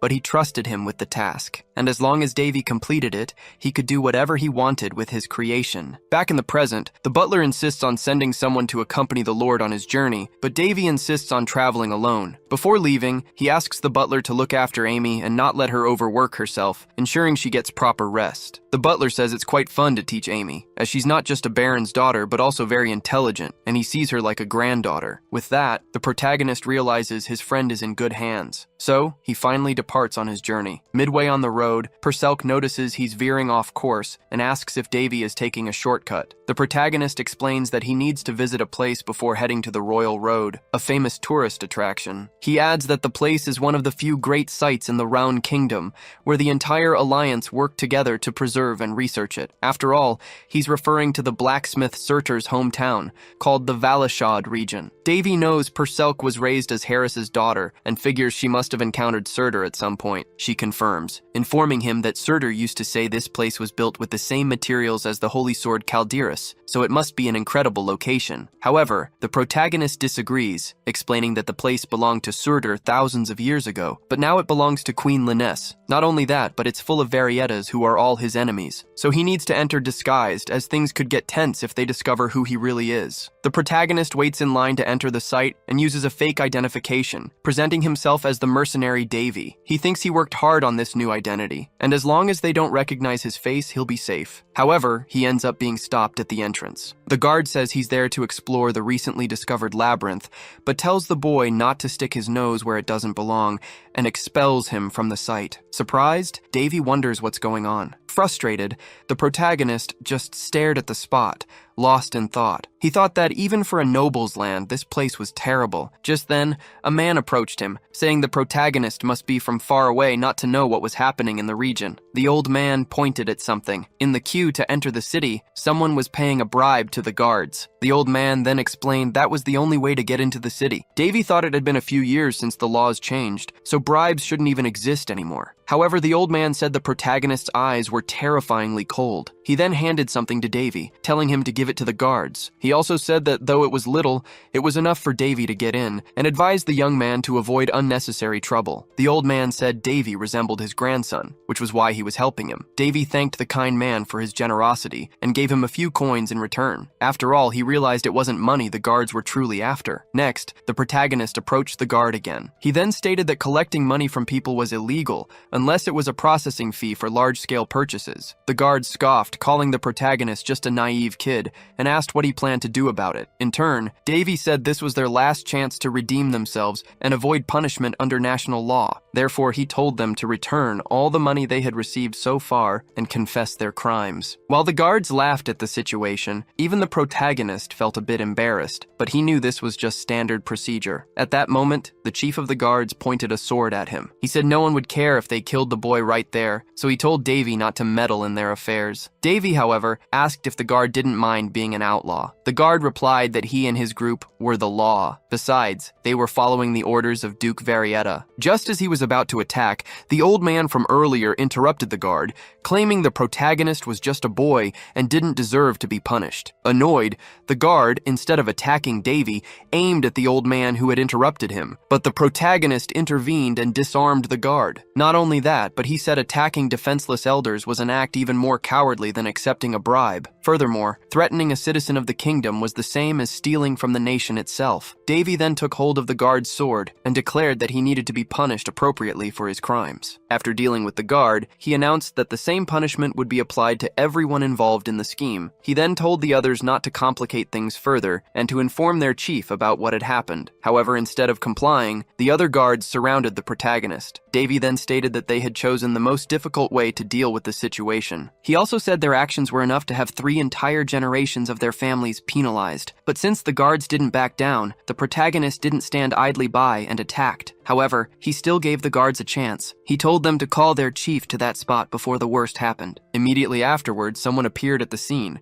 asking what all the commotion was about. Davy threw an identification pendant in the man's direction and told him to think carefully before taking his next step. Immediately, Viscount Goretta knelt before the prince, having recognized his identification from the pendant. Not only that, but he pleaded for forgiveness, claiming his actions were due to a lack of activity in the region. Davy stated that this region was home to the 1,000-day and 1,000-night market, and was also considered a treasure by the entire alliance, so he didn't believe that claim. The Viscount claimed that was unfair, since the prince hadn't announced an investigation of the area. Therefore, it was an abuse of power. In that case, Davy asked if the one in charge of the place wanted him to show an authorization. Annoyed, the Viscount said yes, claiming that Duke Varietta would never let something like this slide. Davy realized the Viscount wanted to make things difficult. He supposed that, being the largest state in the region, even inspectors were afraid to do their job there, fearing retaliation. With that, the Viscount tried to win over the prince with smooth talk. However, Davy asked if he hadn't heard about the recent rumors. The Viscount didn't know what the prince was talking about,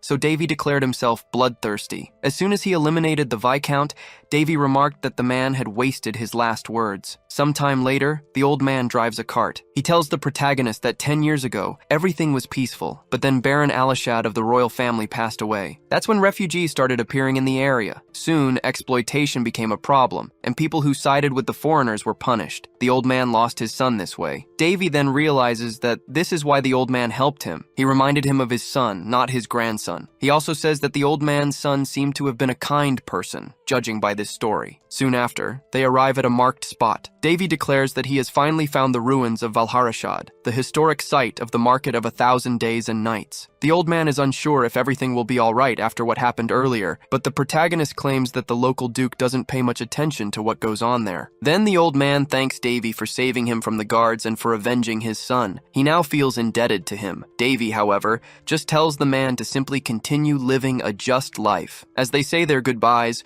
Perselk remarks that the story he heard was a bit sad. The protagonist agrees, but claims that things will get better from now on, and he feels he has done something significant for the area. Upon entering the ruins of Valharashad, Davy is enchanted by the beauty of the place. He takes the opportunity to get a panoramic view of the surroundings. However, he didn't expect to find so much intact. Because of this, he decided to make some notes. Perselk, however, thinks it's pointless to look for anything amidst ruins that have already been excavated. Davy says that even though it seems like a waste of time, there's something there that hasn't been discovered yet. He soon notices there's a cryptogram in the area. Perselk doesn't quite understand what that is, so the protagonist explains that the place was coded to hide something that only those who decipher the code will find. He got this idea by looking from above, as he could discern the patterns. The code was created by Surtur, and even though there were people in the past capable of deciphering it, currently, the protagonist is the only one who knows how. So, he believes no one but him could find the true treasure of the place, and all signs point to the spot indicated by the code holding something interesting. Davy realizes there's an entrance through the anvil in the center, and to enter, a special password is needed. The protagonist thinks Surtur left a will for the people of his race, in which he would give his entire fortune to the person who found his legacy. Because of this, the protagonist feels like a pirate king or something similar. Upon opening the dungeon's secret passage, he realizes that the creator of the place put a lot of effort into its construction. It has magic to resist the underground pressure, and an oxygen source was created for people to breathe inside. Davy imagines the task couldn't have been easy, and if he hadn't known Surtur, this place would probably have remained buried forever. After exploring the dungeon, the protagonist finds something. Perselk says it looks more like a residence than a dungeon. Davy remembers that Surtur proclaimed himself a forge maniac. He created this place right after Harris's death and spent the rest of his life working on just one project until his last breath. Even though his mortal body died, everything of Surtur's remains intact, just as he left it. Amidst all this, Perselk finds a room resembling an altar. Davy thinks Surtur worshipped some kind of unknown forge deity or something similar. As he tries to approach, he ends up activating something. Magic manifests from the chest stored there. Perselk says he's never seen a person's consciousness materialize with such force. The protagonist's system warns of imminent danger. However, he knows that the 1000-day blacksmith received this title after forging for 1,000 consecutive days without rest. But his own race, the dwarves, called him by another name, the Devil's Blacksmith. Unlike normal blacksmiths, who simply prided themselves on striking metal forcefully, Surtur used mana to overcome the limits of normal forging. He broke through all his limits until he was recognized as a hero, and despite not completing his final work, he asked Davy to complete it in his stead. With that, the protagonist opens the chest left by Surtur and finds the nameless crimson sword, which exterminates the living, and also the blue sword, which governs the dead. Both are twin swords, but they were not completed by their creator. Anyway, Davy could see the swords as statuses and realized their power hadn't fully manifested yet. Perselk said the cries he'd heard earlier probably came from these weapons. Davy agreed, explaining that these were living swords, just like Calderis, and claimed that was so typical of Surtur. The holy sword Calderis is Surtur's greatest creation, but it was forged using the physical essence of the fencing master Harris. These two, however, are different. They were created without a specific master in mind, meaning Surtur had no one particular to wield them. As a result, the swords were made to find their masters on their own. Perselk commented that the swords didn't seem incomplete, but Davy knew that wasn't true. He said the final touches still needed to be applied. For that, he needed fire. Not just any fire, but one that burned hotter than normal. And he only knew of one place that had such a thing, the Dwarves' Forge. After leaving the area, Davy headed in another direction. A guide told him that if he followed the main road,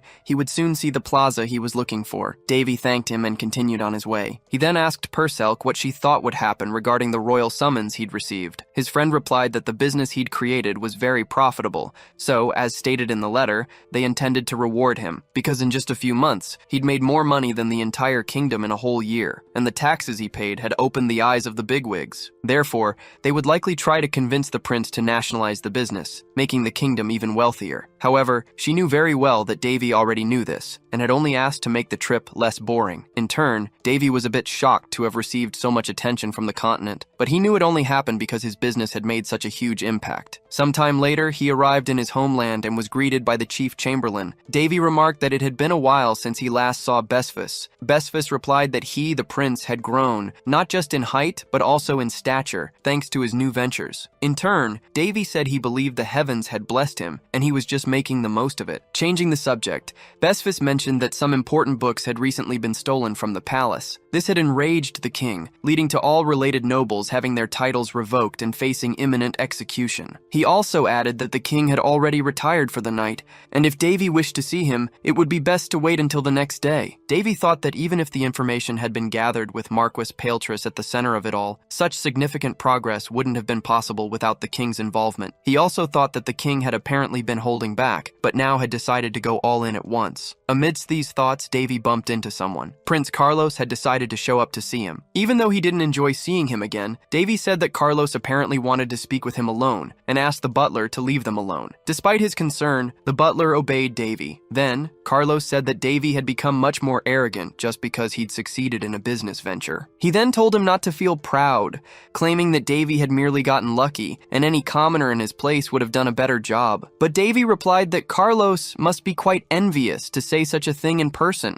Davy said that unlike him, Carlos was just an idiot who couldn't do anything without running to his mother first. Annoyed, Carlos said that Davy must have gone crazy to insult him like that and tried to attack Davy, but Davy pushed him away, saying that Carlos was the one who had gone crazy. He also said that Carlos was delusional, since everyone around him flattered him only because of his position, and claimed that without it, he wouldn't have such an inflated ego. Davy stated that he had been able to achieve things on his own, unlike Carlos, who had everything handed to him on a silver platter and didn't strive for anything. Furious, Carlos tried to attack Davy once more. In turn, Davy thought that if Carlos wasn't such an idiot, he wouldn't have shot that arrow 6 years ago. Remembering this made Davy slightly irritated, so instead of dodging, he decided to counterattack. And with that, he sent Carlos to the ground. Not only that, but he also said that Carlos's negative words reflected poorly on the king. He also pointed out that Carlos had a habit of calling him a commoner, but then reminded him that half the blood running through his veins was the king's, the most important man in the kingdom. Immediately afterward, he took the opportunity to subdue Carlos. However, Carlos stood up and didn't seem satisfied. With that, Davy flicked Carlos's forehead, which was enough to make him cry out in pain. Carlos, his face bleeding, threatened Davy. Davy, however, asked if Carlos hadn't taken enough of a beating. At that, Carlos ran off, vowing to get his revenge in the future. Perselk asked if Davy had punished the audacious prince enough. With a smile, Davy replied that he had only been playing with Carlos. Startled, Perselk realized Davy had actually enjoyed what he did. She told him never to laugh like that again, as he might end up scaring someone. Davy hadn't realized this, thinking it was just a bad habit. Anyway, he said he had put a curse on Carlos, one that couldn't be cured even with magic. Perselk asked what exactly he had done. Davy replied that he had simply given his dear brother a gift, one that everyone would witness at tomorrow's meeting. The next day, the nobles gathered in the royal hall. They discussed how best to profit from and use the money raised by Prince Davy's business. The king himself, however, had not yet spoken. Perselk observed that the nobles were discussing Davy without even involving him, as if he weren't present at all. She didn't see Marquis Patrice, the only noble who had shown any empathy for Davy, unlike the others who only cared about money. This made her worried about the direction of the conversation and the future of the country. Meanwhile, Davy remarked that next time he might open a restaurant, having heard that the most profitable businesses involved food and water. He added that he had no experience with such things. The king then spoke, stating that before any decisions were made, Prince Davy must be rewarded, as he was the one who had brought these blessings to the entire kingdom. He thanked the prince on behalf of the whole kingdom. Davy, for his part, said he had done nothing more than his duty. Even so, the king claimed that Davy had achieved something greater than anything in the past 10 years, promising to reward him with anything he requested. However, Davy knew that no one there truly intended to grant him a real reward. He said he didn't have anything in mind at the moment and asked for some time to decide what he wanted. The king called it a wise decision and granted the prince all the time he needed. Following this, the nobles resumed their meeting, discussing the best way to invest or not in the lunar plant business. Seeing this, Perselk said it was worse than she had imagined. Among the others, Duke Varietta, leader of the nobles, spoke up. He stated that first, one thing needed to be verified. He pointed out that everyone was excited about the business, but had forgotten to evaluate basic details beforehand. Varietta argued that while the business was revolutionary, they shouldn't try to tie it to the nation without even consulting its creator. Hearing this, Duke Ferrandis claimed that no one held a higher status than royalty, but Varietta questioned if Ferrandis would give everything he owned to the kingdom for the well-being of his nation. The noble didn't even need to speak, as the answer was more than obvious. So, Duke Varietta declared that everything would be decided by Lord Davy, and no one had the right to interfere. Perselk told Davy that someone was finally helping him, but Davy knew it wasn't quite like that. Varietta continued, saying that if they were to forcibly nationalize the business, there would be resistance, and no one would want to be an entrepreneur in such a situation. Davy, for his part, stated that this wasn't all Varietta had to say. The Duke confirmed the prince was right, and said a mediator would be of great help given the current state of affairs. He then revealed he had a letter, claiming it was from High Priest Valsius of the Sacred Kingdom. The letter requested Prince Davy's visit to the Sacred Kingdom, as they wanted to verify his stigma manifestation and reward him with the title of saint. A duke named Rhonda called this ridiculous, saying they couldn't send a prince to the Sacred Kingdom. However, another noble argued that they couldn't override the Sacred Kingdom's decisions, as they served the god Priya directly. Rhonda countered that the Round Kingdom was not subordinate to the Sacred Kingdom, and sending the prince there would be like offering him as tribute. Davy, in turn, said they were over overthinking it, stating that nothing particularly special would happen if his stigma was recognized by the Sacred Kingdom. Varietta argued that the prince wasn't seeing the full picture, and as royalty, he had obligations to fulfill. He added that they had nothing to gain by angering the Sacred Kingdom, and then suggested doing as they requested. In that case, the nobles asked about the prince's current business. The Duke explained that unfortunately, if the prince became a saint in the Sacred Kingdom, by law, he would be prohibited from governing his region. Therefore, a new lord would have to be appointed for the Hinds territory. Hearing this, the nobles understood the Duke's intention and began to agree with him. Davy also realized the nobles' true intentions and found the situation had just become more interesting. Varietta stated that currently, the Hinds region was the most important point in the entire kingdom. Because of this, they couldn't just put anyone in the position of lord. He could only think of one person to take the post. He then nominated Carlos, the second prince, to take over the territory in Davy's absence. Davy thought this made sense. After all, Carlos was Varietta's grandson. With him in the position, the Duke could privatize the business and take the profits for himself. Not only that, but Davy knew the other nobles' intentions weren't any different, as they all wanted a piece of his business. Then, Carlos entered the royal hall. He knelt before the king, making sure everyone saw it, including his older brother, Prince Davy. However, something unusual happens. In front of the king and all the nobles, Carlos behaves very strangely. Without knowing why, he makes animal sounds when he tries to speak. Instead of being praised, he ends up humiliated at the worst possible moment. Purcell finally understands what Davy did to his brother the night before. Davy then remarks that she's laughing too much. However, Carlos's grandfather finds no humor in it, asking how he dares behave like this at such an important meeting. Carlos tries to justify his actions, but every time he opens his mouth, he imitates a different animal, unable to hide his embarrassment. Furious, the king says he doesn't want to hear another word from him and orders the guards to remove Carlos. Not only that, but he declares that until further notice, Carlos will be on probation, without possibility of appeal. Still trying to justify himself, Carlos only brings more shame, and his behavior also affects his family members. To make matters worse, as he's being forcibly removed, Carlos's hat falls off his head. Immediately, everyone is shocked by what they see. Carlos, known for his long hair, has gone bald overnight, and he tried to hide it with his hat. But now everyone knows the truth. Seizing the opportunity, Davy states that his brother isn't mature enough to hold his position as the lord of the Hinds territory. This leaves Varietta incredibly irritated. Not only that, but Davy asks if the count's position is above the king's. Seeing Varietta's astonished face, the protagonist asks another question, challenging Varietta if this kingdom belongs to him. The count says no, believing the prince has misinterpreted him. He also states that all his actions are for the good of the kingdom. Davy in turn asks why the count has a letter from the Holy Kingdom that even the king hasn't seen. He also asks why the count is siding with the nobles but pretending not to, thus stating he doesn't trust his words. Cornered, Varietta asks what the prince is suggesting. Davy says that all the count tried to do was sell this country according to the Holy Kingdom's request. Not only that, but he also wanted to use the chance to take possession of Davy's business. Davy claims the count is no different from the other nobles and says he has a solution to deal with the Holy Kingdom. The king asks what the prince has in mind. Davy replies that all inhabitants of the Holy Kingdom are human, and furthermore, even the high priest is not above the king. Next, the protagonist uses a crystal ball to make a call, communicating remotely with Father Velium from the Holy Kingdom's administrative department. Davy apologizes for the sudden call, but asks if the Pope has decided on the matter he mentioned earlier. Before hearing the answer, the protagonist knows that even in a holy land, humans need to conduct business. And even though the High Priest is an important figure,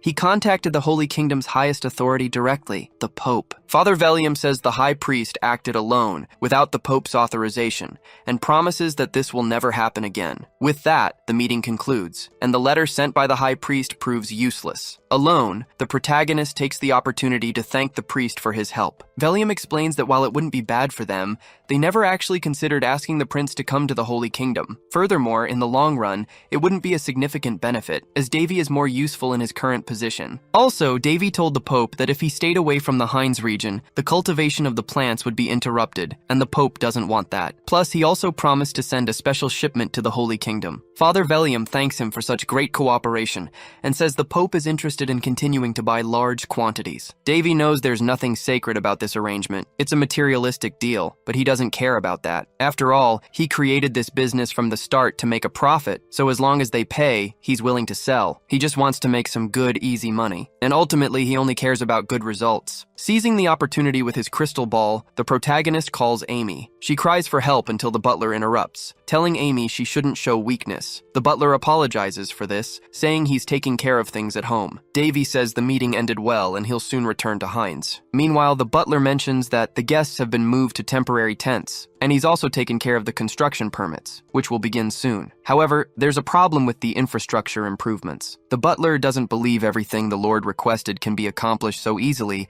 because there isn't enough time. The protagonist thinks that even though he revived a territory, Heinz has been stuck in time, and its local technology is quite outdated. Therefore, the butler claims that finishing everything requested would take 10 to 20 years, as the problem can't simply be solved with money. Davy realizes that despite having money, he has nowhere to use it, so he claims it's time to start his second venture. He says he'll rely on the skills and technology of the continent's greatest engineers. After all, he's prepared an offer impossible to refuse. Basically, the protagonist intends to trade corn for diamonds, and nothing beats a trade item that offers a great return with low risk. He's referring to rocks. Sometime later, Davy travels to the territory of the Yellow Rock tribe. This is a village of dwarves located in the northern region of the kingdom. Dwarves, often called little engineers, are known for being stronger than humans and for their high resistance to heat. In addition to being considered perfect for engineering, and unlike elves who are merely legends, dwarves have some contact with humans. However, they don't have much interest in other species beyond trade, so only important humans like nobles and royal representatives interact with them. Being promoted to the point of being able to enter a dwarf tribe was the reward the protagonist requested from the king. Instead of asking to be king, he decided to take another path, knowing that if he hadn't made this specific request, he wouldn't be received so easily by the dwarves. After all, the little ones aren't very easy to deal with. When he made his request to the king, he and other nobles were wary, as angering the dwarves could close the doors with them forever. Davy said he was fully aware of this, and that's why he requested such a reward. Furthermore, he said he was confident he could at least pass through the gates, despite the skepticism of the others. Purcell says that when the request was made, he noticed all the nobles thought the same thing. Everyone wondered what on earth Davy would do next. Not only that, but they also sent several soldiers with him to keep an eye on him during his expedition in the land of the dwarves. But they are right about one thing. The protagonist indeed plans something big, and this could put the nobles in a tough spot. As soon as they reach the Yellow Rock tribe, the prince's representative announces his arrival and requests permission to enter. One of the sentinel dwarves named Gerut says he's never seen the prince before. The protagonist formally introduces himself and says he's there to make an irresistible offer. Looking at the prince's carriage, the dwarf immediately recognizes the cargo and knows the protagonist isn't bluffing. However, he says his tribe is facing an internal problem, so they aren't in a position to take part in any agreement. Even so, he will allow the prince to enter, but he tells him to proceed on foot and leave the horses outside. Upon entering the dwarf village, Gerut says the elder will see the prince. Soon, he takes him to the elder's quarters. Davy notices that the place is small but cozy. Inside, the 8th elder, named Golda, awaits him. Just by looking at the dwarf, Davy senses he isn't in the mood for conversation. However, he finds it strange that there's only one leader, as he's certain multiple dwarves lead the tribe, so he thinks it's better to introduce himself before asking questions. With that, the protagonist makes a more than formal introduction, greeting the leader in the way dwarves greet each other. Golda is surprised. He thought humans had no idea how dwarves greet one another, and he concludes that he's in the presence of an honorable human. He then says it's very rare to receive someone like this, so he asks the prince to sit. He says all the other elders are busy at the moment, which is why he's the only one in the meeting room. Getting straight to the point, Golda says the prince must know they usually make agreements outside the village, so he asks what motivates his visit. Davy says that formal trades are scheduled for a few months from now, and he isn't there for that, but rather to make some personal requests. He also says he brought some gifts with him, such as meat, beer, and other provisions. Golda says he likes humans who know how to show proper respect to dwarves, and above all, he really likes beer. However, he says that unfortunately, his tribe is in a complicated situation and cannot attend to external demands. Furthermore, he cannot go into details. However, since the prince has come from so far away, he will allow him to stay for a few days to rest. But he tells him to behave, because if he causes any problems, he will be expelled immediately. Afterward, Golda leaves the place. The protagonist, in turn, takes the opportunity to check the dwarf's status. With this, he discovers that Golda was forced by the others to be the only one to meet with him. In a way, Golda liked the respect and gifts the human demonstrated. However, Golda's greatest frustration stems from the Flame of Beginnings, which is known as the sacred sword of the dwarves. In the past, Surtur had mentioned creating an item with the dwarves. Back then, he wasn't very skilled, so the item's quality wasn't the best. However, they both felt so accomplished that they celebrated for days after finishing the creation, which was quite significant for Surtur. Back in the present, the protagonist is staying in the dwarf village. He says he didn't expect to hear about the Blaze of Beginning sword there. Davy once heard that this sword didn't have a sharp blade. It was created by Surtur in partnership with the dwarves, their first collaboration as species. As a symbol of their unity, the sword wasn't capable of cutting. Moreover, this sword carries Surtur's memories. What's most interesting is that it's actually a prototype, the first version of Calderis. Even though it was made differently from other swords,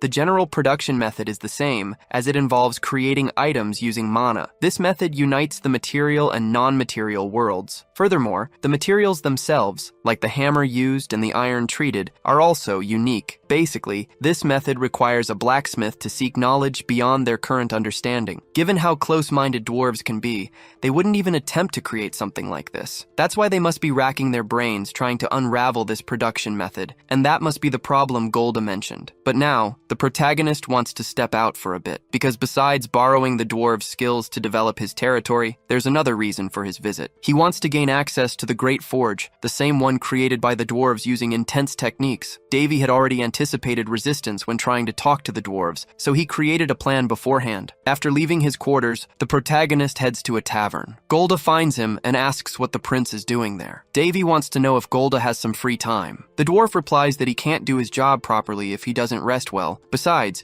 his brother Golgoda drove out all the elders, which is why he's drinking. At that, the protagonist asks to join him for a drink. Not only that, but Davy says he's heard dwarf liquor is very strong and asks to try some. Some dwarves say the prince doesn't know what he's getting himself into. They also say he seems quite reckless for asking to try the liquor. Davy, however, can only think that the dwarves are too noisy. A waiter serves the drink, but states that dwarf liquor is much stronger than humans are used to. The protagonist says that's nothing and downs the glass of liquor in one go, claiming that all liquors should be like that. The dwarves are impressed to see this, as they thought the boy would pass out after drinking. Purcelk asks if that's really all there is to it. Davy says the liquor is strong, but the taste is bad. It's not like he usually drinks much though, but he knows one thing. Drinks and bets are two things dwarves enjoy most. With that, he proposes a drinking contest against Golda to see who can drink more liquor. Golda says dwarves never disrespect someone who can hold their liquor. He accepts the bet and says he'll pay for everything they drink, so the waiter can serve freely. Even without knowing if he'll win, the protagonist thinks betting is the best way to forge bonds and get what he wants from the dwarf elder. In turn, Golda says that if he loses, the prince will have to leave their village immediately. Otherwise, he's willing to grant any wish the prince desires. Golda adds that it's nothing personal, but while he appreciates the prince's visit, he'd much prefer it under different circumstances. For Davy, this is great. After all, the dwarf took the bait. The next day, Golda feels frustrated for losing the bet. He never imagined he'd lose to a human, and now he'll have to grant his request. Davy thinks he doesn't get drunk thanks to his sacred mana, but the dwarf doesn't need to know that. He learned this from one of his swordsmanship masters. The hero who united the Murim world of Zhongyuan, named Cheonma Dokojun, was not only skilled in combat, but also known for his heavy drinking. Even Daphne, an immortal saint who loved to drink, swore not to get involved with Cheonma Dokojun when it came to alcohol. The problem was that while learning swordsmanship from him, drinking became part of Davy's routine. His master forced him to consume alcohol as it was part of his swordsmanship technique, and this only made the training harder for the protagonist. Compared to someone like that, the dwarves are nothing. Anyway, Golda intends to honor the bet and asks what the prince desires. Before that, Davy asks if the tribe's turmoil is due to the Blaze of Beginnings. Golda says yes, explaining that the sword was being protected by the dwarves but ended up breaking. The sword passed through several tribes before reaching them, and his father was the last one responsible for looking after it. But since he passed away sooner than expected, the responsibility fell to Golda and his older brother, Golgoda. The dwarf tells the protagonist to feel free to ask about other matters too, as he's open to conversation. As Davy expected, by being treated with courtesy, the dwarf is returning the favor. He thinks it was good to have drunk with Golda, as it caught his attention. Next, he mentions that although he isn't a master, he possesses forging skills, and asks if he can participate as an assistant in the project involving the broken sword. Sometime later, Davy is led to the central forge. Upon arriving, Perselk finds it incredible that the dwarves managed to build all of this without mana or alchemy. However,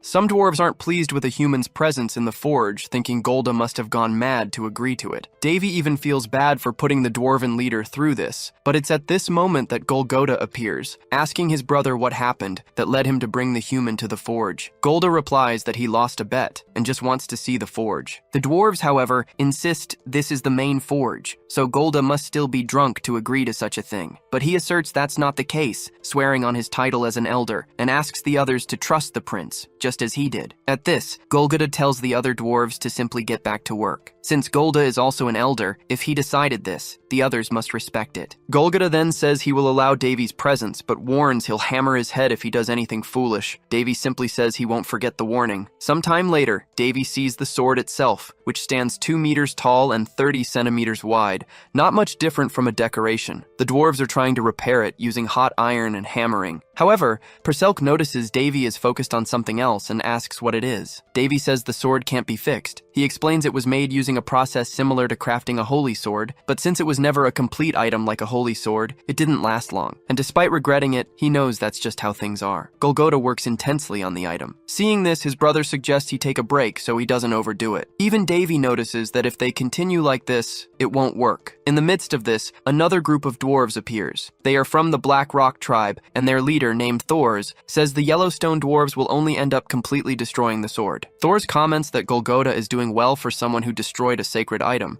adding that he never liked the idea of Golgotha being in charge of the sword. He also says it's not too late to hand the sword over to the Black Rock tribe, claiming their smiths will take much better care of it. The Yellowstone elders respond that even the best smiths of the rival tribe wouldn't be able to fix the sword so easily. Thors retorts that they are mistaken, pointing out that they've been working on the sword for a long time without any progress, and therefore might end up destroying it completely. He also states that the elders of the other tribes have already agreed that the sword needs to leave the Yellowstone tribe, as they can't leave this item in the wrong hands. After all, things would have been different if the father of the Gord brothers were still alive. Hearing these words, Golgotha looks desolate. With that, Thors declares there's nothing more to see there, and he will take the sword to his tribe, whether the Yellowstone dwarves like it or not. However, Davy speaks up, asking if Golgotha is truly a master smith. Seeing this, Thors scoffs that Golgotha must really be finished, having even found a human friend and brought him to the central forge. At this, Golda tells Davy to step back and not get involved in this matter, but Davy says that a true master smith feels the spirits in each of their works and respects every single one of them. However, he claims Golgotha threw that mentality away from the beginning. Then, Davy takes the dwarf's hammer and uses it on the sword. In shock, the dwarves think the sword is now completely ruined. Some even try to pull the human away from the sword, so he doesn't make the tribe's situation even worse. However, Davy asks if Golgotha truly wants to resolve this situation. Golgotha says yes. Davy then states that having a big ego won't solve the problem, especially when this sword has protected their small village for 3,000 years. Instead of letting go of an item that fulfilled its duties, Golgotha is imposing his own desires on it, trying to forcibly repair it. Davy claims that an item that was the pillar of the village shouldn't be treated this way, and anyone who doesn't understand this shouldn't be called a master smith. Even though he knows he's standing before the best artisans on the continent, Davy thinks the dwarves still don't understand that this item cannot be repaired, so he picks up the sword in front of him and throws it into the blazing furnace before everyone's eyes. The protagonist knew that every master artisan's creation held a soul, and no one could truly call themselves a master without respecting that. Surtur used to say that if he ever found someone brave enough to disrespect that soul, he should crush them. But instead of doing that, Davy threw the sword into the forge. As they watched the sword being consumed by the fire, some enraged dwarves threatened to kill the prince. However,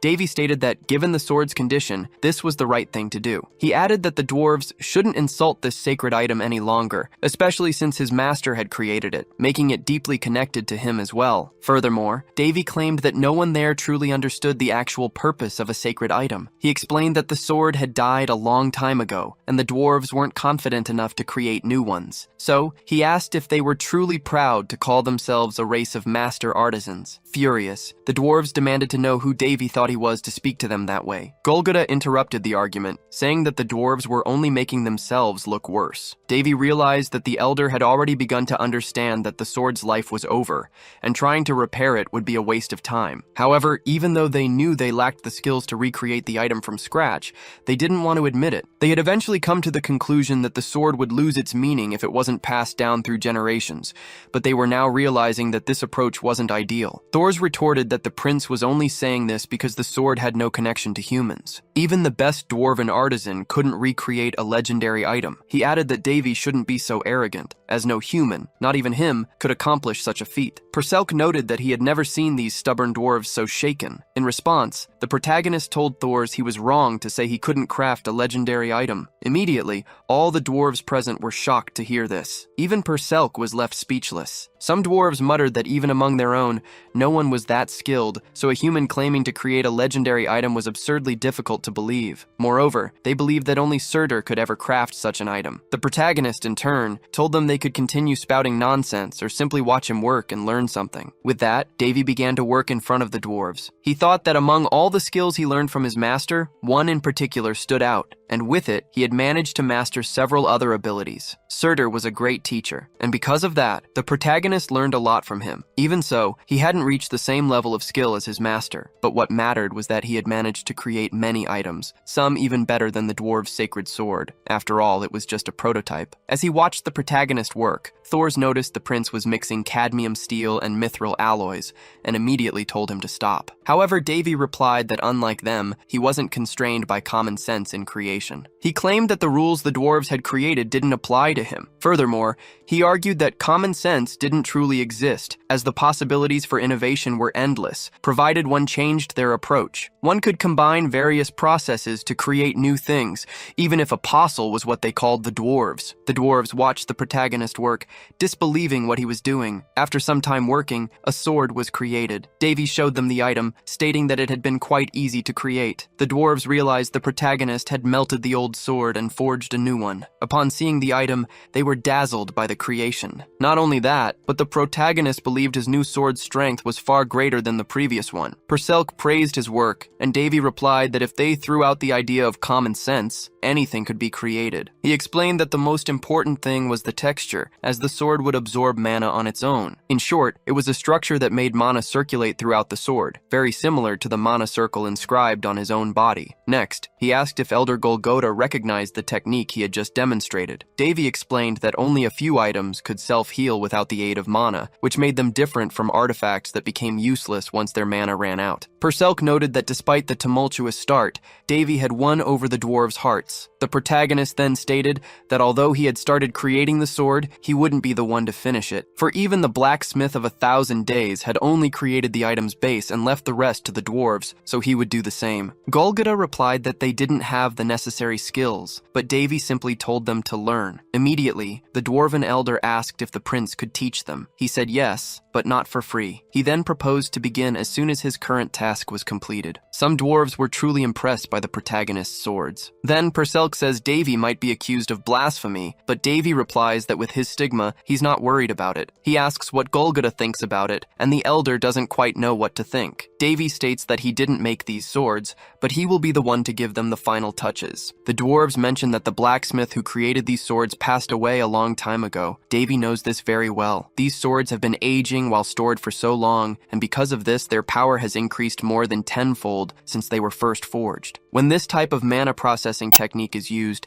the sword needs to be intentionally stored to become stronger over time. Therefore, the new sacred sword will need to be left untouched for at least a few months, as the time can vary. This worries the protagonist, as he doesn't know how he'll give such items their final touches, especially since he doesn't even have the necessary materials. However, since he's in the dwarves' central forge, he considers asking them for what he needs, as that was the main reason for his visit. Golgotha says he's willing to help and authorizes the prince to use the forge and its materials as much as he wishes. He adds that even if his own skills are lacking, he's recognized the protagonist's talent and believes everything will be in good hands. Davy knows that forges are personal items usually forbidden to other blacksmiths, so being lent something like this is truly unusual. This means the dwarves genuinely want to learn the protagonist's techniques, and if that that wasn't clear already, it certainly became clear now, as Golgotha appeared with an item. Perselk asks if it's a bone. Davy says it's not a common bone, but rather the bone of an unknown ancient dragon. Golgotha claims there's nothing more precious than this, stating that the item is a family heirloom, passed down through generations because no one had the skills to use it. The protagonist becomes very excited, as he never imagined he would see a dragon bone in such a place. However, a dwarf draws attention to something. He says that if the prince takes both the dragon bone and the elder's personal forge, it could cause a problem. So, he offers his own forge instead of Golgotha's, telling Davy he can take whatever he wants. Not only that, but several dwarves start arguing over who will help the protagonist with this project. They begin offering various items and materials to the prince, claiming they also have family heirlooms to offer. Sometime later, the protagonist stands before a pile of various items. Perselk then asks if he has everything he needs. Davy says yes, and thanks the dwarves. Golgotha says he'd like to help more, but explains that there are rules blacksmiths must follow. In any case, he leaves the prince free to work, and in the meantime, he will study the techniques Davy has already taught. Now that he has everything he needs, the protagonist wants to get to work. A flashback shows that in the past, Miss Bean was furious and wanted to unleash all her anger on Davy. Surtur, however, wanted to know why she was so annoyed with the boy. The Hall of Heroes looked much like a paradise. It was created by the heroes' subconscious and served as a resting place for them in the afterlife. Thanks to Odin's ability to create dragons, Davy had the chance to touch an unknown dragon bone. Surtur really caused trouble for the goddess of mages. He had used a dragon as an ingredient to create the sacred sword, which displeased Miss Bean greatly. But instead of being angry with him, she blamed Davy because he was tasked with overseeing the process in his master's place. As a result, the protagonist didn't like having to learn how to use sacred relics, as he thought they didn't even exist in the real world. But back in the present, he realizes he was wrong. He intends to apply fire resistance magic to his creation. However, he knows that if he makes even a single mistake, everything will go wrong and the sword will melt. Perselk watches the process closely and finds what he sees beautiful. For the red sword, which used to be blood red, suddenly took on the color of a transparent ruby. As for the blue sword, it resembled a supernova in the night sky, as if it had connected with Davy. In addition to seeing how much the swords had changed, he also noticed Davy's intense concentration. Indeed, the protagonist is, as he knows what will happen if he makes a mistake during the process. But he knows what he's doing, and after intense work on the swords, he finally manages to complete both of them. After finishing his work on the swords, the protagonist felt he should give them names. Perselk asked if he had anything in mind. He replied that as soon as he saw the two, the names came to him. He then declared that from now on, their names would be Azure and Carmesum. Along with this, he also checked the sword's new stats. Perselk remarked that the names were awful, noting Davy's lack of creativity. However,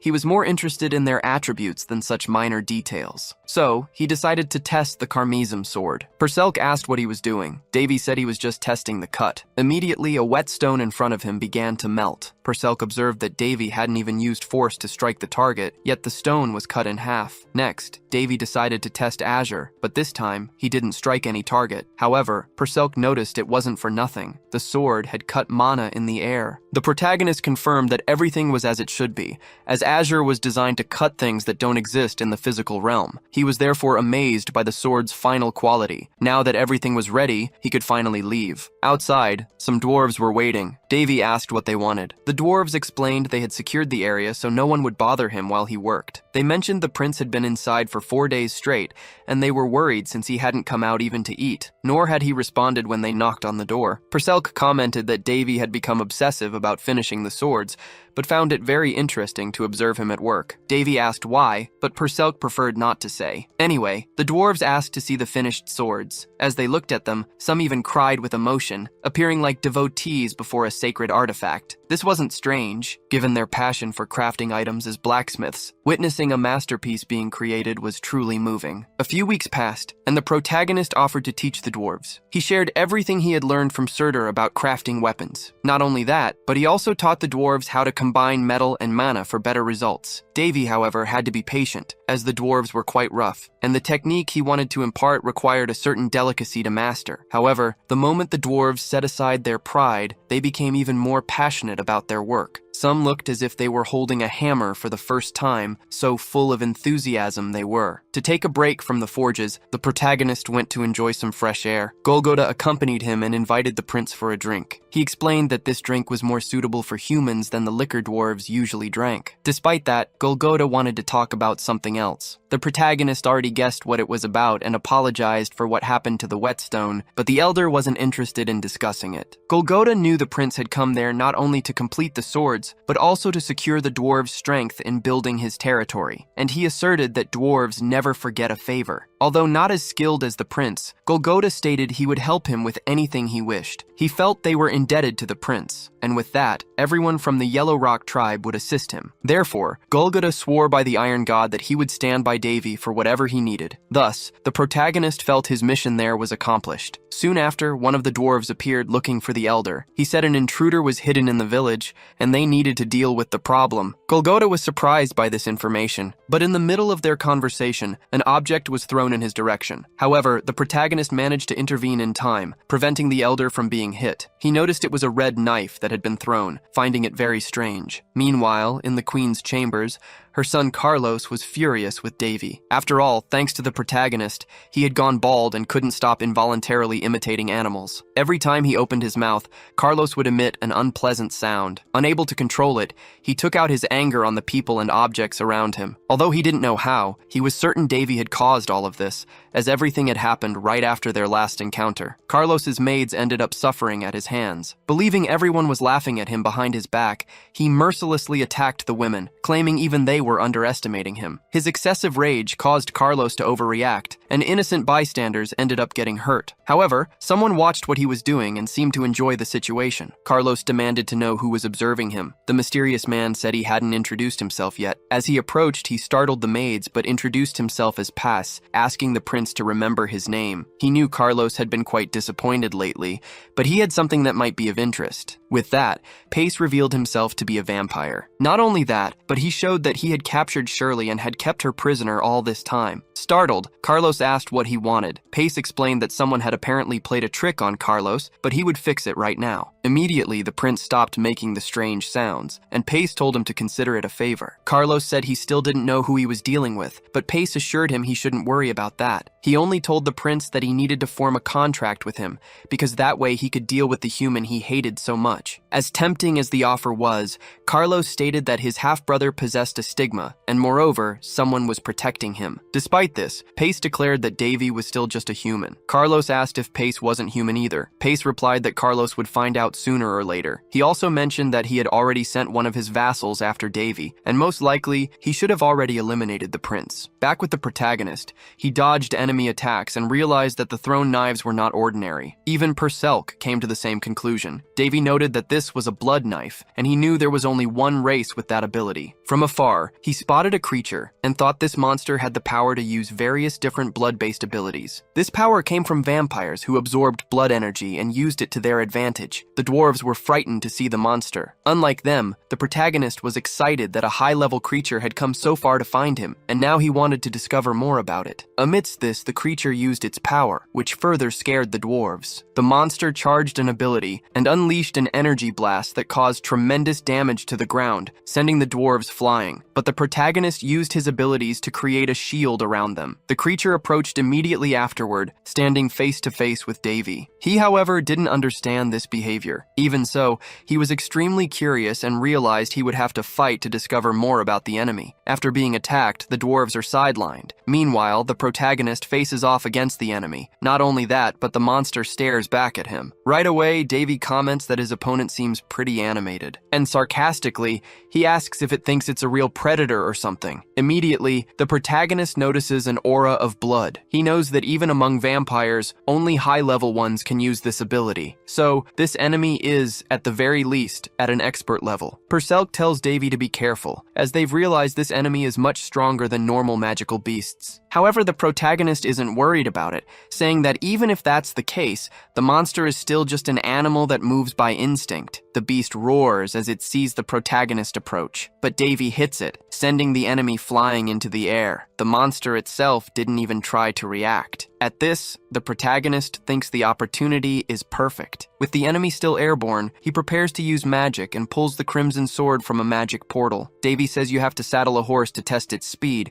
meaning you can only know if a weapon is good by testing it in combat. With that, the protagonist performs several consecutive strikes, and the enemy is left completely unable to react. A flashback shows that during the peak of the Murim's Central Plains, the high-ranking officials of that sect were corrupt. They restricted martial artists and caused people to starve. The protagonist stood before the man who unified the Murim under a single sword. However, the only thing he could think of him was that he seemed to be just any ordinary drunk. Regardless, the man left behind 88 sword forms. This swordsman joined forces with the sword god Harris and evolved them to suit his combat style. Back in the present, the protagonist says that a man always needs tools. He sees the enemy react to the damage it suffered and concludes that the sword is truly incredible. Perselk, however, warns that the monster isn't dead yet. Davy realizes that the monster's abilities are similar to those of a lich. The creature is hiding its immortality core nearby. It can regenerate infinitely, as long as the core isn't broken. The monster will also be destroyed if its main body is shattered into so many pieces that it can no longer revive,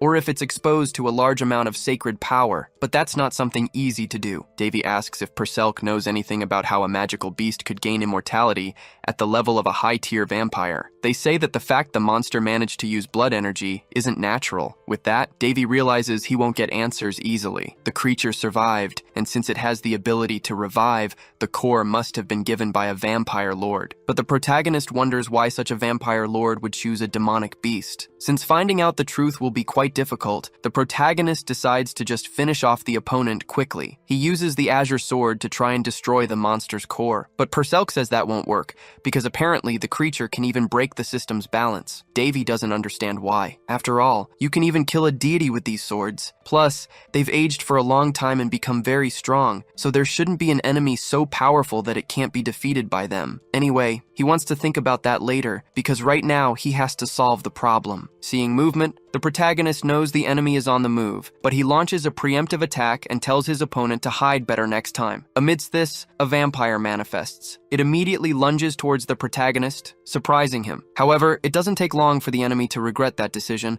as he immediately realizes he's no match for the protagonist. Davy chases after the enemy, making him flee in fear of being caught. However, the protagonist has no intention of letting him escape. He then uses the Crimson Sword and throws rocks at the enemy. This blocks the vampire's escape path, leaving him nowhere to go. Davy, meanwhile, is toying a bit with his prey. He even thinks that if others saw him in this situation, they'd probably mistake him for the villain. The enemy doesn't understand what the protagonist is saying, and only thinks about getting out of there as fast as possible. However, when he tries to flee, Davy stops him. The vampire is immediately surprised by Davy's speed. Not only that, but besides stopping the enemy from fleeing, the protagonist says he can't just leave after what he's done. He then attacks the vampire, who narrowly avoids a direct hit. However, he still gets a cut and realizes that he's truly not facing just any opponent. The vampire thinks he belongs to the high nobility of his kind, and not only that, but he believes his race is superior to humans. He's facing a human who wasn't scared by the magical beast, and on top of that, after defeating it, is playing cat and mouse as if it's nothing. With this,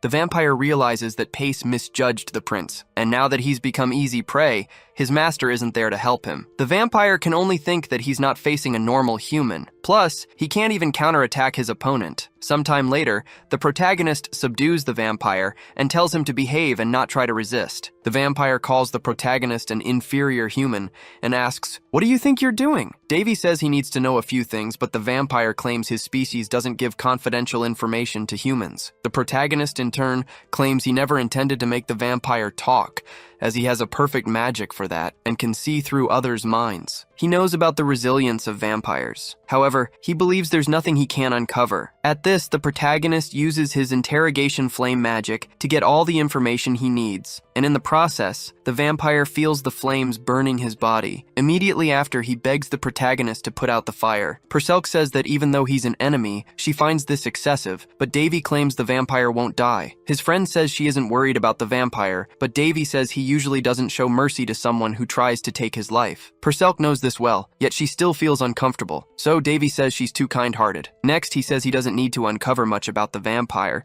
so he wants to get it over with quickly. Crying in despair, the vampire vampire can barely speak and still shows resilience in this situation. The protagonist asks if he wants to experience a little more of the flames. Knowing he doesn't, the vampire introduces himself as Pedkid and says he's a viscount. Davy says he knows very well that he was the target, not the dwarves, then asks if this attack was because of what he did to the vampire maid. Pedkid says yes. Davy comments that the vampire is very cooperative for someone who, just seconds ago, was saying their mouth was a tomb. Next, he asks what he really wants to know, questioning why Pedkid and the magical beast have immortality. The vampire hesitated to answer this question. With this, the protagonist thinks he might need to provoke him a little more. Annoyed, Pedkid makes an unexpected decision and claims he'd rather die than answer that. Immediately, Davy perceives the danger. He knows the vampire was cursed not to reveal what he knows. Pedkid starts to swell up and is about to explode. It doesn't take long for him to become a walking bomb and go flying, taking his information with him. After the explosion,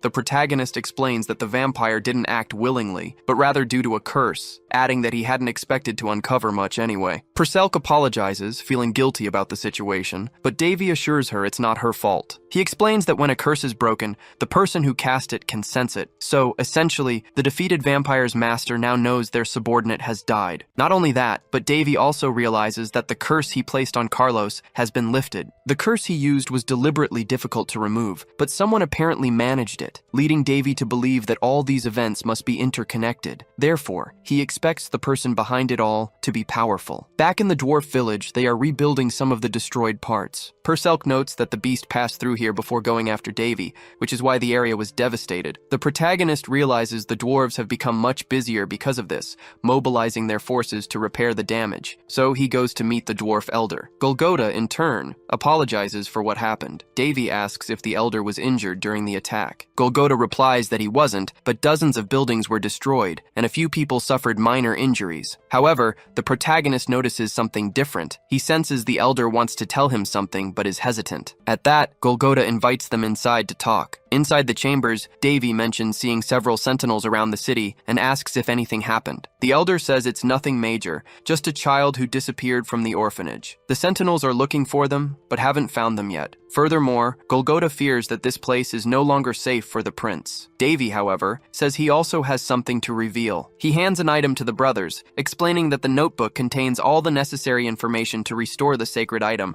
as it will take a long time for them to finish it. He also mentions he'll be leaving soon, which is why he prepared the notes. The elder says there's no way they can pay for this, but Davy replies he wants nothing in return. In fact, he's the one who owes them a favor. Thanks to the dwarves, he got what he wanted. His sword's finished. Furthermore, he reveals that the magical beast was after him, not the dwarves. So once he leaves the village, their problems will resolve. He apologizes for causing so much commotion. Davy muses that the dwarves could have reacted differently. If they had been hostile, they might have used this chance to place all the blame on him. But instead, the dwarves stood by the protagonist, which is why he decided to reveal that he possesses a stigma. The only thing that worries him is the possibility of vampires attacking the village after he leaves, but there's not much he can do for now. In return, Davy went looking for the missing child and found them hidden in a tree. The protagonist felt he owed this to his hosts, and now he can leave the village without further worries. Sometime later, he departs for his home. Things at the Heinz territory gate aren't very busy until, amidst the calm, a caravan arrives. The guards demand they identify themselves. At this, the protagonist says these visitors are the Lord's companions.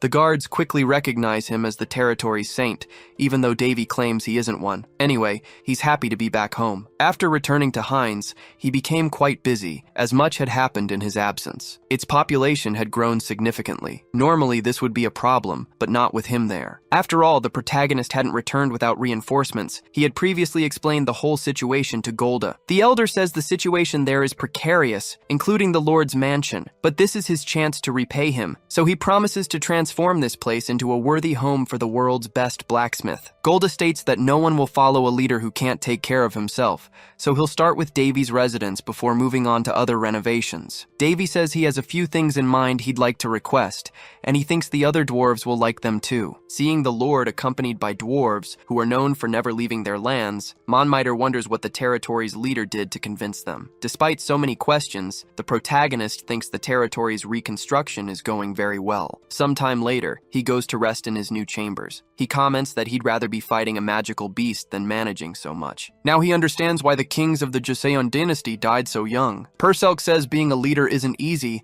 and asks if he's not even going to change his clothes before lying down. But Davy can only think about how soft this ergonomic bed is, saying the alchemy department made it recently. However, he notices something different. Despite the bed being giant, there's someone else lying in it. And apparently, they don't like being disturbed at all. Instantly, Davy feels he's provoked someone he shouldn't have. Scared, Davy wondered if he'd walked into the wrong room, but he knew that was impossible, so it could only mean there was an intruder. With the region developing so rapidly, he'd been dealing with more and more cases of people trespassing into his quarters. Some had even tried to bribe the guards to gain access to his room. Davy remembered one of his masters always warning him about this. She'd told him not to get involved with just any woman, or else she'd come after him. This made Davy realize that a promise from a depraved saint was certainly something to fear. He'd received numerous bribes, he thought, but had never agreed to meet any of the women who'd paid. It had gotten to the point where he started threatening those who tried to sneak into his room. After all, Davy just wanted to sleep peacefully after an intense day of work, and didn't want any women bothering him. But now he saw that somehow, someone had managed to get in. Not only that, but he realized it was a child. What was going on? Who was this girl? The little girl simply said her name was Kaya. Davy was shocked. Not just him, but Perselk also knew this wasn't good. Davy became furious at the situation, imagining some enemy was using an innocent child to try and manipulate him. Furious, he called for Amy. The housekeeper approached, asking what her master needed. Davy demanded to know what this child was doing in his room. Amy, however, didn't know how to respond. Davy claimed he had warned her not to let anyone enter his quarters, even when he was away. However, Amy asked if the prince hadn't brought this child back from his trip. He said no, so if Amy didn't know who this child was, someone else must have secretly placed the girl there. He didn't like it one bit, calling it a bad joke. Amy apologized, saying she should have guarded his quarters better, and promptly took the girl away. She promised to find whoever was responsible for her right away. However, Kaya looked at Davy and called him Daddy. Both of them were left speechless. The shock was so great that Amy let go of the girl, and Kaya immediately ran towards Davy, hugging him tightly. Despite being called Daddy, Davy had no idea what was happening. But his problems were only just beginning, because then he was startled again as another girl appeared in his room. This one, however, seemed more frightened. A while later, Kaya was running around the quarters, and Amy tried to keep an eye on her. Upon checking the girl's status,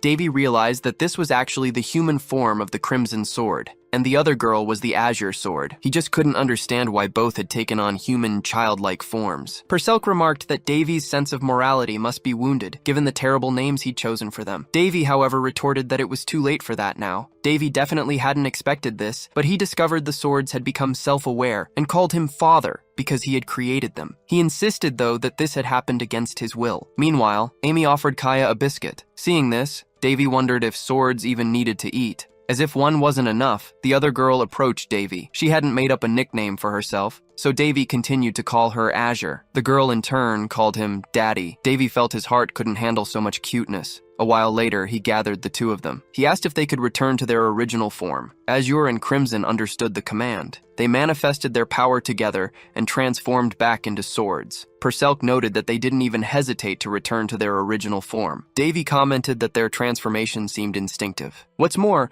the density of power within the swords seemed to have increased, so the emergence of their consciousness had actually strengthened them. After that, he told them they could both return to their human forms. With this, he wondered if he should reveal it publicly. Perselk reminded him that the two were his daughters. Davy said they were technically adopted daughters, and he didn't want this to interfere with a future marriage or anything similar. While he pondered what to do, Amy appeared to speak with the prince. She announced he had just received a visitor. Davy asked if a guest had arrived without announcing their presence. The housekeeper said yes, but revealed it was his sister, Princess Winley. Winley is enchanted by the children as soon as she arrives, and asks her brother who these girls are. Davy tells her they are his adopted daughters. Winley is truly surprised by this information. She immediately comments that Davy always has something new every time she sees him. She mentions she was worried when she heard about his departure to an inhospitable territory, but was very happy to learn he had set up a business and was living very well. What's more, As soon as she arrived, she saw dwarves around town and was delighted, because she thought they never left their villages. Davy explains that they are all helping each other. He adds that he would like to welcome Winley more properly, but as she can see, things are quite hectic around here. She says it's no problem and is simply happy to see her brother content. Besides, she knows he's a busy guy. Davy thinks his sister is right. After all, he is having fun. He then invites Winley inside, while still attending to his family. Amy leads the other people who traveled with Winley. The protagonist notices something strange about this, but for now, he'll let the housekeeper deal with the others. Inside the house, Davy asks Winley how she found time to visit him, being so busy with her own territory. She explains that the number of nighttime attacks has decreased, so Varys has become a very peaceful territory recently. Unlike his territory, Varys is quite uninteresting. Actually, Winley says the reason for her visit is something else. She asks if her brother knows how to use the power of a stigma. She knows that despite her brother being a busy guy, he's the only one she can count on now. That's why she wants to know if he can help. The protagonist sees his sister crying and realizes she's in trouble. He quickly volunteers to help in whatever way necessary. A little while later, Winley falls asleep. Davy knows there's a considerable distance between the Varys and Hines territories, so she must be exhausted. After all, she traveled for several days without proper rest, just to speak with him. Winley had mentioned that a friend of hers was on the verge of death, with doctors and priests having given up trying to cure her. The protagonist knows that Patna is Winley's friend and personal bodyguard. She was hit by a poisoned arrow while defending the princess. His sister had fallen into a trap and was pursued by bandits, so if Patna hadn't been with her, Winley might have been hit by the arrow.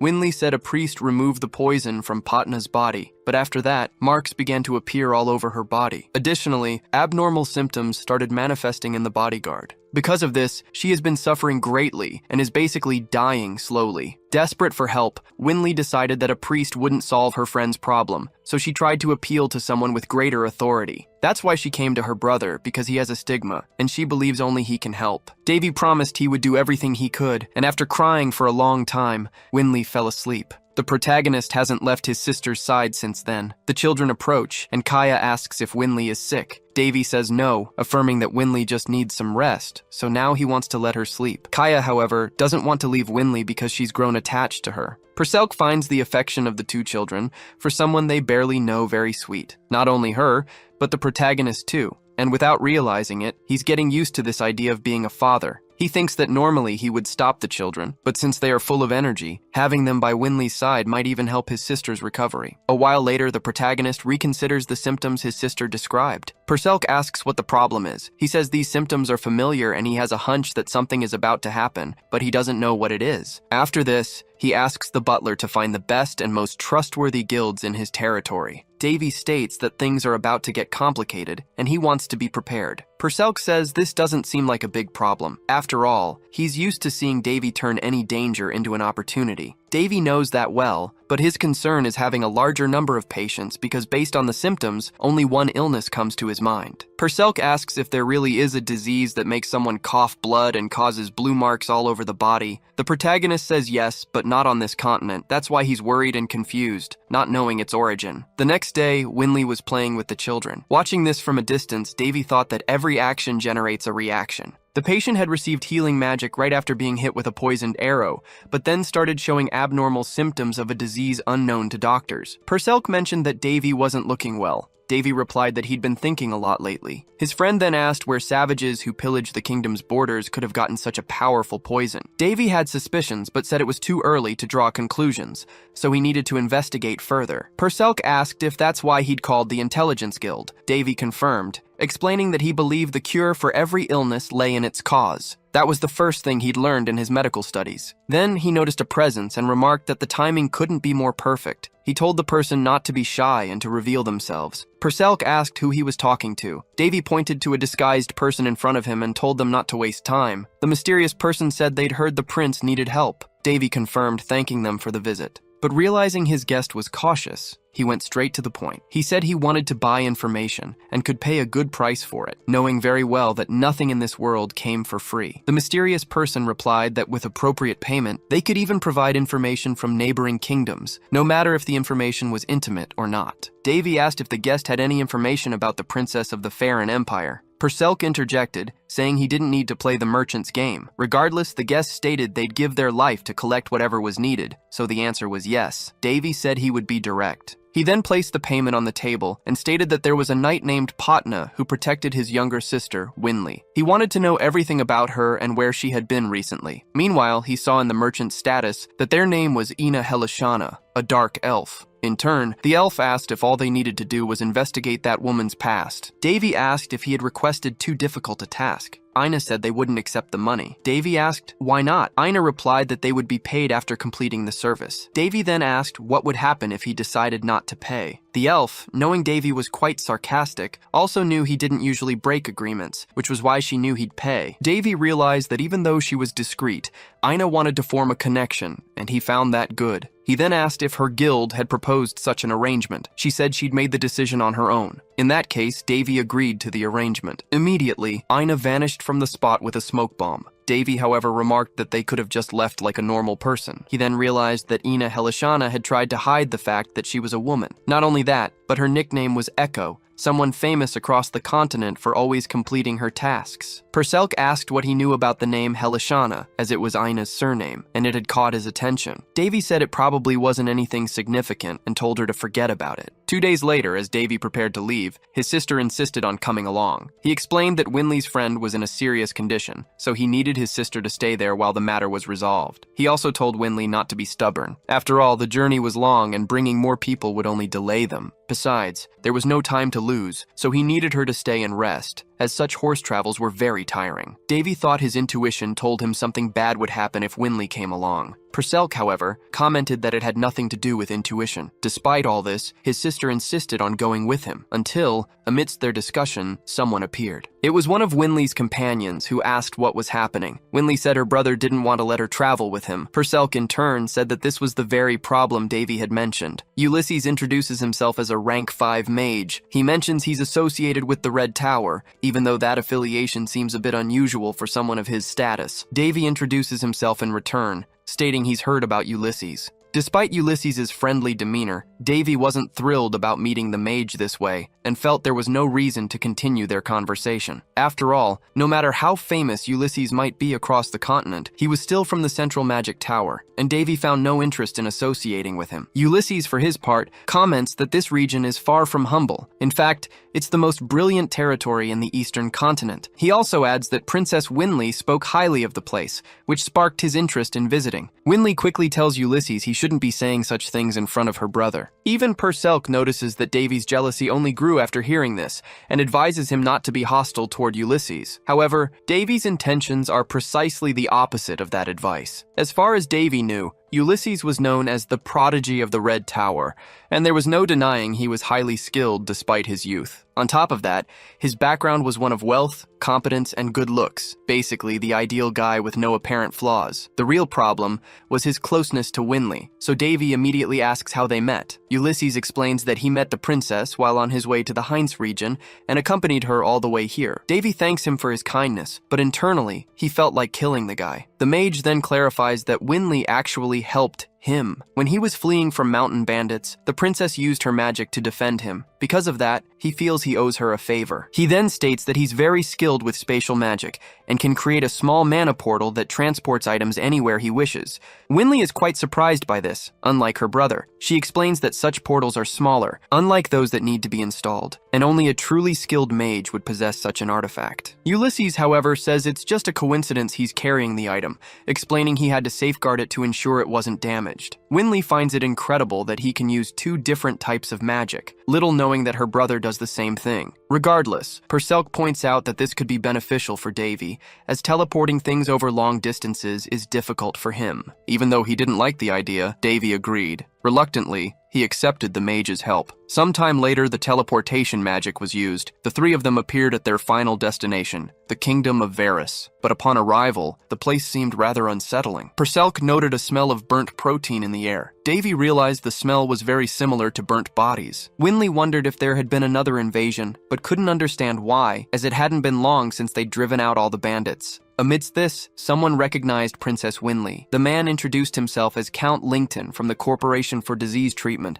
stating he'd been sent to tend to her friend. He also added that Winley was even more beautiful in person, believing the rumors he'd heard had significantly understated the reality. Winley quickly interjects that they don't have time for such conversations and wants to resolve her friend's problem as soon as possible. However, Count Lincoln states that this situation will have to wait and asks everyone to follow him. He explains that the castle where the princess will stay has already been isolated using an artifact from the Holy Kingdom, and he'll take them there right now. Once at the castle, the Count apologizes for moving the knights without permission, but explains that given the current situation, he had no choice. Winley reminds him that the lord of the territory is her brother, Boris, but if he's absent, authority passes to her. Count Lincoln acknowledges this and admits that doing something like this without asking is indeed horrible, but his position in the Corporation for Disease Treatment grants him such authority. Therefore, someone like Winley should be well aware of this. The Corporation for Disease Treatment is an organization approved by the continent's 3 emperors, holding the highest authority in public health matters, and, representing them, the Count declares that a terrible disease has gripped this territory. It's known within his organization as Demon's Blood. Once infected, a person starts developing blue marks on their body and begins coughing blood easily, which then spreads the contagion to those nearby. Despite this, Winley insists it's no time for such discussions and asks Davy to accompany her immediately to Patna. Count Lincoln, who hadn't recognized Davy earlier, apologizes, claiming he had always been interested in meeting him. He also heard that Davy possesses a stigma and has a successful business involving moon plant leaves. He asserts that nothing happens by chance and claims Davy is blessed to have all of this. At this point, Winley grows tired of the conversation. She states her friend needs her. The princess tries to summon her butler,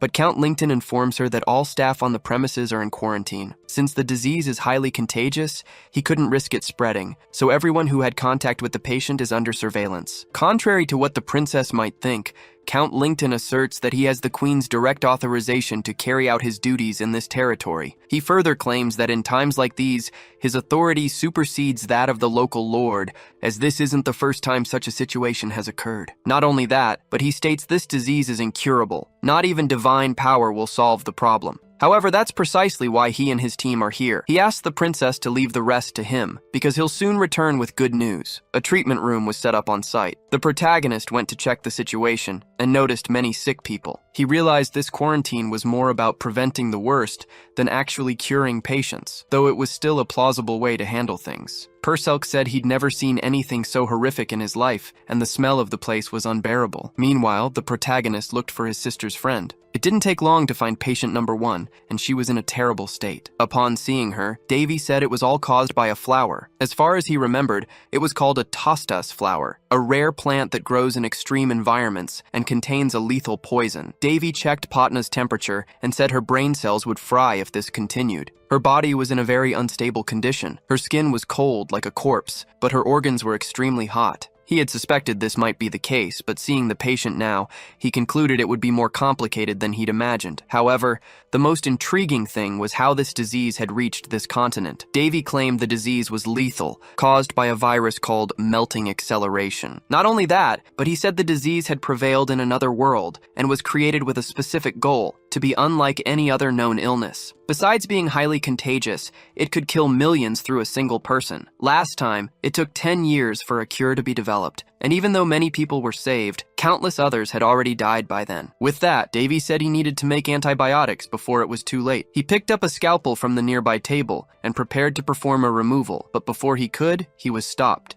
A baron named Gorneo, an official from the disease organization, said it was a restricted area and asked what the protagonist was doing. He introduced himself as Prince Davy and said his presence should have already been reported. The baron said he was aware of the prince's arrival, but claimed this place was off limits even for royalty, so he asked Davy to leave. He added that Davy must already know a pandemic was spreading across the territory, and they had discovered the disease spread through the air. He then asked the prince to cover his face before he inhaled the contagious disease. He said he was aware the prince had a stigma, but affirmed it wouldn't protect him because a high priest had recently visited the kingdom and even he got infected. Suddenly, the Baron saw someone screaming in pain and asked when that patient's condition had worsened. Gorneo told them to calm the patient down and then give him painkillers. One of the nurses prepared a syringe, but the protagonist claimed that if he gave that to the patient, it would kill him. He then asked to check the vial, and upon grabbing it, he said that was the problem. Davy tore open the patient's shirt, realizing the man's blood was clogging his lungs due to the virus. Therefore, he would have a cardiac arrest if this problem wasn't dealt with. With that, the protagonist prepared a scalpel and made a precise incision on the patient, relieving his pain.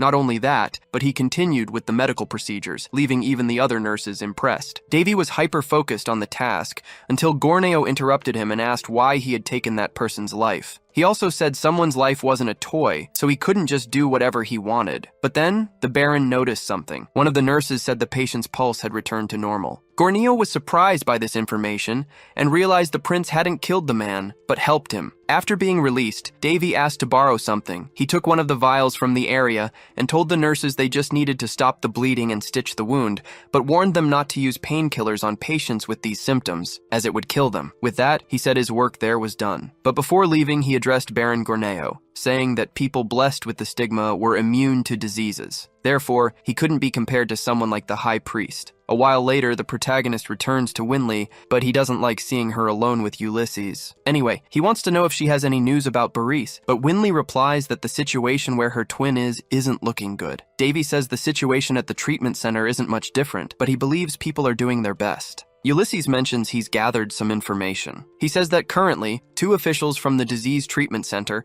have been sent to Varys, Count Lington and Baron Gorneo. By the way, these titles are a thing of the past, as they are now officials of the disease treatment center. Ulysses also lays out the treatment center's hierarchy, revealing they have a president, 3 directors, and 15 officials. Below them are knights and doctors, but Davy notices that the 3 directors are actually the emperors. The president, meanwhile, is Valshaz, the Pope of the Holy Kingdom. And while external wounds are easy to treat, this world is quite vulnerable to diseases. However, the 15 officials are still a secret because they are extremely skilled in medicine, and the group fears losing such important people. Nonetheless, upon receiving authority from the 3 emperors and the Pope, what Count Lington said makes sense. They are greater than royalty at this moment. Moreover, opposing this is the same as opposing the 3 empires and the Pope. Therefore, anyone who tries will be considered a traitor. And even if they don't like the situation, there's nothing they can do about it. In addition, they are accompanied by the Knights of Destruction, whose captain is Count Collio, the same count from the eastern territory of the Randis Kingdom, one of the royal knights. Ulysses heard he retired a few years ago, but for him to be here means the situation is serious,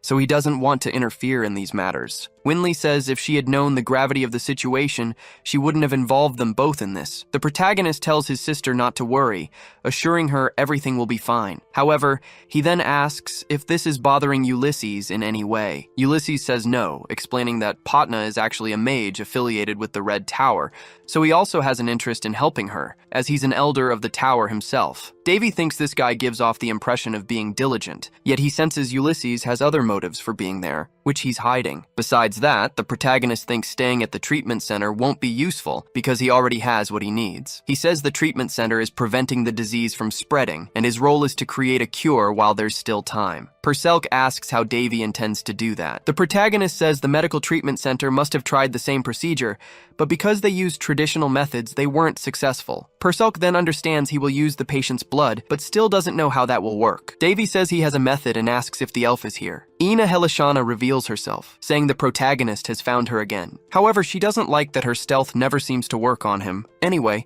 she proceeds to hand over the requested information, but mentions she hasn't received payment yet. She also says she has something else for him, something she thinks will be useful. Davy jokes that if she keeps this up, Ina Helishana will ruin her reputation. She, however, doesn't care and claims she knows what she's doing. Davy opens the scroll the elf provided. He asks if the information written there is reliable. He knows that for informants, reliability is practically their lifeblood. Therefore, if Ina Helishana confirms the information's veracity, she isn't lying. The protagonist says he has one more request. He hands her a list and asks her to bring as many of the listed items as she can, trusting she'll do the job better than any mercenary. He also tells her to put the bill under the disease treatment center's name. Ina Helishana hesitates to do this, but the protagonist argues that it's to save people's lives, and he knows she isn't so cold-hearted as to not care about that. So he asks her to carry out the task for the good of humanity.